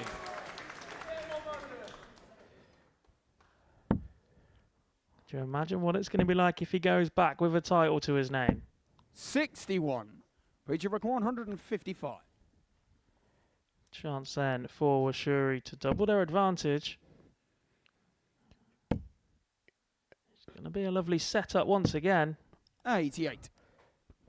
That when you think about it, that's all about the darting community, isn't it? Peter's got that welcome reception. I remember when obviously Hando won the World Cup and he got his hometown, the hometown came out for him up in Huntley. 51. Indeed. And if you want to be part of the darting community today and you're enjoying what you're watching, head over to our social media pages or head to the jackdowdinfoundation.com to get involved and donate towards a great cause that we're raising money for. As we hope to raise lots of money in support of juvenile diabetes research. Third leg, it's Peter to throw first. You said how impressive Ollie Howard and Peter Wachuri were earlier on. They're averaging mid-70s at that point. They put 12 points on that average since. It's up to 86. And that was 2 hours ago from that previous match. Yeah, we've seen Ollie sat in the crowd, front right, with the rest of the ball hitters. 45. Fan base, shall we say, as the day's gone on. Did that on purpose, didn't you, Peter? Thought maybe he'd gone a bit cold at that point, but he's clearly gone off to the practice room and got himself ready. He's delivering some lovely darts right now.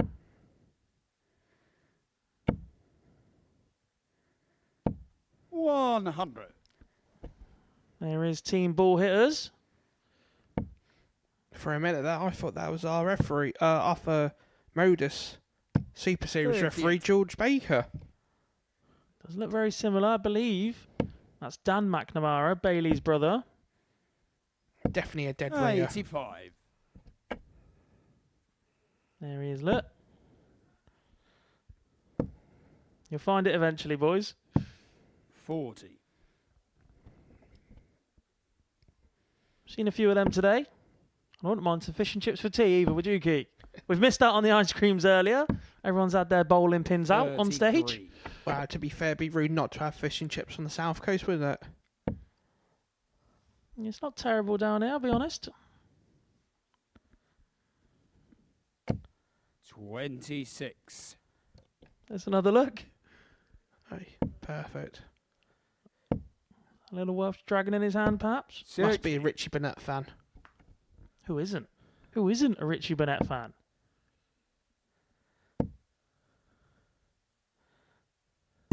$105.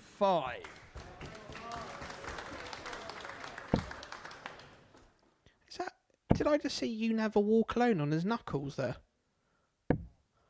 46. Possibly. Did you require 167?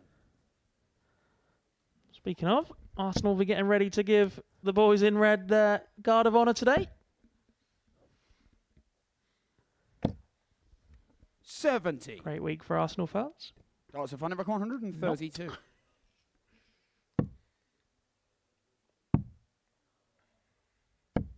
104. Didn't quite go that time for darts for fun. 97. So a chance here for Ollie Howard for a 97. Already had a 116 today. Double 10 now.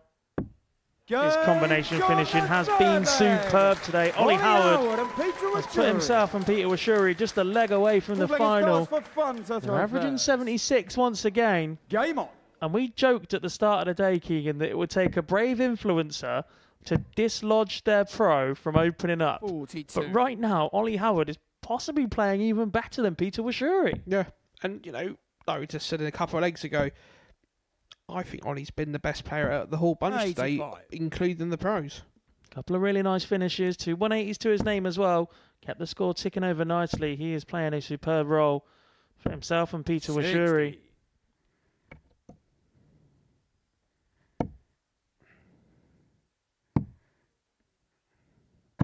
Yeah, it's good darts. 134. Once again, keeps it ticking over. Gets a kiss. Blow of a kiss from Peter Washuri. He knows how good his 95. partner's been today. And Ollie Howard could be heading to the final here on debut. We've already seen Bailey McNamara depart. We've already seen Dan Coates depart. We've got a Brendan Dolan chopper celebration in the background from Howard. Washuri not able to find a third treble, but they leave a finish after 9 once again. This is a relentless standard for a pairs match. 142.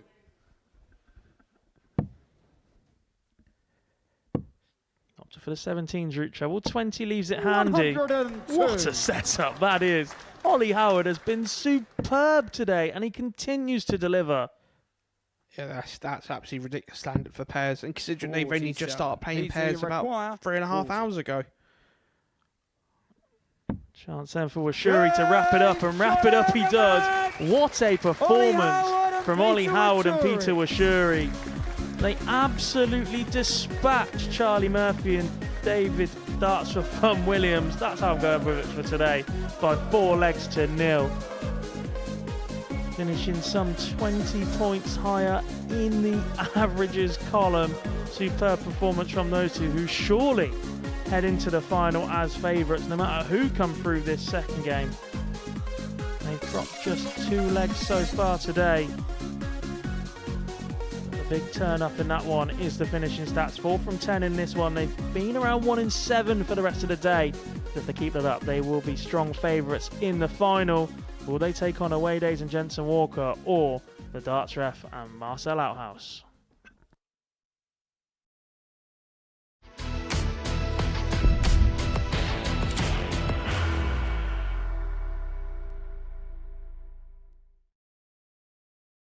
Are you ready to lift that trophy, Darius? Yeah.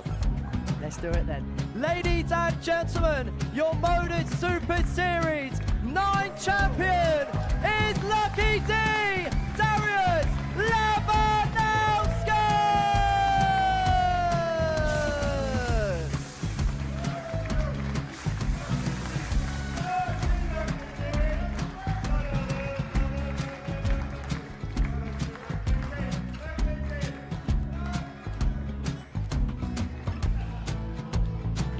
Well, what a wonderful night of darts we have seen, and we are ready. Our champion is ready, and it's trophy time. So receive the trophy.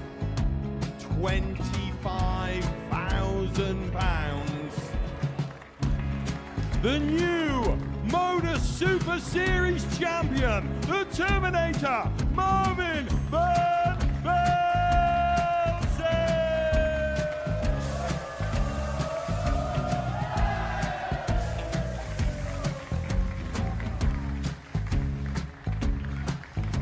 And one more time, the 8th Modus Super Series champion, the Terminator, Marvin Van Velzen.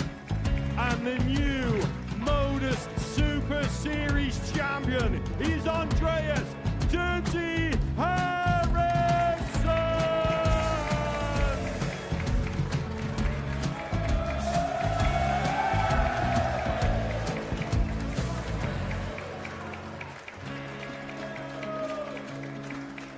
And one more time, the 7th Modus Super Series champion, Give it up for Andreas Dirty Harrison!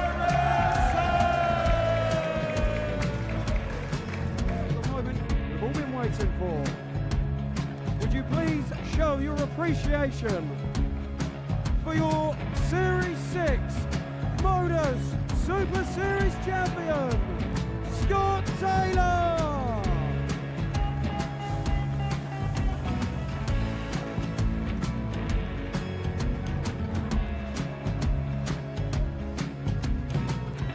One more time, your new Modus Super Series champion. He is Chucky. He is Jim McEwen.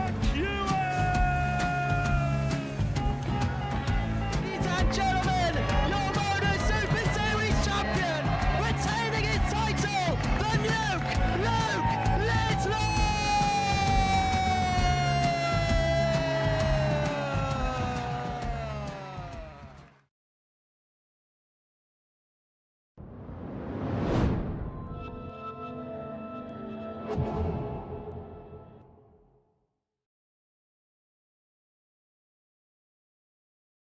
Welcome back to the Modus Super Series, where semi-final 1 has already been completed. A whitewash win for Ollie Howard and Peter Wacheri. Charlie Murphy and David Williams departers. They just couldn't get it going, and Ollie Howard and Peter Wacheri certainly could. I'm here in the studio with Keegan Brown. Keegan, where's it gone right for Ollie Howard so far today? Well, all I can say, he's definitely been practicing, because you don't turn up here twice a year and play like that, do you? No, to be fair, you can tell he's put the work in. And obviously with Peter as well, they've just clicked. They've got good chemistry, and they've only been playing pairs together for the last 4 hours. The first influencer ever to hit 2 180s as well. That power scoring has just been brutal, hasn't it? Oh, definitely. You know, for him when he hit this, obviously this second 180 in that last match, but it was the fact that he was hitting a lot of big trebles at the right time when he was leaving, you know, the treble 19 for top. You just think, do you know what? That's scary for an influencer just to do that in one match. But then Ollie's done it for the last 3. It's not just power scoring either with him, is it? Because obviously he took out, I think, a 97 checkout in that game as well. Yeah. He's kind of got it all, hasn't he? And that's why he's playing at a county level. Yeah, definitely. You can tell that, you know, for pairs, they've just started playing together today. They averaged 83, and that also included a 24 dart leg. If they took that out within 15, that average would have been nearly to 100.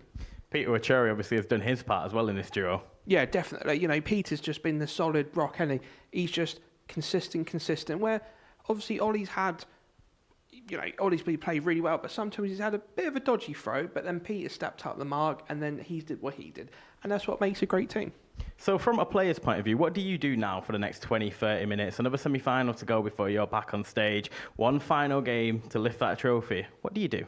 Just relax and just don't think about it. Just relax, little couple throws at the board every so often, and just chill, just relax. You know, the hardest part's done.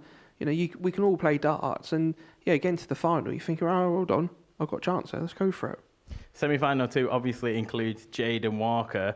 The last game, it was actually a bit crazy. 3 legs won, all 3 hit a double to win the leg. I mean, the quality is obviously there with Jaden, but the away days duo actually stepped up last game. Yeah, they're definitely 100%. And, you know, to be fair, obviously where Jaden's only 12 years old, but the away days, like you said, they stepped up, they started hitting the trebles, they started hitting the doubles.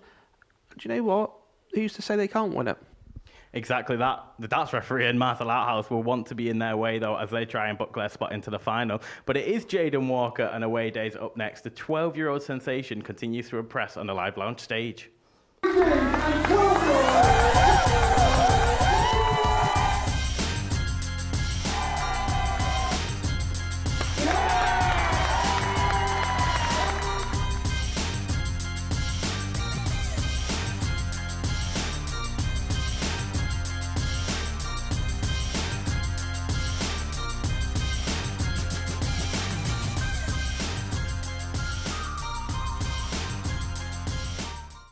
Good afternoon, ladies and gentlemen, and welcome back to the Red Dragon Modus Super Series Influencer Darts Showdown here at the Live Lounge in Portsmouth.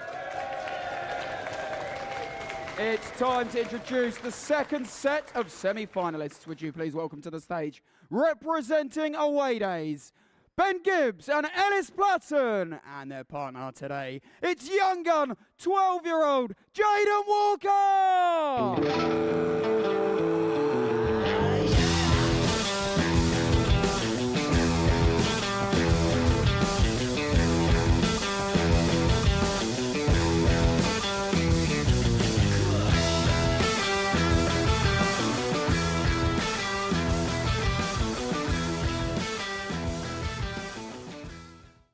And please welcome their opponents.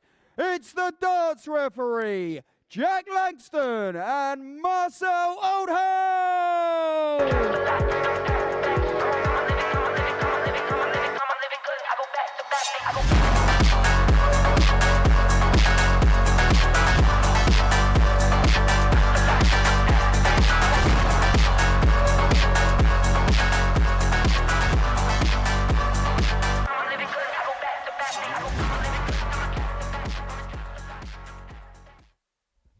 Here we go then, semi-final number 2 of the Modus Super Series Red Dragon Influencer Darts Showdown.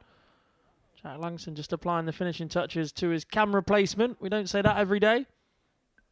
But a spot in the final against the impressive Ollie Howard and Peter Washuri awaits for one of these two teams.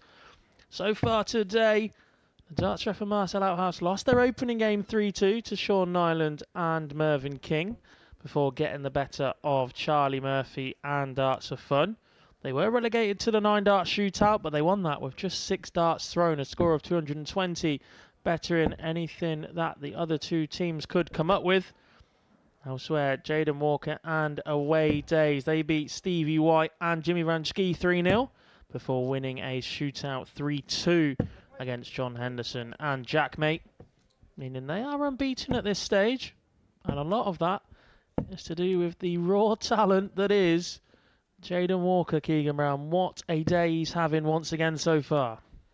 Yeah, it was, to be fair, let's be honest, as most adult dart players would be dreaming of days like this, and for a 12-year-old to keep producing the goods, it's, you know, it's just testament to him. It is indeed, completely unfazed by what's going on, reveling in every single moment, and cheered on by plenty of support. If you can see team ball hitters down at the front of the stage, the table across is Team Jaden Walker. Best of 7 once again in this second semi-final, refereed once more by Owen Binks. Been a bit of a star of all of our influencer competitions over the last 18 months. Game on! It is Jaden who gets us underway. 100.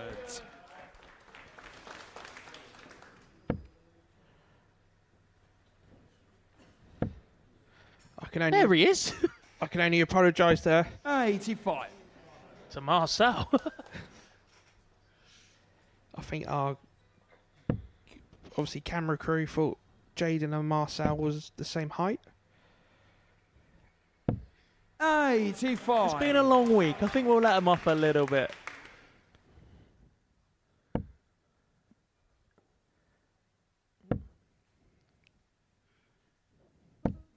$85. You know what's coming next time you're here, don't you, Keegan? I do. Back of the head and all sorts. Definitely. 58. Hold on, here we go. Here we go. And yeah, back to normal.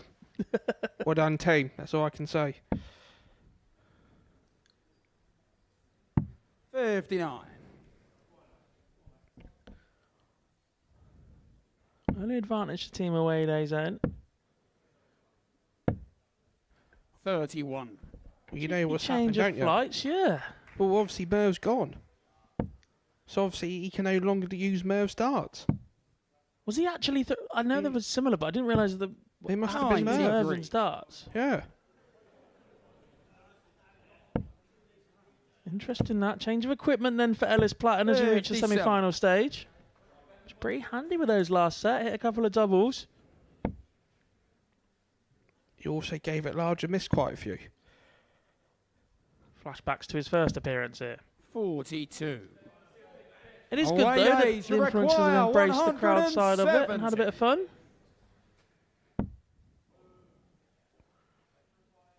Ben, someone who wasn't involved previously, well, not supposed to be on the bill-in, but Ellis did drag him up onto stage to throw Jury darts at one point.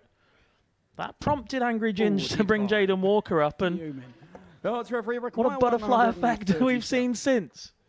The catalyst.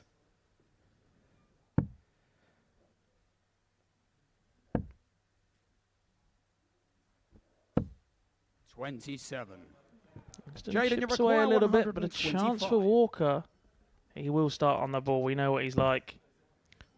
Treble 20 doesn't go down. 61. Treble 16, no good again. So we require 110. Say no good. He finds the big numbers. No good's a bit harsh.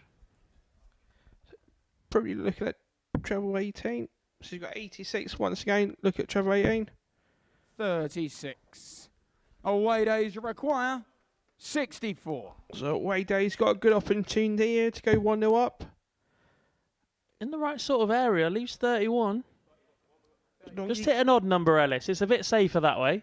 As long as he doesn't hit a double 15, he'd be all right. Just an odd number, Ellis. They're all at the bottom. Oh, that is an odd number. No score. It's not the way I'd have gone, Keegan. No. Probably not the way you'd have gone either. Requires As a former World Youth Champion yourself. A more traditional attempt to start with from Langston, but he misses the big number.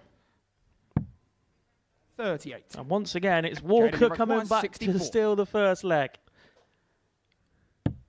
So it's 2-8. 48.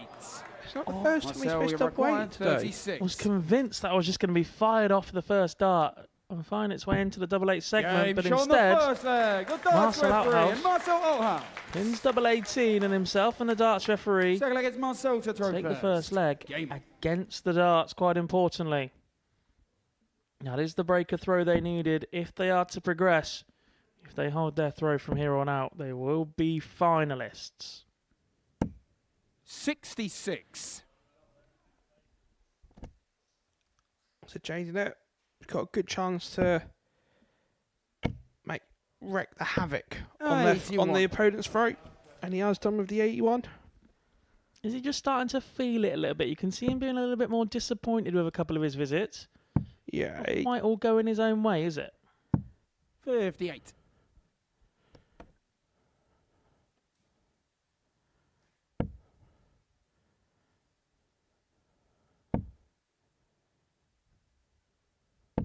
$60.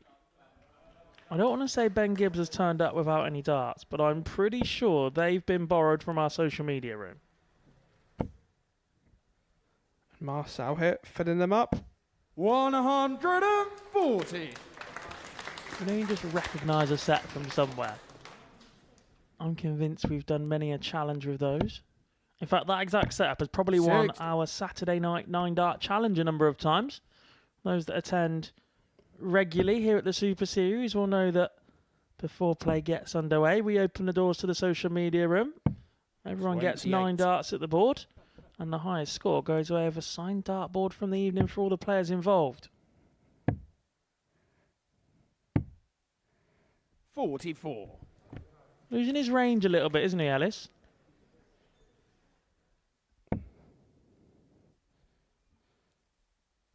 I think whoever gets through this encounter would definitely need to prove the game just to get anywhere near their opponents in the final. Yeah, it was really impressive from Howard and Washuri in that first semi-final. 4-0 winners over Charlie Murphy and darts of fun Dave Williams, who, if I'm not mistaken, I am mistaken because Jaden Walker's still involved. I was going to say there are only players still involved that have won a title in this competition before, but Jaden Walker has that pairs title with Angry Ginge to his name. 45. Marcel, you require 75.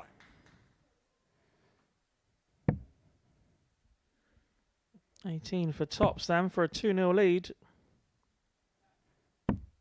45. Just the wrong side of the Jading, it wire. requires 70. Outhouse can't really believe that.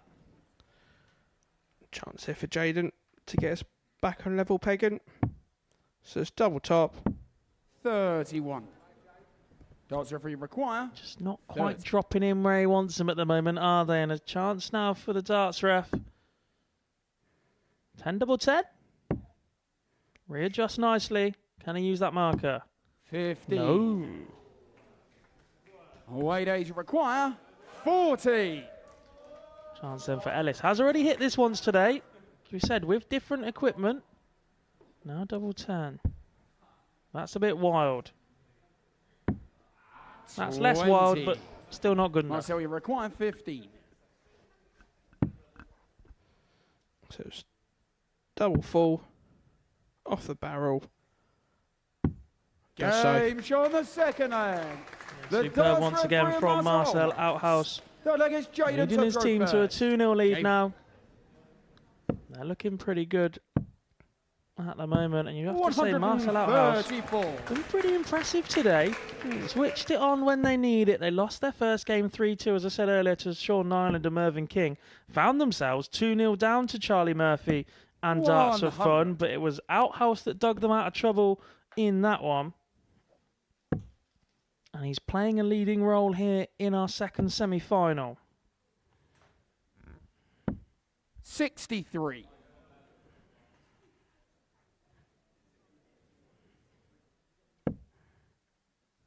Looked a bit confused there. What am I doing on the telly? 60.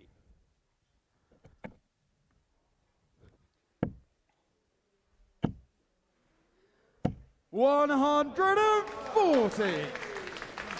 Lovely riposte. Your turn. I was just about to say cracker darts by Jaden.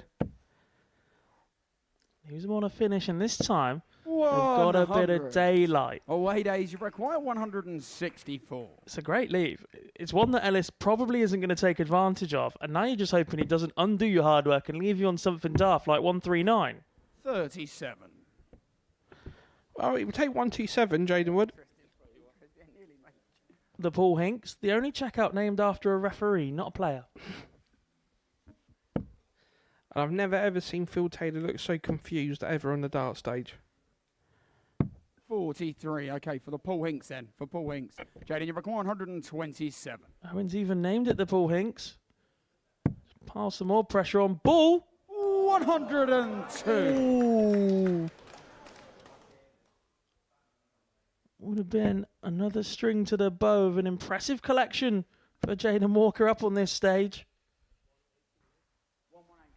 A quick reminder, it is 4 years until he's eligible to play up on that stage in the regular Modus Super Series.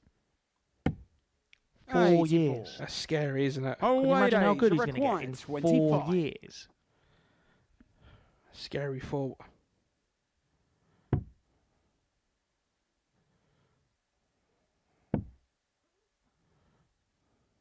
Second dart goes where he wants it. Third one doesn't, so it's Walker back for 25. If Jack Langston, the darts ref, cannot take out this 114, should go 17 for tops. Marcel thinks it's going. 79. Jaden, you require. It went somewhere, but 25. not where he was hoping. Ooh, Jaden. Didn't like that. Was going 5 for double 10. Bit of a Luke Littler route. 21. Marcel, a slap in the face. Don't be too harsh on yourself, Jaden. Been superb today so far, but might not have many legs remaining in this contest. Outhouse, 29 remaining. 5 for double 12 maybe. Ops for 13, double 8.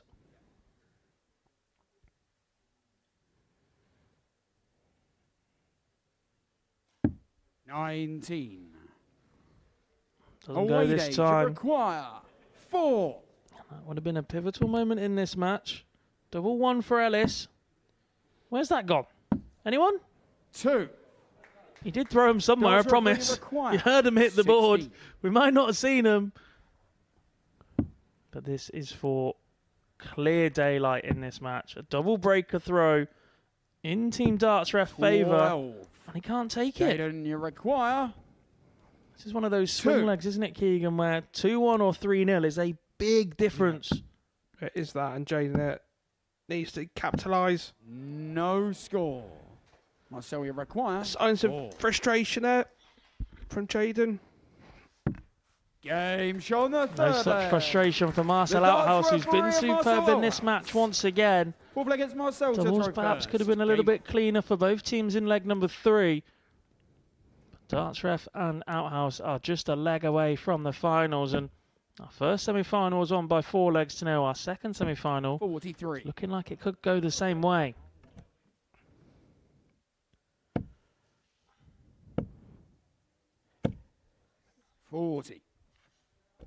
This is where Jaden needs the support of the Wayday lads to get them back into the game. 39. Needs a moment of magic from one of them, doesn't he? Just to spark something, to inspire something for Team Away Days. Just anything, a treble 13 or a treble 16, wherever it lands, that's all they want. Just get some scores on the board. Does indeed. Have you ever thought about going into the influencing business, Keegan? We're seeing it a lot more in sport these days, that perhaps it's not just about being talented, it's about documenting your journey along the way and letting people into the behind the scenes of what it takes to be a dart player, especially now. I don't want to throw you under the bus, but especially now you don't have that tour card at the minute. There is that little bit more freedom to be creative with content. Is it something you've ever considered? Yeah, I haven't. And, to be fair, I think everybody comes to the Modus Super Series. I think we've all got shares in Owen Binks' TikTok videos, haven't we? Let's be honest. He's never quite paid me for any of those yet. No, and he keeps saying to me, out of his top 5, I think I'm in 4 of them. And I'm thinking, well, actually, there is a niche market to this now where people are interested. Years gone by, there wasn't anything. You couldn't really document it unless it was through an autobiography. But I think nowadays, where the social media platforms are so open, use the technology. It's there. Use it for, we all moan about social media and negative feeds, but that's put it in the positive feeds. That's shown, what's it like going to a European, people think it's a wonderful life, and you literally just go to Heathrow, jump on the plane to the hotel venue, back to Heathrow. So, it gives a proper insight of what 41 really happens with dart players. 107. There you have it. Watch this space. Potential vlogging series from Keegan Brown on the way, but potential final awaits for Outhouse and the Darts ref. He went for the bullseye. They've got time in their hands, to be fair to him. That would have been some finish to seal their spot and progression through. 59. Double 16 on the left-hand side of the board. He probably would have fancied this a bit more a couple of years ago when he threw right-handed.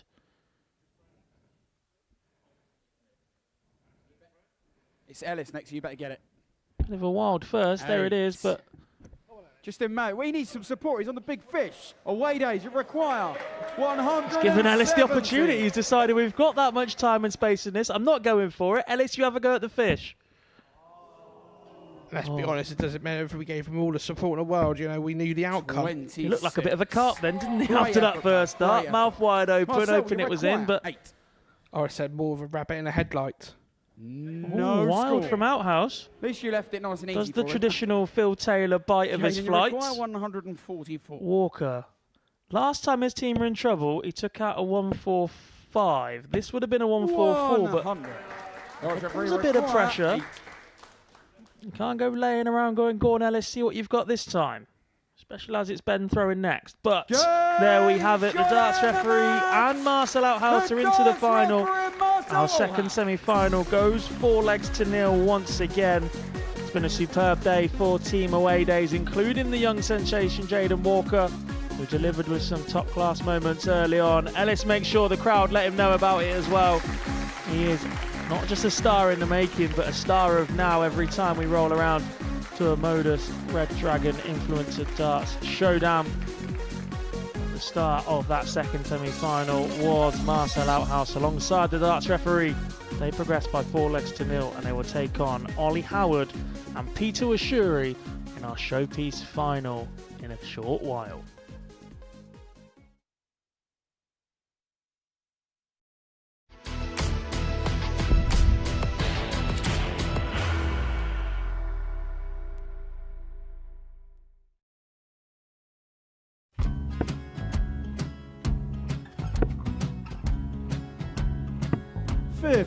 Charlie McGuire, 164.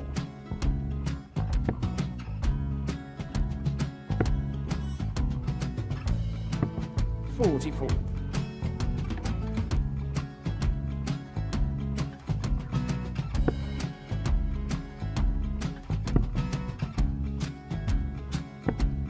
32. Charlie required 120.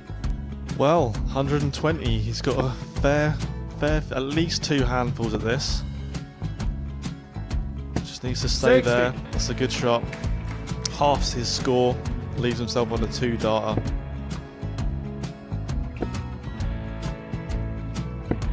$26. Charlie Time on his required side 60. to become back-to-back singles champion.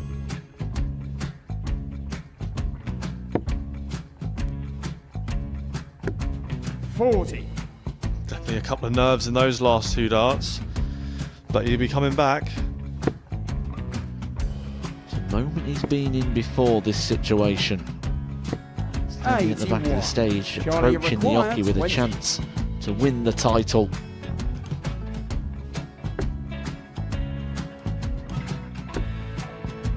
He did this to win the first title, if you remember. 11. I think he's gone. Georgia I think he's require gone to 118. bust it, maybe. The first title he won, he wanted 20. He went 6-7-7 to win it. He had a chance to replicate it again. Yeah, I get the feeling that was for a bust, and 39. on that situation there, George Scaife wasn't even 9. able to take it out going to the 18s on that switch. Yeah, I think he just panicked a bit, but he's done well to get that big one. Sometimes can be the hardest part. Georgia requires This is it. 79. It's got to be 19s. It's got to be 19s for this shot. Big 20 and a double. He's got the first one. He's going to get a match dart here.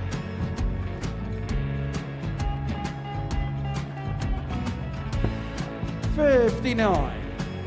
Charlie Threw the entire require body into that 8. one. Just didn't want to let go of the dart.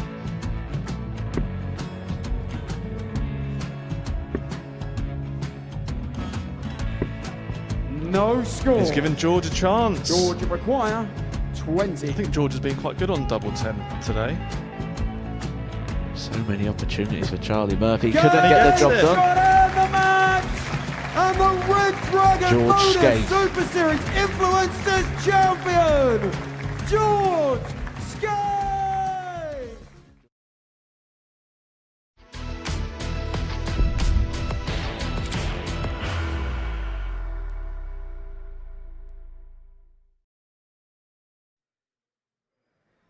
Welcome back to the Modus Super Series, where we've just seen back-to-back whitewash wins in the semi-final. First up was Ali Howard and Peter Wacheri. They saw off Charlie Murphy and David Williams by 4-0.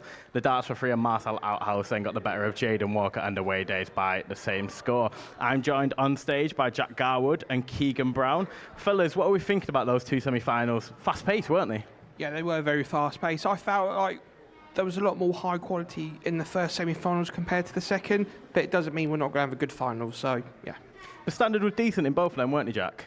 Yeah, it was really good battles, to be honest. A little bit disappointed perhaps they weren't a little bit closer, given how much of a contest the rest of the day has been. But look, the 2 standout players for me, Ollie Howard and Marcel Outhouse, and both of those almost carrying their teams to the final, willing them over the line and getting the job done really nicely.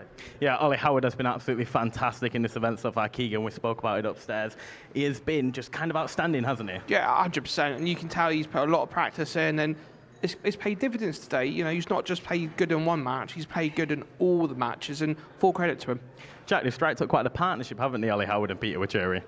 Yeah, Peter just seems to be a character that brings that in people, doesn't he? We've seen that as part of Team Kenya earlier this week.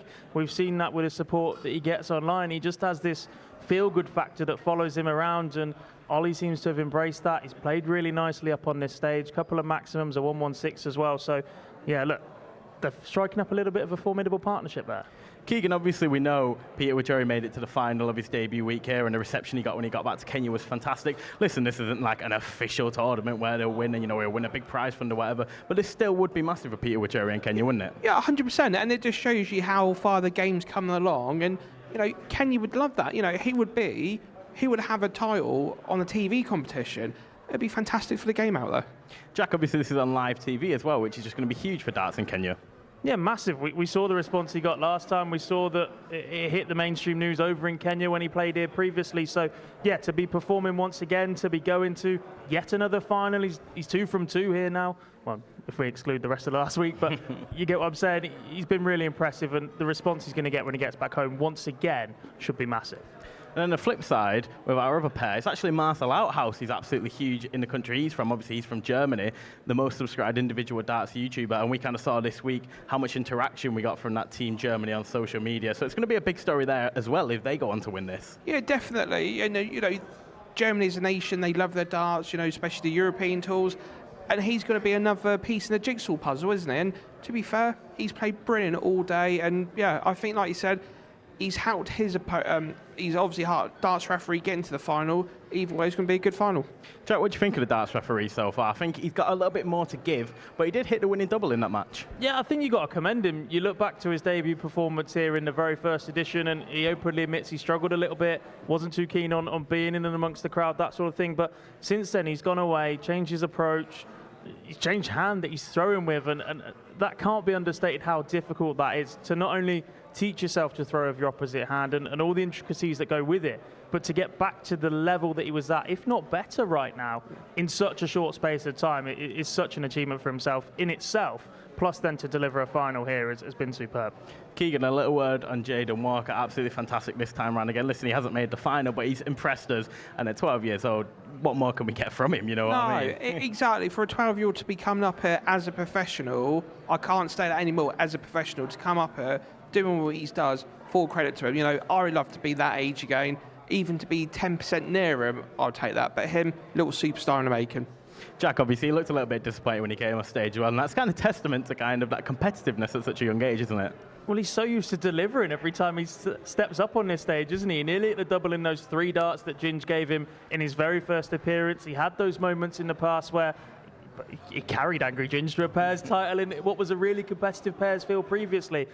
He's been to the JDC Super 16 final as well. He just keeps delivering every time he gets up on a stage. So it will be a little bit gutted to miss out in the semi-final stage in the way that they have. But look, you've got to be proud of your achievements at that age. Once he gets home and realises what he's done once again, maximum hitting up on this stage, I think he'll be more than happy when he walks into school tomorrow morning. Yeah, lots more to come from Jaden Walker. So far in this event, it has been great fun. But remember, it is all for charity. It's for the Jack Dowding Foundation. We've caught up with Lawrence Dowding previously to get a bit of information about where the money goes for this event.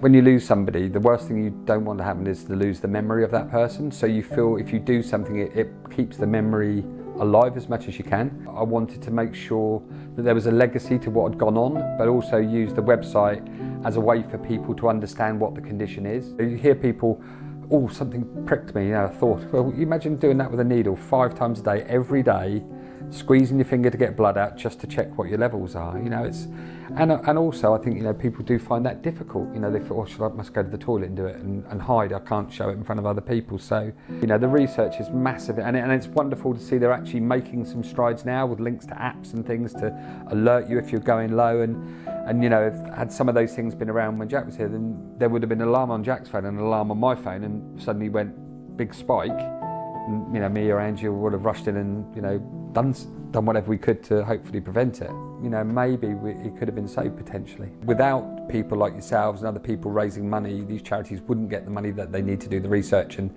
the worst thing in the world was if research had to stop because it didn't have enough money to do it. So once again, thank you to all the guys at Modus. Thanks for Jason for putting it on your website as well. I really massively appreciate that. And all of the guys and all the influencers that are going to play on the day, and all the dart players, and I've given Jake some stickers that he said kindly some of the guys are going to wear on their shirts to raise awareness again. So a massive thank you for everybody involved from me.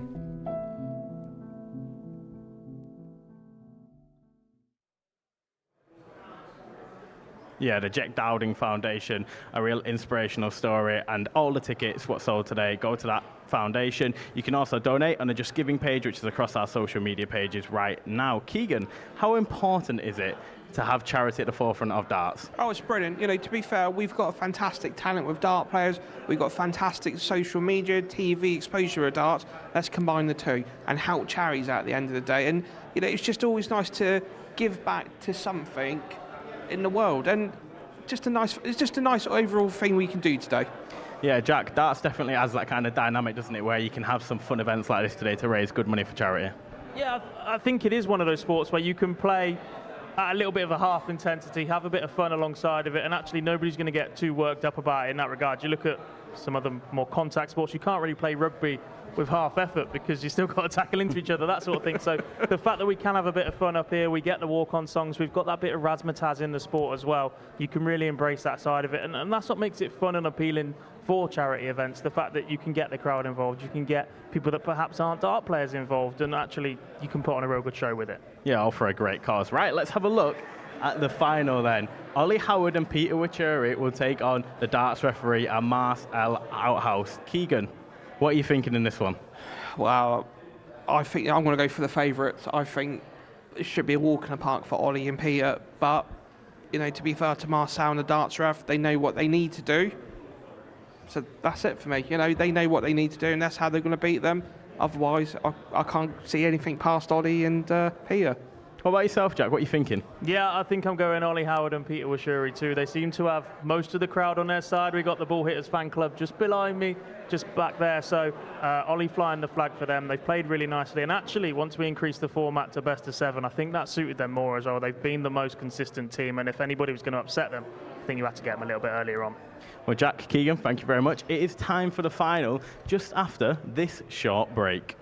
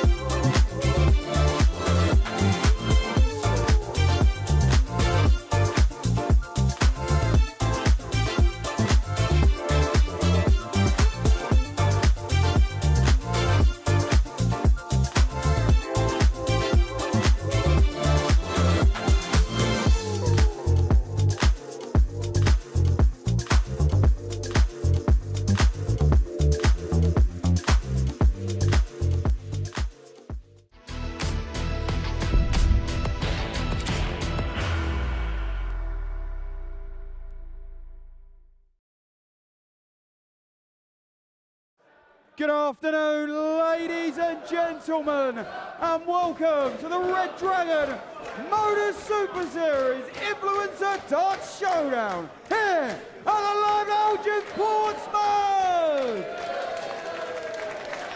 It's now time to introduce the finalists. Would you firstly please welcome to the stage?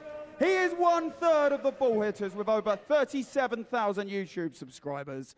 Ollie Howard and our former Modus Super Series weekly runner-up, Peter Wachuri!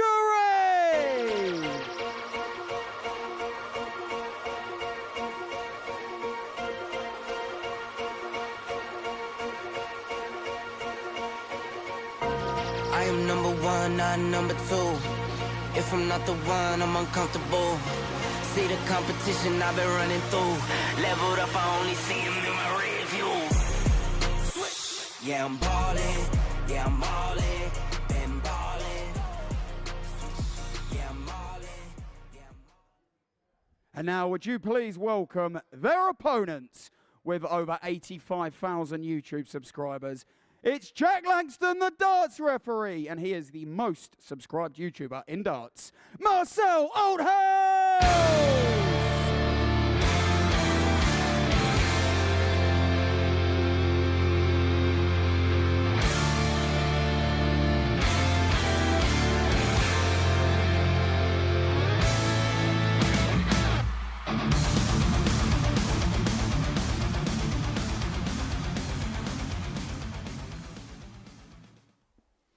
It is trophy time here at the Modus Live Lounge as we are into the final of the Red Dragon Modus Super Series Influencer Darts Showdown, where Ollie Howard and Peter Wachuri are taking on the darts referee Jack Langston and Marcel Outhouse. Both teams have been pretty impressive so far today. Howard and Wachuri opened their day with a 3-2 win over Dan Coates and Danny Van Tripe. They then beat Bailey McNamara and Richie Burnett by 3-0, and they won their semi-final without dropping a leg either, beating Charlie Murphy and Darts for Fun 4-0 in our first semi. Darts ref and Marcel Outhouse haven't quite had it all their own way. They lost their opening match by 3-2 to Sean Nyland and Mervyn King. They did then beat Charlie Murphy and Darts for Fun 3-2. Both of these teams have got the better of that team on the way to the final. Then they won the 9-dart shootout, having only thrown 6 darts. They couldn't be caught. And then they won their semi-final 4-0 against Away Days and Jaden Walker. Best of 7 once again in this final. Ollie Howard has probably been the standout player of the day, but as the event has worn on, Marcel Outhouse has started to become that little bit more prolific and be the player that we know he can be. I guess the question at that point is, can the darts ref live with Peter Wachuri if that's the matchups we're looking at, Keegan Brown? Yeah, it's got to be a very, very uphill battle for Marcel and the darts referee. Not saying it's impossible, but Here we go, consistently you can't look past Peter and Ollie at this stage. Yeah, they have been super impressive so far. Haven't dropped below the 73 mark in terms of an average today. And if they produce that once again in this final, you suspect they may be the ones lifting the trophy in around 15 minutes' time. You know, that's the beauty of darts, isn't it? Sometimes it doesn't go to plan. But no, you know, the darts referee Marcel, 60. They'd be looking forward to it, you know, doing some damage. Well, that's Bailey McNamara. 100 third of the ball hitters that's already been eliminated.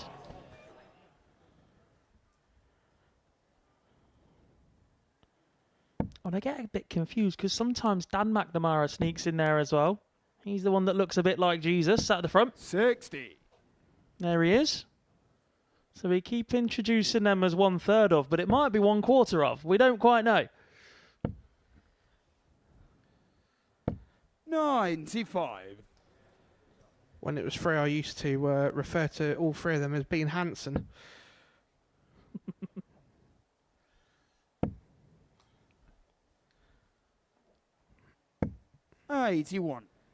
Would be a nice way to end the week for Marcel, though. Any signatures up on that card, whoever it belongs to? Well done. I think it's Owen Binks' card. One of the benefits of a venue as intricate as the Modus Live Lounge, the players do stick around. There is a chance to grab some selfies and autographs from the players as they go to and from the practice room, just behind the stage to the right-hand side. 96. Each require 152. So I think, obviously, with Peter and Ollie, the way they've been playing, they don't want to get into a dog battle with the darts ref and Marcel, because they proved at nearly every match that when the backs are against the wall, they come out stronger. Yeah, they've certainly been the better team at scrapping in a contest, haven't they? Howard and Washiri have only really been up against it once. That was in their opener, the very first game of the day, in which you can forgive players for having a bit of nerves, but 39. Dan Coates and Ollie Danny Van requires Truyck weren't 68. awful in that game, were they? They both No. finished with very similar averages and performances. It was just down to that deciding leg in the end. Game Sean the How first good has leg. Ollie Howard Ollie been Howard today? and Peter Wachuri. Just Second leg actually of picked Marcel up something Peter on Ollie's first. arm. Game on. I think Peters gave him a Kenyan wristband, and he's wearing it on his right hand. Yeah, I'm the proud owner of one of those as well. The week that Peter made his debut here at the Super Series in the individual events.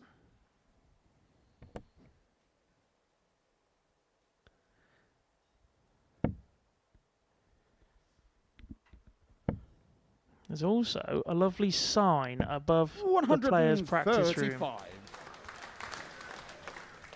Not quite a This Is Anfield sign, but it does say Hakuna Matata on it. It does, yes. Takes pride of place here at the Live Lounge. 95. See it there on his throwing arm, look. A little bit further down, just to make sure it doesn't move about whilst he is throwing. 40. To be fair, I thought it was one of the kids' favourite moves. I wasn't too sure if it was either Binksy's or Jared Cole's. No, definitely a gift from Peter.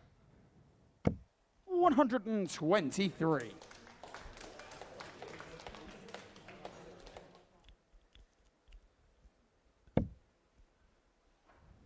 AJ Armstrong Toff there, up on the balcony. Solid dart player in his 60. own right, here representing Darts World.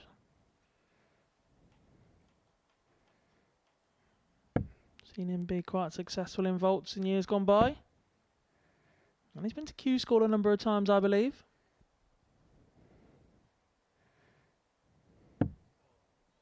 $25.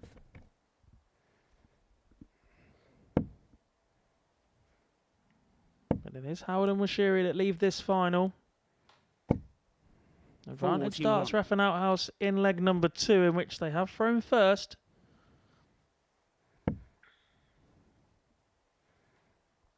A good chance that we end up level through 2 legs here. If you have enjoyed today, 100. do make sure you check out our social media or head to jackdowdinfoundation.com for your chance to donate to a great charity, great cause.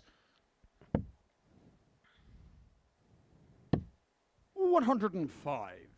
Darts referee Yeah, requires it's a good thing of that 78. to leave Ollie 120. So the darts ref gets first poke. So it's double 12. Marcel believes. 54. Ollie, you Arm was require up in the air, believing it was 120. going.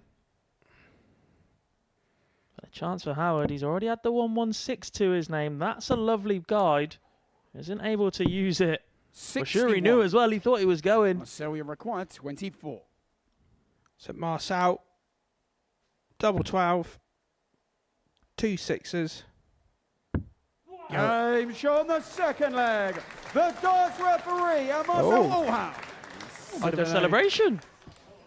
Third leg, it's Peter. The last to time throw Marcel first. Outhouse gave it a roar on this stage, Game he on. scored 97. And I'll be honest, Richie Burnett took one step back, looked at him and laughed at him. As if to say, what on earth are you doing? It was swiftly followed by Richie missing a dart at double 10 and threatening to beat it up. And then probably off talking to the stereo somewhere. I do know why he does that. We do make a lot of that, but actually, he says he gets really itchy fingers, and he like scratching it with his other fingers don't work. So the roughness of the speaker and the plastic grill on the front scratches the fingers for him. It's sort of almost like he loses the feeling in him. 45. We can get some sandpaper from B&Q when it's next open.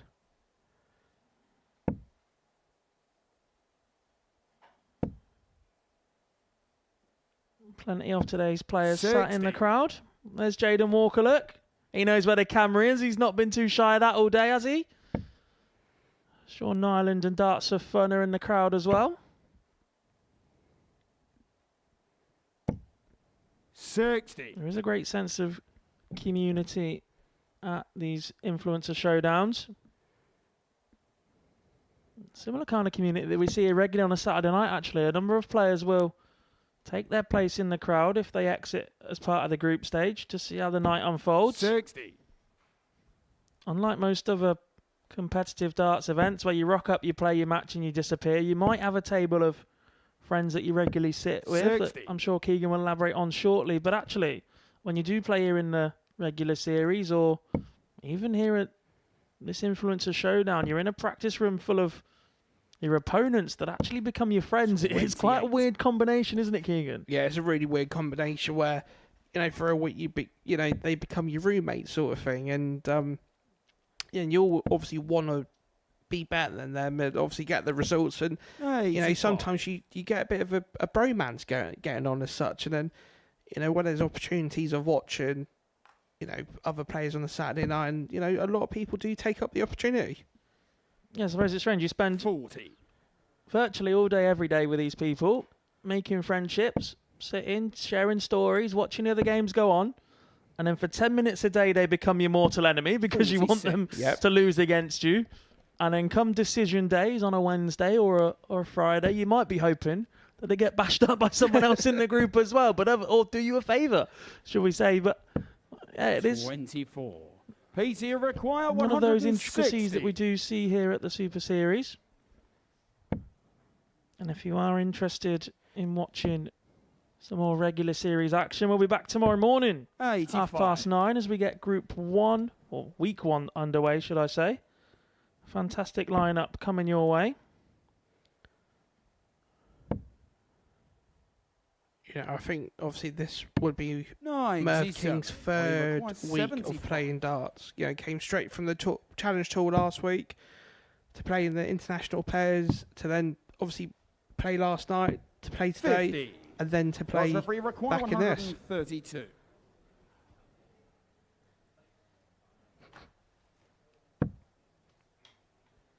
The 1-3-2 won't go in this one. So a chance then for Washuri. 42. PT require 25.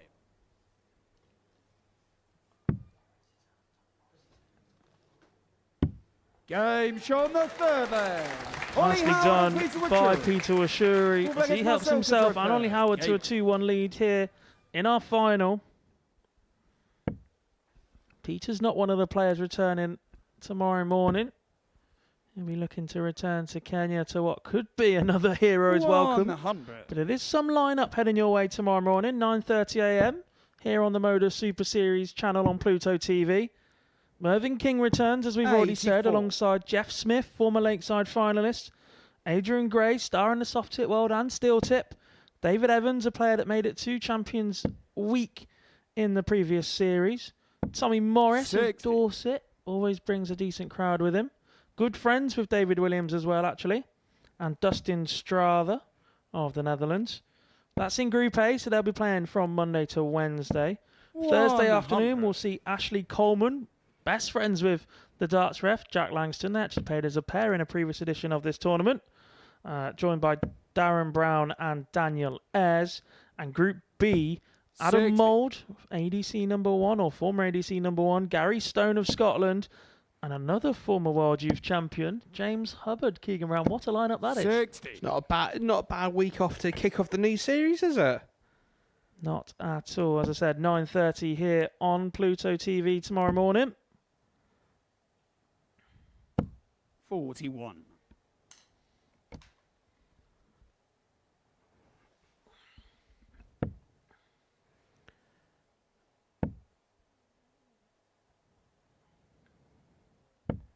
26. Back to this final, though, and some of the scores are just drying up a little bit. Howard and Mashuri below the 70 average mark for what feels like the first time today. 60. It's like we said in the first leg of this match, they don't want to get in a dogfight with the darts ref, and because otherwise, you know, they know how to win. They know how to win ugly today. Completely agree with you in that one.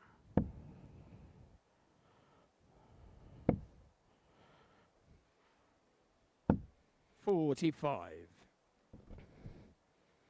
There's a lot of signs for fish and chips today in the crowd, isn't there? It is indeed.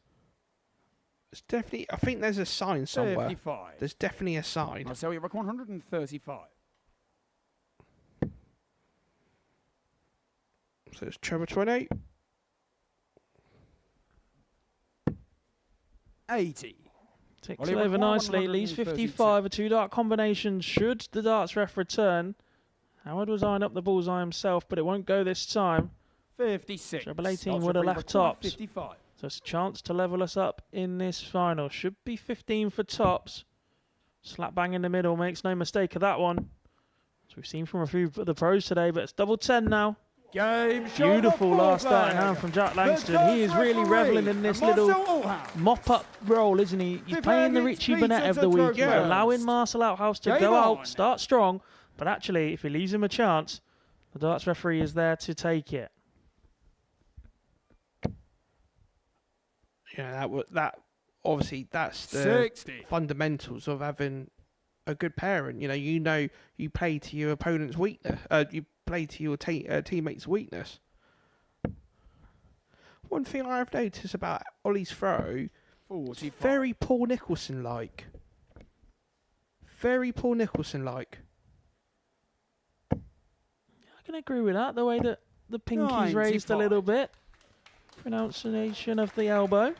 Speaking of Paul Nicholson, he will be in our seats tomorrow morning, as mentioned, alongside the 10-time champion of the world, Trina Gulliver.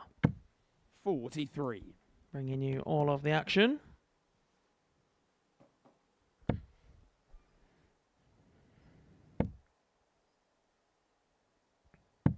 $54.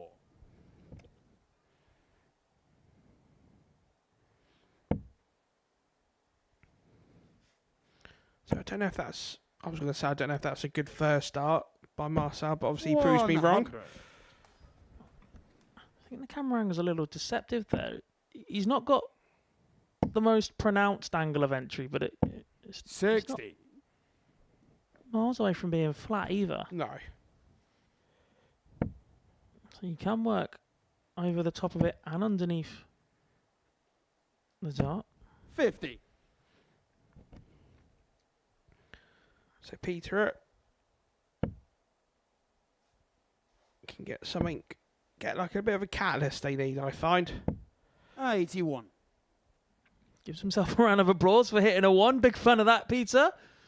You've earned it, my friend. National team are into the final, but how much pressure will this 1-5-1 be under for Ollie? 99. It's a player that doesn't really take his eyes off the action, does he, Ollie? We've not seen him get involved with the crowd when he's at the back. He's been laser focused on the dartboard all afternoon. So it's 80 left. He's either going to go treble 20 or treble 16. 90. Left a hand of 60. 164. Langston won't take the 164 then, so just a set-up shot from him. Back up to the 20s. 44. 60's one of those checkouts that should suit Washiri. We'll plant one just below the double mark and then float one over the top. Now we'll use that marker and he'll hit just underneath it. 22. Very unlucky. 120. Very unlucky indeed. Oh, that's brave. 54. And bravery is 95% stupidity at times. I thought that first dart was a great lie for the treble 20. Personally. Game Sean the fifth leg. Ollie Howard. Don't mind the effort, but perhaps it was the wrong time for Marcel Outhouse, and has it just cost his team this final? Ollie Howard cleans up once again. And him and Peter Washuri are on the hill. They are a leg away from lifting that trophy.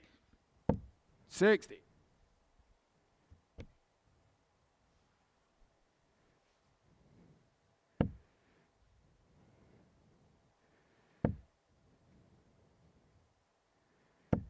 $100. Lovely start from Washuri. What can Langston reply with? That's a bit low. And is this where the switch to the left 37. hand will get exposed that little bit? Under pressure, knowing you've got to deliver now. It is now or never. Look at the champ. 177. What a visit from Ollie Howard. He really has been the star of the show today.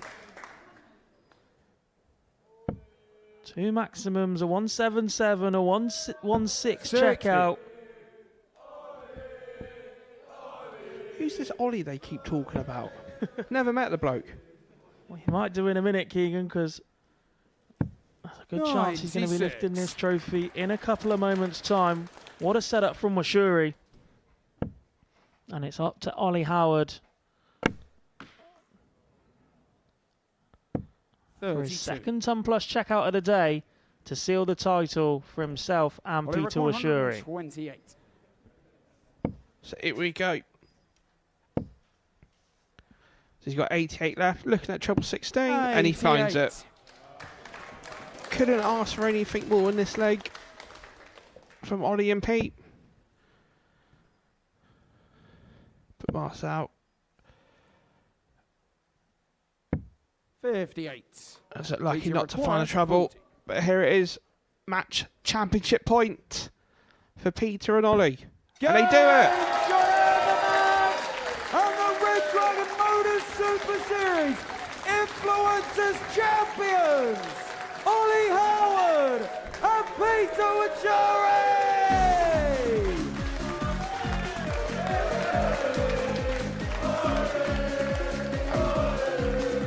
And to be fair, what a fantastic pair they've been all this afternoon. The most consistent out of all the pairings we've had today at the Modus Super Series. And, you know, they deserved it. And that's that last leg, to take it out on 13 darts, that's championship points, certainly. But yeah, worthy winners today at the Modus Super Series. And just looking at the stats, and yeah, it looks like, you know, about 10 points difference in the averages at that stage, but it was a checkout percentage of 57% for obviously Peter and Ollie. That looked like that was the one that got them over the winning line.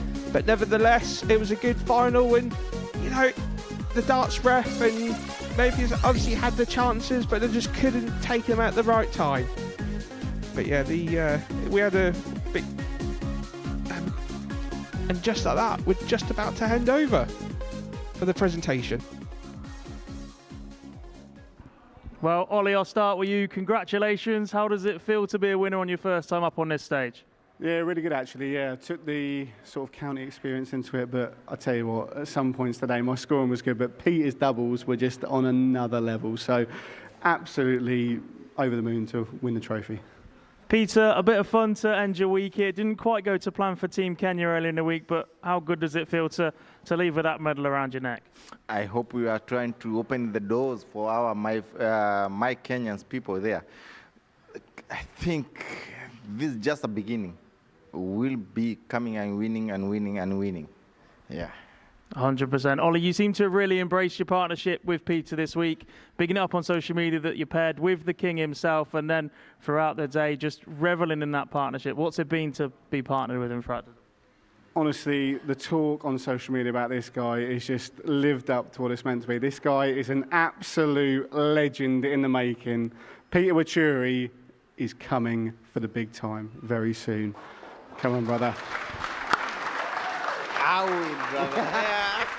Peter, we've seen the likes of Devon Peterson carve out a path for African players within darts, but you're certainly up there now as one of the stars from that region. How does it feel to be carrying that on your shoulders? Actually, I do respect Devon very much. Thank you for giving me this chance, and thank you for Modus Super Series for giving me this chance still. Though I could just request one thing. I think it's you can just make us when we apply visa to be much easier for us to come to make it and visit here very easily. Well, we'll certainly take that on board, but it's been our pleasure to have you here, Peter, and yourself, Ollie. Over now to Owen Binks for the trophy presentation. Ladies and gentlemen, it is now time for the presentation. Would you please show your support for the Red Dragon Modus Super Series Influencers Darts Showdown Champions, Ollie Howard and Peter Wachuri!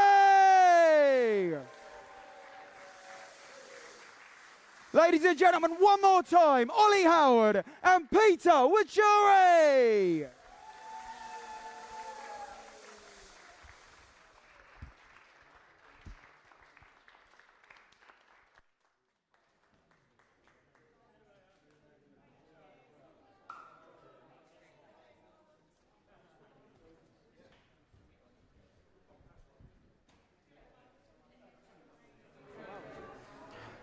Amazing scenes here at the Modus Super Series as Peter Wachuri and Ollie Howard win the 4th iteration of the Red Dragon Modus Super Series Darts Influencers Showdown. A real fantastic story here, isn't that right, Keegan? Yeah, definitely. This is what darts is all about, isn't it? A fantastic day. Two unlikely pairs partners in the world come together to win.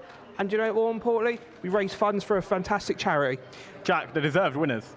Yeah, they've been superb all day. We said just how well Ollie had played up until this moment, and he delivered once again in the final. And I think he summed it up really well himself. When his scoring wasn't there, Peter's finishing was top-notch, and they've bounced off each other really well today. Well, thank you both for being involved. Thank all the players and the influencers for being involved as well. That's it from us here at the Modus Live Lounge, but only for today, because tomorrow the action continues here on Pluto TV. Thank you for watching.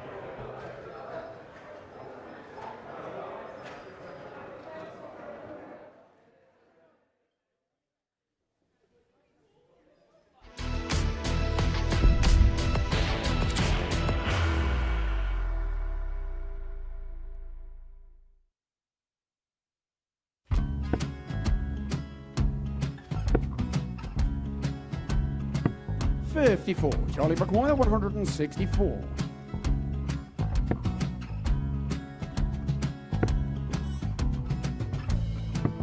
$44.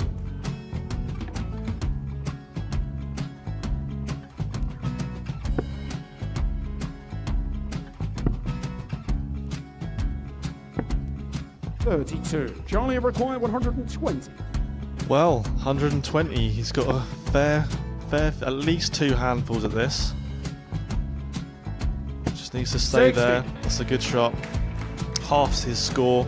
Leaves himself on a 2-darter.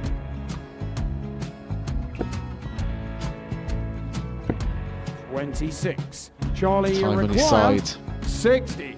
to become back-to-back singles champion.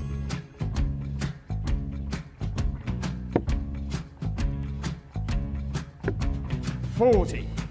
Definitely a couple of nerves in those last 2 darts, but he'll be coming back. It's a moment he's been in before this situation.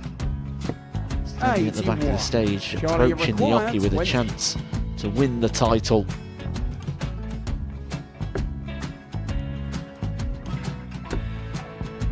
He did this to win the first title, if you remember. 11. I think he's gone. Georgia I think he's gone to bust it, maybe. The first title he won, he wanted 20. He went 6-7-7 to win it. He had a chance to replicate it again. Yeah, I get the feeling that was for a bust, and 39. on that situation there, George Scaife wasn't even 9. able to take it out going to the 18s on that switch. Yeah, I think he just panicked a bit, but he's done well to get that big one. Sometimes can be the hardest part. Georgia requires This is it. 79. It's got to be 19s. It's got to be 19s for this shot. Big 20 and a double. He's got the first one. He's going to get a match dart here.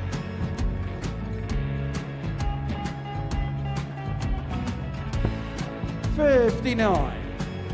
threw the entire body into that one. Just didn't want to let go of the dart.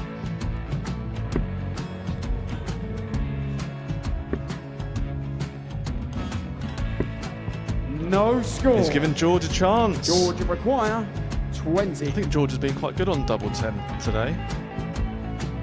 So many opportunities for Charlie Murphy. Couldn't get the job done. The match! And the Red Dragon George Modus Skate. Super Series Influencers Champion, George Skate!